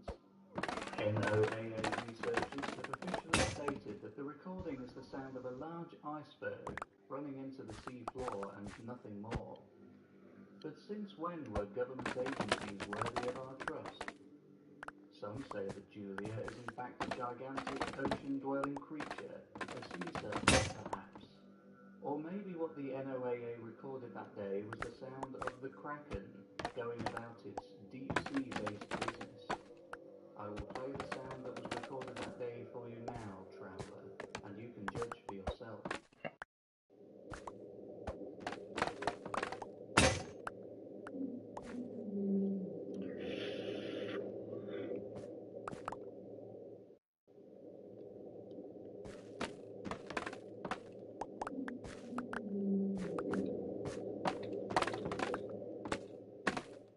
Sounds like a whale. We must now temporarily take leave of the ocean, traveller, but we will be back soon. For now, we will be heading to Richtersveld, South Africa, where in a deep, dark cave there is a bizarre and frightening cryptid said to resemble a half-snake and half-elephant hybrid. The Groot slang, Afrikaans for big snake, is a legendary creature said to be as old as life itself. The tales told by the ancients state that the gods, who were new to the crafting of living things, made a terrible mistake in the Groot slang's creation and made it too strong, too cunning, and too intelligent. Realizing that they had made a grave mistake, the gods split the Groot slang into separate creatures, creating the first elephants and the first snakes. But one of the original Groot slangs escaped, and from this first evil specimen all other Groot slangs were born. The Groot slang, possessing similar characteristics to elephants, is said to be able to trick them by using the same communication methods they use amongst themselves. It can lure them into the cave it inhabits, and then, once it had one cornered and trapped, it devours them. The cave that the Groot slang we know of inhabits is known as the Wonder Hole, or the Bottomless Pit. It connects to the sea, which is 40 miles away, and would suggest that when the Groot slang isn't hunting for elephants, it could be spending time in the ocean. Is it possible that the Groot slang could, when spotted in the oceans by seafarers, be taken for a sea serpent? It has also been said that, along with its cave, the Groot slang can live in warm lakes and rivers. A monstrous, semi-aquatic beast, just as at home on dry land as it is in water, and eats elephants. No wonder the powers that be want to keep this cryptid hidden from the public. Descriptions vary slightly by region. In Benin, it is described as a huge elephant-like creature with a serpent's tail. It has also been depicted as a snake with orange gems for eyes. Some say that Groot slangs have magpie-like qualities and have a particular fondness of gems, especially diamonds, and despite the creature's lust for cruelty, victims can often bargain for their freedom by offering a Groot slang enough precious gems. In 1917, while searching for treasure in Richtersveld, South Africa, English businessman Peter Grayson disappeared after members of his party were attacked and disappeared. The official story states that the Grayson party were attacked by lions before they went missing. But a treasure hunt in Richtersveld would logically take us to a cave where diamonds are said to be plentiful. A cave inhabited by the Groot slang. We go now to the United States of America, Colorado to be exact, where high up on Lizard Head Mountain there is an enormous cryptid known as the Slide Rock Bolter, the bane of the lumberjack's existence in the 19th and 20th centuries. Said to resemble a giant leech, the slide rock bolter clings to the side of the mountains, its tough rocky skin blending in perfectly with its surroundings. It uses its snake-like tail with two strong grab hooks to gain purchase on a mountainside, with a preference for an angled slope of 45 degrees or more, where it can lie in wait comfortably. It waits and it waits, with incredible patience, for an unwitting victim to stumble upon it. When a hiker, traveler, or wild animal wanders by, it lets go of the mountainside with its tail and quickly slides down the slope, its mouth wide open, and before the unfortunate victim knows what is happening, blackness, for it has been swallowed, alive and whole, by the slide rock bolter. The beast then crawls backwards back up the slope and latches onto the ridge to lie in wait again. It has also been said that its own speed will allow it to slide up an opposite slope once it has captured its prey. I've heard of It's that. able to achieve these immense speeds through use of a thin skid grease that is constantly being produced in its mouth and is drooled out before it begins its descent. Though blamed for a great number of tourists vanishing, this hasn't stopped people venturing up Lizard Head Mountain hoping to catch a glimpse of the creature. The only problem is that for some, the slide rock bolter is the very last thing they ever catch a glimpse of. Back to Africa now, my friend, to find and observe a Congolese cryptid whose existence is guaranteed to keep most people up at night. The Javar Fofi is not for the faint-hearted. Oh, the giant spider. A giant spider with a leg span measuring between 6 and 8 feet when fully grown. Lindsay, you awake? This is a cryptid you had better hope Yeah, I'm here. to come face to face with How you doing? traveling through the Congo. Oh, I'm getting dirt, replacing it with cobblestone in certain areas. When British missionary Arthur John Symes and his men came upon one of the creatures. His men had gotten themselves tangled in an enormous web, and two giant spiders, 2 feet in length and the other 4 feet in length, thought to be male and female, came out of their hiding place and attacked them. Symes was bitten by one of the creatures, but managed to escape after shooting one of them with his pistol. Shortly after this incident, he developed symptoms including a deathly pallor, severe chills, and severe swelling around the area where he was bitten. Not long after, he became delirious before falling unconscious. He eventually succumbed to these effects and died. Many stories of the Javar Fofi describe its hunting habits. They are said to dig a shallow tunnel under tree roots, which they then camouflage with a large screen of leaves. They then create an almost invisible web between their burrow and a nearby tree, stringing the whole area with a network of trip lines. When a prey item unwittingly trips the line, the spider is alerted, at which point the victim will then be chased into the larger web. This behavior would seem to indicate that the Javar Fofi is perhaps a giant species of trapdoor spider. In 1938, a sighting was reported by an English couple, the Lloyds, who, while travelling through what was then known as the Belgian Congo, reported seeing a large object crossing the trail in front of them. No. At first, they thought it was a cat or monkey, but they soon realised it was a spider with legs nearly 3 feet. Respected cryptozoologist William J. Gibbons has spent time in the Congo hunting for the Congolese surviving dinosaur, Mokele Mbembe. On his third expedition in search of the creature, he came upon natives who related their experiences with giant spiders. They told him that the Javar Fofi not only existed, but were at one time a common sight in the region, though their numbers did seem to be dwindling in recent years. The natives would typically avoid the giant spiders and would not be bothered by them if they stayed outside of their territory, though it was reported that they had killed them in the past. Sightings have been reported as recently as 2014.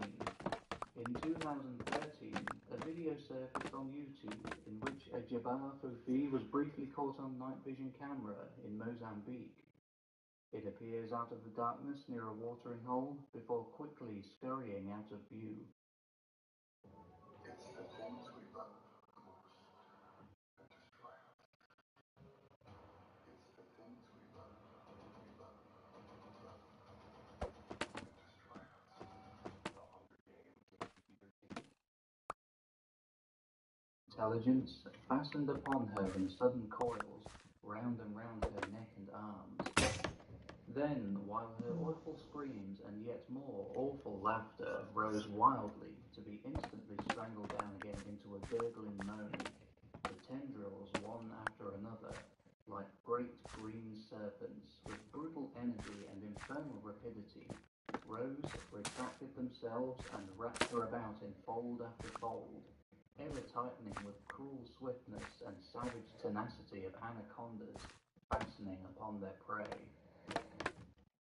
This was an account by German explorer Karl Lich, written in the Australian Register in 1881, about witnessing a human sacrifice by the Nkodo tribe of Madagascar, in which a young woman was sacrificed to a carnivorous tree. Carnivorous trees are said to grow in the deepest parts of the jungles of Central and South America, as well as in parts of Africa and along the shores of the Indian Ocean.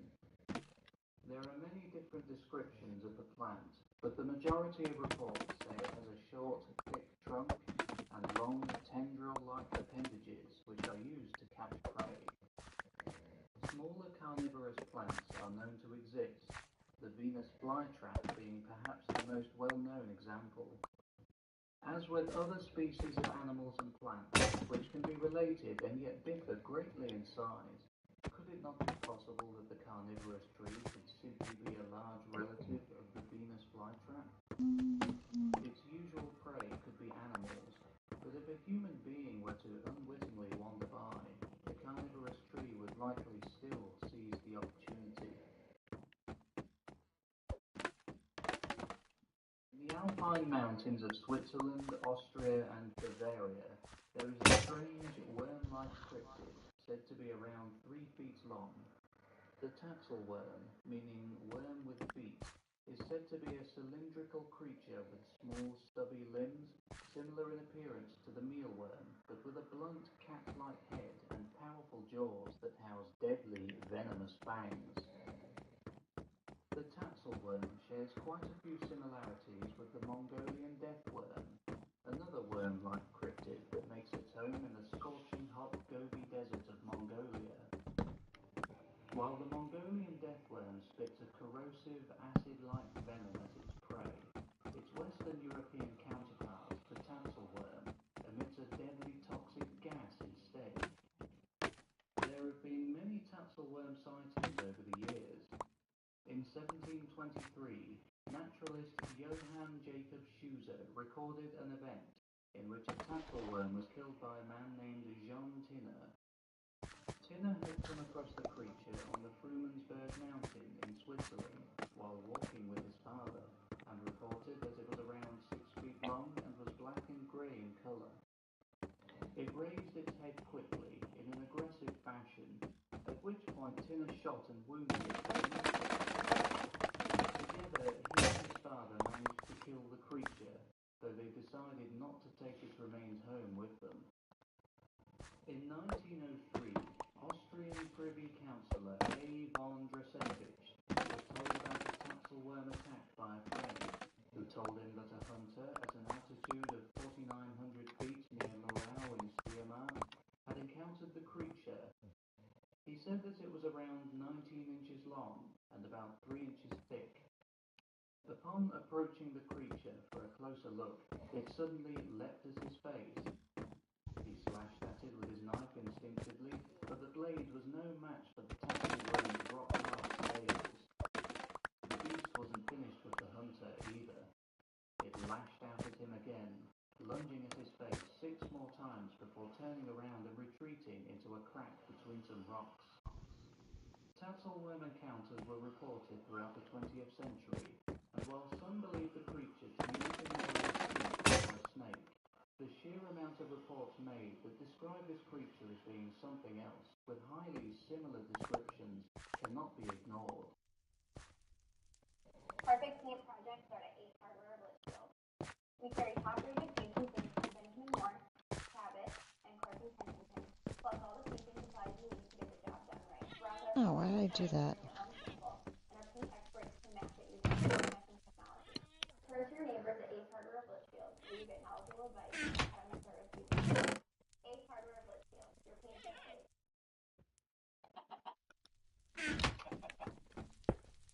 Spectrum Business is made to work for small business, made to overcommit and overcome, made to log in, ship out, and make you all fast, easy to use internet, phone, and mobile services that work as hard as you. Spectrum Business, made to work.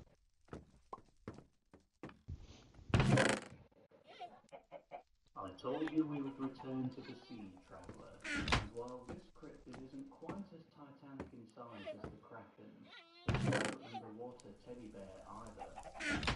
Off the coast of Mexico's Baja California Peninsula, the black demon shark, El Demonio Negro in Spanish, lurks in the deep.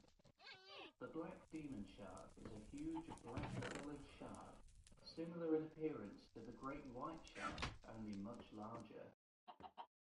In recent times, several local fishermen have reported seeing this black monster, which is said to be between 20 and 60 feet long and weighing anywhere between 50,000 and 100,000 pounds.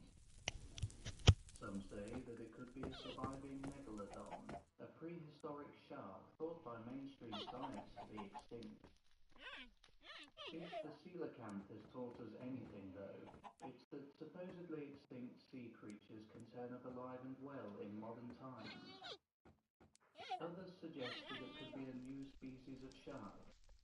We know more about the surface of Mars than we do about our own oceans, of which we have only explored a small percentage. It is entirely possible that a new species of enormous shark could exist in the unexplored depths. I'm very sup. Hey, Fib. My advice? Avoid the Baja California Peninsula.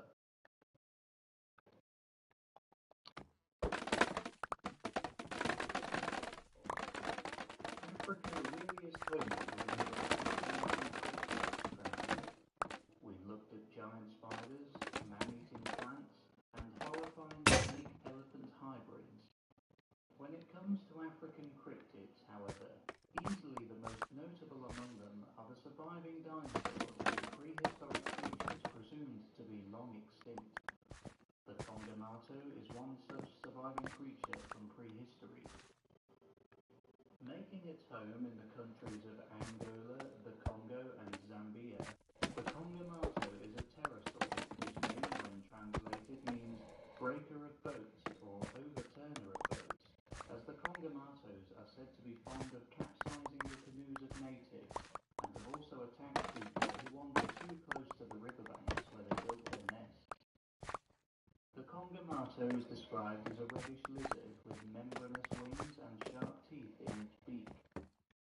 Its wingspan ranges from 4 to 100 feet, suggesting either sightings of juvenile through to adult specimens have been made, or there are in fact a number of variations of this particular species, and they vary greatly in size. When shown a picture of a pterosaur, Congo natives said that it was a picture of a Congamato. The accounts told of these creatures are similar to the ones that describe another surviving pterosaur, known as the ropen, which inhabits Papua New Guinea. There are several historic reports of European explorers being attacked by large winged creatures, and quite often people were reported to have received wounds from the We are the velociraptors that survived. It is said to eat Tailbone. Opposable thumb. Big toe. Binocular vision. Even or skin is reptilian if you look at. Because in Africa, the burial of bodies is usually not too deep. The smell of rotting flesh must be quite alluring to this flying menace. The skies, up there above the clouds, are the atmospheric jellyfish. These cryptids are quite Atmospheric literally jellyfish? beyond comprehension. Utterly What? baffling, That's what the motherfucker said, atmospheric jellyfish. Is that a band? Atmospheric. It sounds like it'd be a great name for a band. and has been the subject of intense debate for decades. Before listening to anything about We are the atmospheric reptilians jellyfish, I'm rolling gonna on just the go floor look at some. laughing. That's yeah. I'm That's the old, time I'm where I'm just like, tired, I the think world's I gone need to to get. shit, and I just want to smoke a bone. I'm just sitting here like thinking, what the fuck? I think I need. Apparently I'm not high enough. With the most recent being in 2015. There are many pieces of photographic evidence showing the atmospheric jellyfish from many independent witnesses from all over We the are but globe. jellyfish piloting meat suits. Even one image of a cryptid is incredibly difficult, and cryptid photographs are rare. To have so many photographs Yeah, same. from so many different places makes this case truly unique and exciting. Some say the atmospheric jellyfish is a cryptid. Others believe them to be UFOs. The establishment would have you believe that it's simply a weather phenomenon or a trick of the light. But as we all know, the men in charge would much rather keep us in the dark when it comes to a lot of things.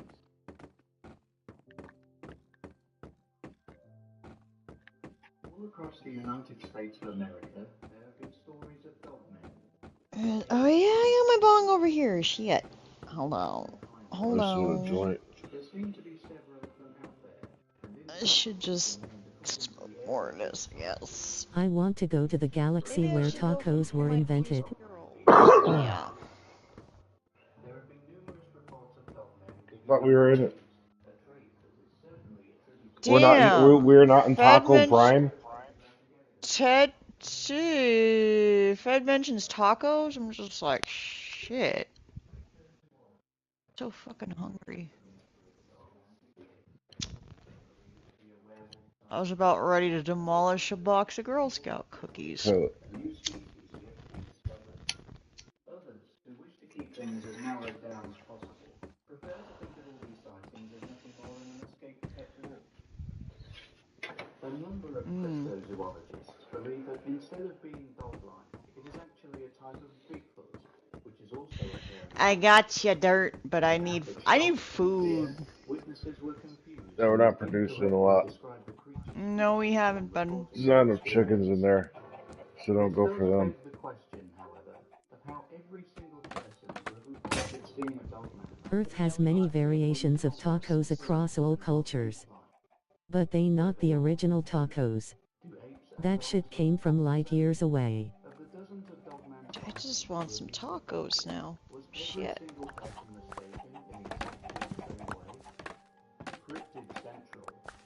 I was gonna say today's Taco Tuesday, but it's Wednesday. There are around 7 million animal species on planet Earth, of which we have only discovered around 1.5 million. There could be a dogman out there, perhaps an evolutionary step between canines and a new form of humanoid.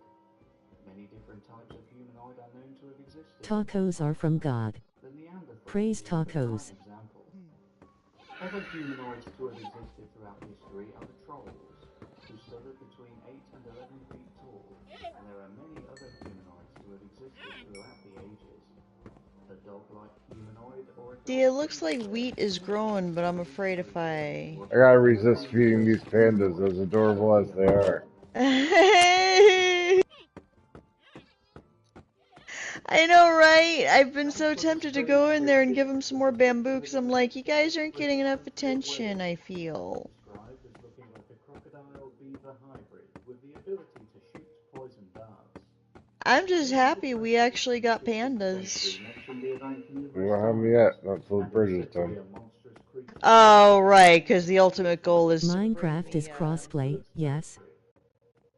One of the earliest descriptions of the event It's confusing, Fed, because yeah, I wish we're on crossplay PlayStation, worked.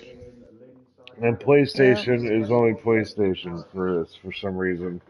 There's a big backstory to it. It was sure it would be a rabbit hole that would be pointless for you to look down one day. But you see that thing down there, that gray thing? That was a pillager fucking outpost. And I kept attacking it torched because I it. got bored. I was like, Lindsay, go find me that flint and steel that's got like 2 uses left in it. I set that motherfucker on fire. He did, and I watched it from afar. It was Yeah, it turned glorious. to nighttime while it was burning, so Lindsay got to see it from up here. But then we go down, and There's a there's fucking this town raid. down there, and there's PS5 a is raid. Sony's last Ambushed. system Yep, they were BTW. getting invaded. Invisible. Perhaps Sony's in last system. Then what? the Evank had chameleonic abilities. I thought there was gonna be a 6th gen. Upon doing so, What gen are we in Paladin now, was man? able to impale This the is the 5th gen. before slicing its head off. You know. Hey, that's thank you, Sony, for actually keeping They're with going full the publisher numerical slash order third of your party developer. generational consoles.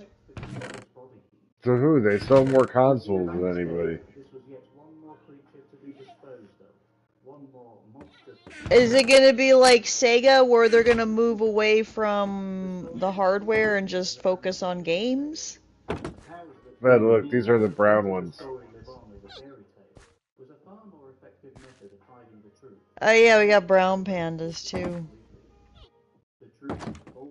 I isolated them to see if the two brown ones would make another brown one, and it totally did. Exactly like Sega. Exactly. Interesting. Oh, but it seems like Sony's games or PlayStation exclusive games have been like a hit or a miss. I don't know. Why would they throw out That all would that money, though? that would explain why they bought Bungie. That would also explain why they dipped their hands in Square Enix as well. Sounds to me. PlayStation was their last profitable venture. Yeah, well, It's bombing. Xbox ain't doing They're done. too hot either. It is also known to have songbird-like qualities, and that it sings You know what would be sick? If it was like time for a new video game company. It's like I wish PlayStation Sega. changed the game back in the day. Yeah, I wish Sega would get back into the hardware, but you know what? There were a lot of great games for the Genesis. Let me tell you, that was my fucking console right there. I mean, don't get me wrong. I love the Super Nintendo. There were a lot of superb games that were exclusive to the SNES, but I was so partial to the Genesis. We can see that the creature is quite short, around 1.5 meters tall, with two legs that make up the And then you got fucking Nintendo shit in the bed. has an extremely small body and a small head. It's extremely thin and its skin is white. Yeah, but like when PlayStation came around back in the day, it was all different. It was always different. Yo, like when my Microsoft has taxpayer welfare though. Xbox Microsoft has maybe 2 generations left at best before the defense/surveillance bugs crater. Xbox Like, sucks though. I'm not gonna play on an Xbox. It's just the way it is. No. I stopped after the 360. 360 was a great console, but after that, I was just kind of like, I kind of miss Your playing the controllers look PlayStation. fucking retarded. Yeah, and then switching back to the PlayStation controller is so much more easier for me because I've owned every single PlayStation gen with the exception of the 3rd gen. Instead, I opted for the 360. If I had like enough money, I would have gotten the PS3. That's not to say it isn't at all strange, however. The jackalope, its name a portmanteau of jackrabbit and antelope, is a rabbit-like cryptid with antelope-like horns. Oh yeah, that's Land animals on Earth. how long Bill Gates is keeping that shit afloat. Cause you know, he's got all this money to throw around for certain things.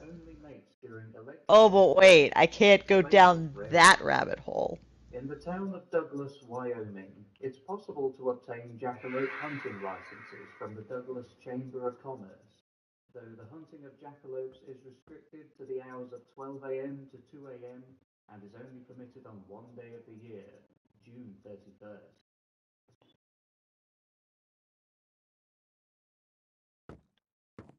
In the Altamaha Independent River in southern studios release Georgia, on Linux will be the norm in the coming That's years. why I would Mainstream will explain falter. the Too CEO of expensive and the PlayStation development are a retiring cycles. local Tama or Native resigning. American tribe in the state of Georgia. I remember The that Altamaha news is just came described out as a recently. skeleton-like body with a bony ridge running along its back. Yeah, fed down there in that Strange village. feathers and Because an I torched interesting that look, fucking and thing. has They got backbone pissed when I went features. over there to the It village. swims like a dolphin, And then Lindsay got down there with me and they started raiding. They raided us twice. Right back to back. And we kicked their asses. We did kick their asses. It was fucking awesome. They had like witches down there. And what was that Witches, those one? big There was bull that one Pokemon dude. assholes. There was that one gay asshole that kept throwing, that kept fucking Oh yeah, they flaming had like you. wizard dudes. The crocoter is a vicious canine cryptid. I was just waiting for you to go, come here, you little faggot. Oh fuck! Oopsie. I ain't an oopsie, now I gotta go fucking 9 fucking miles. Oh no. Oopsie. Fucking broads, swear to God. It has demonic cloven hooves, a horse-like mane, and a tail similar to a lion's. Its fur ranges in color from No, I get you though. How do you think I felt last night? The same thing happened to me when I just went, I give up, because I fell off the fucking Yeah, bridge. except I don't give up. Now I gotta run 9 miles back in the dark. ability to mimic humans the way parrots do, and uses this ability to lure its unsuspecting human prey towards it, usually by pretending to be a person in dire need of help. This hunting tactic is also used by Oh, skeleton douchebag. I had so much shit in my inventory. Just let me pick it all up. Fucking Christ. The crocoter, similarly, was well known in Roman times, as the Roman historian Cassius Dio credited the Emperor Septimius Severus with bringing it from India to Dude, how many archers are over here? seen in the wild in the present day. It's highly likely that the crocoter is an extinct member of the Canis family. Or then again, The fuck is that? Oh, that's a spider. extremely rare creature, one that's still out there using its powers of mimicry to lure unsuspecting Samaritans to their doom.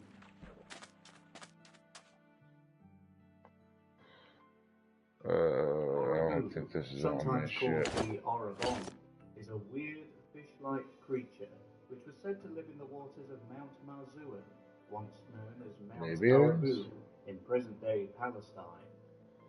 It is said to be between 9 and 10 feet long, with a strange feline-like appearance and with plated scales, similar to the tactile worm of the Swiss Alps.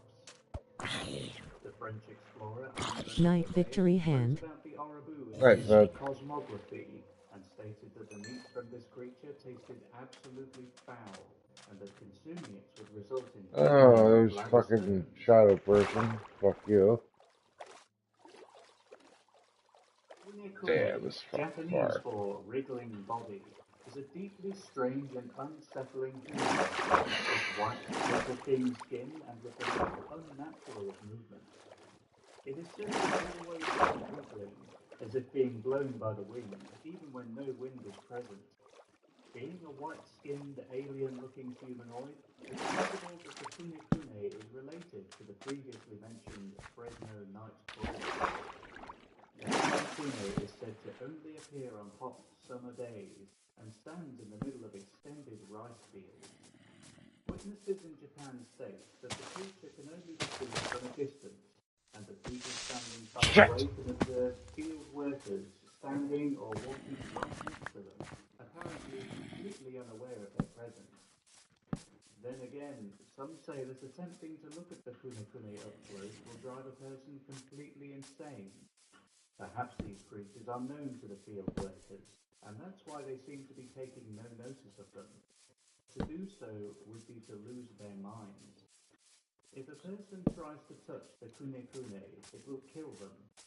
Even observing them from a distance for too long could prove fatal. Sure. Perhaps that is why there are so few photos captured, and so few witnesses.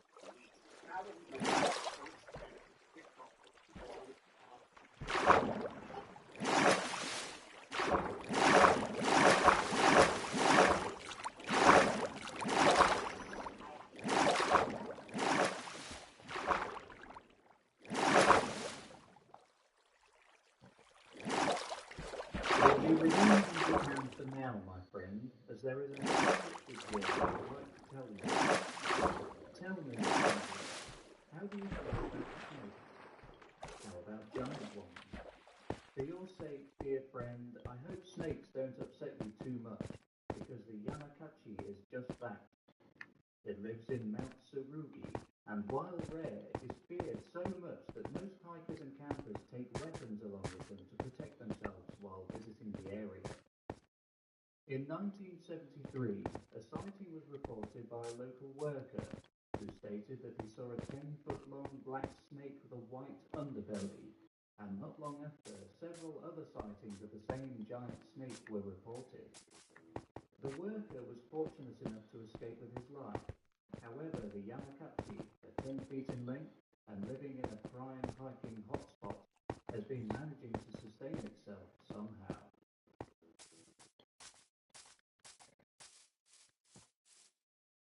The question we must ask ourselves, traveller, is whether or not a special type of human being can be counted as cryptid if they are thought to exist at our own concern.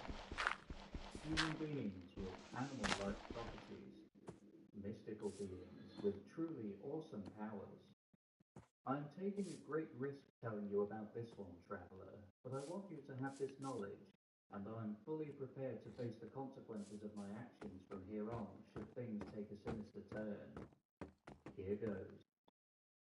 In many Native American legends, a skinwalker is a person with a special ability. At will, they have the ability to transform into any creature they desire. These people are talked about extensively in these old native legends. It is said that in order to transform into a specific creature, the skinwalker must wear a pelt of said animal. They are essentially shapeshifters. The belief by many Native Americans in the skinwalker is so strong that they dislike the fact that skinwalkers appear in modern media, as mentioning them is thought to cause them to hunt down the person who mentions them. This is the same reason why they don't like talking about them with non-natives. And this is why I warned you before that I'm taking a great risk by telling you about them. Skinwalkers are most frequently seen as a coyote, wolf, fox, eagle, owl, or crow, likely because these are animals that have been found in the Americas for as long as the skinwalker has been in existence. But any skin of any animal can be used to transform. Their eyes are said to glow, even when in human form. Luckily for us, this means that they Oh, this is a lot of bridge. when they have hunted down a victim, often for having merely mentioned their kind, they use a poisonous powder called corpse dust to kill them.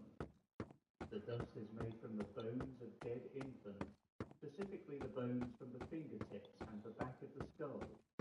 The reason for this and what special properties fingertip and backs of skull bones may have is unknown. It's a shame that the skinwalker doesn't use its powers for good. Instead, it uses them for evil.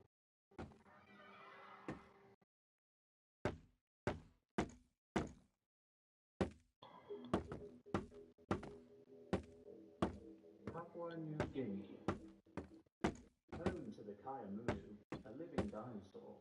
The Kayamunu is a strange hybrid of sauropod and theropod, possessing the long neck typical of Brachiosaurus and Apatosaurus, but unlike them, it walks on its hind legs. On its front legs, it has long, sharp claws. While the first sighting of this creature by humans is unknown, its most recent sighting took place in 2006. The Kayamunu has been compared to the thought-to-be extinct Therizinosaurus, as the two creatures closely resemble one another. While it is considered unlikely to actually be a Therizinosaurus proper, it has been theorized that the Kayamunu is in fact one of its descendants. Some present-day animals remain more or less unchanged in appearance from their ancient ancestors. Sharks and crocodiles, for example, have retained most of their outward features since the days of prehistory and have remained relatively unchanged, differing only in size and with some slight bodily changes. It could be that the Kayamunu is Tyrannosaurus. Others speculate that due to the creature walking on its hind legs, it could be a descendant of the raptor family of dinosaurs. The similarities are there. Raptors have a long neck, though not quite as long as the chiomuli, walk on their hind legs, and have claws on their front appendages. This modern-day dinosaur could be a highly evolved velociraptor, changed by 65 million years of continued survival and evolution.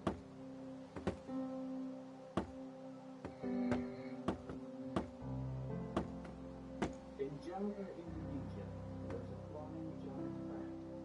When you think of giant bats, the golden crowned flying fox usually comes to mind. But this cryptid, however, is needs a bit bigger.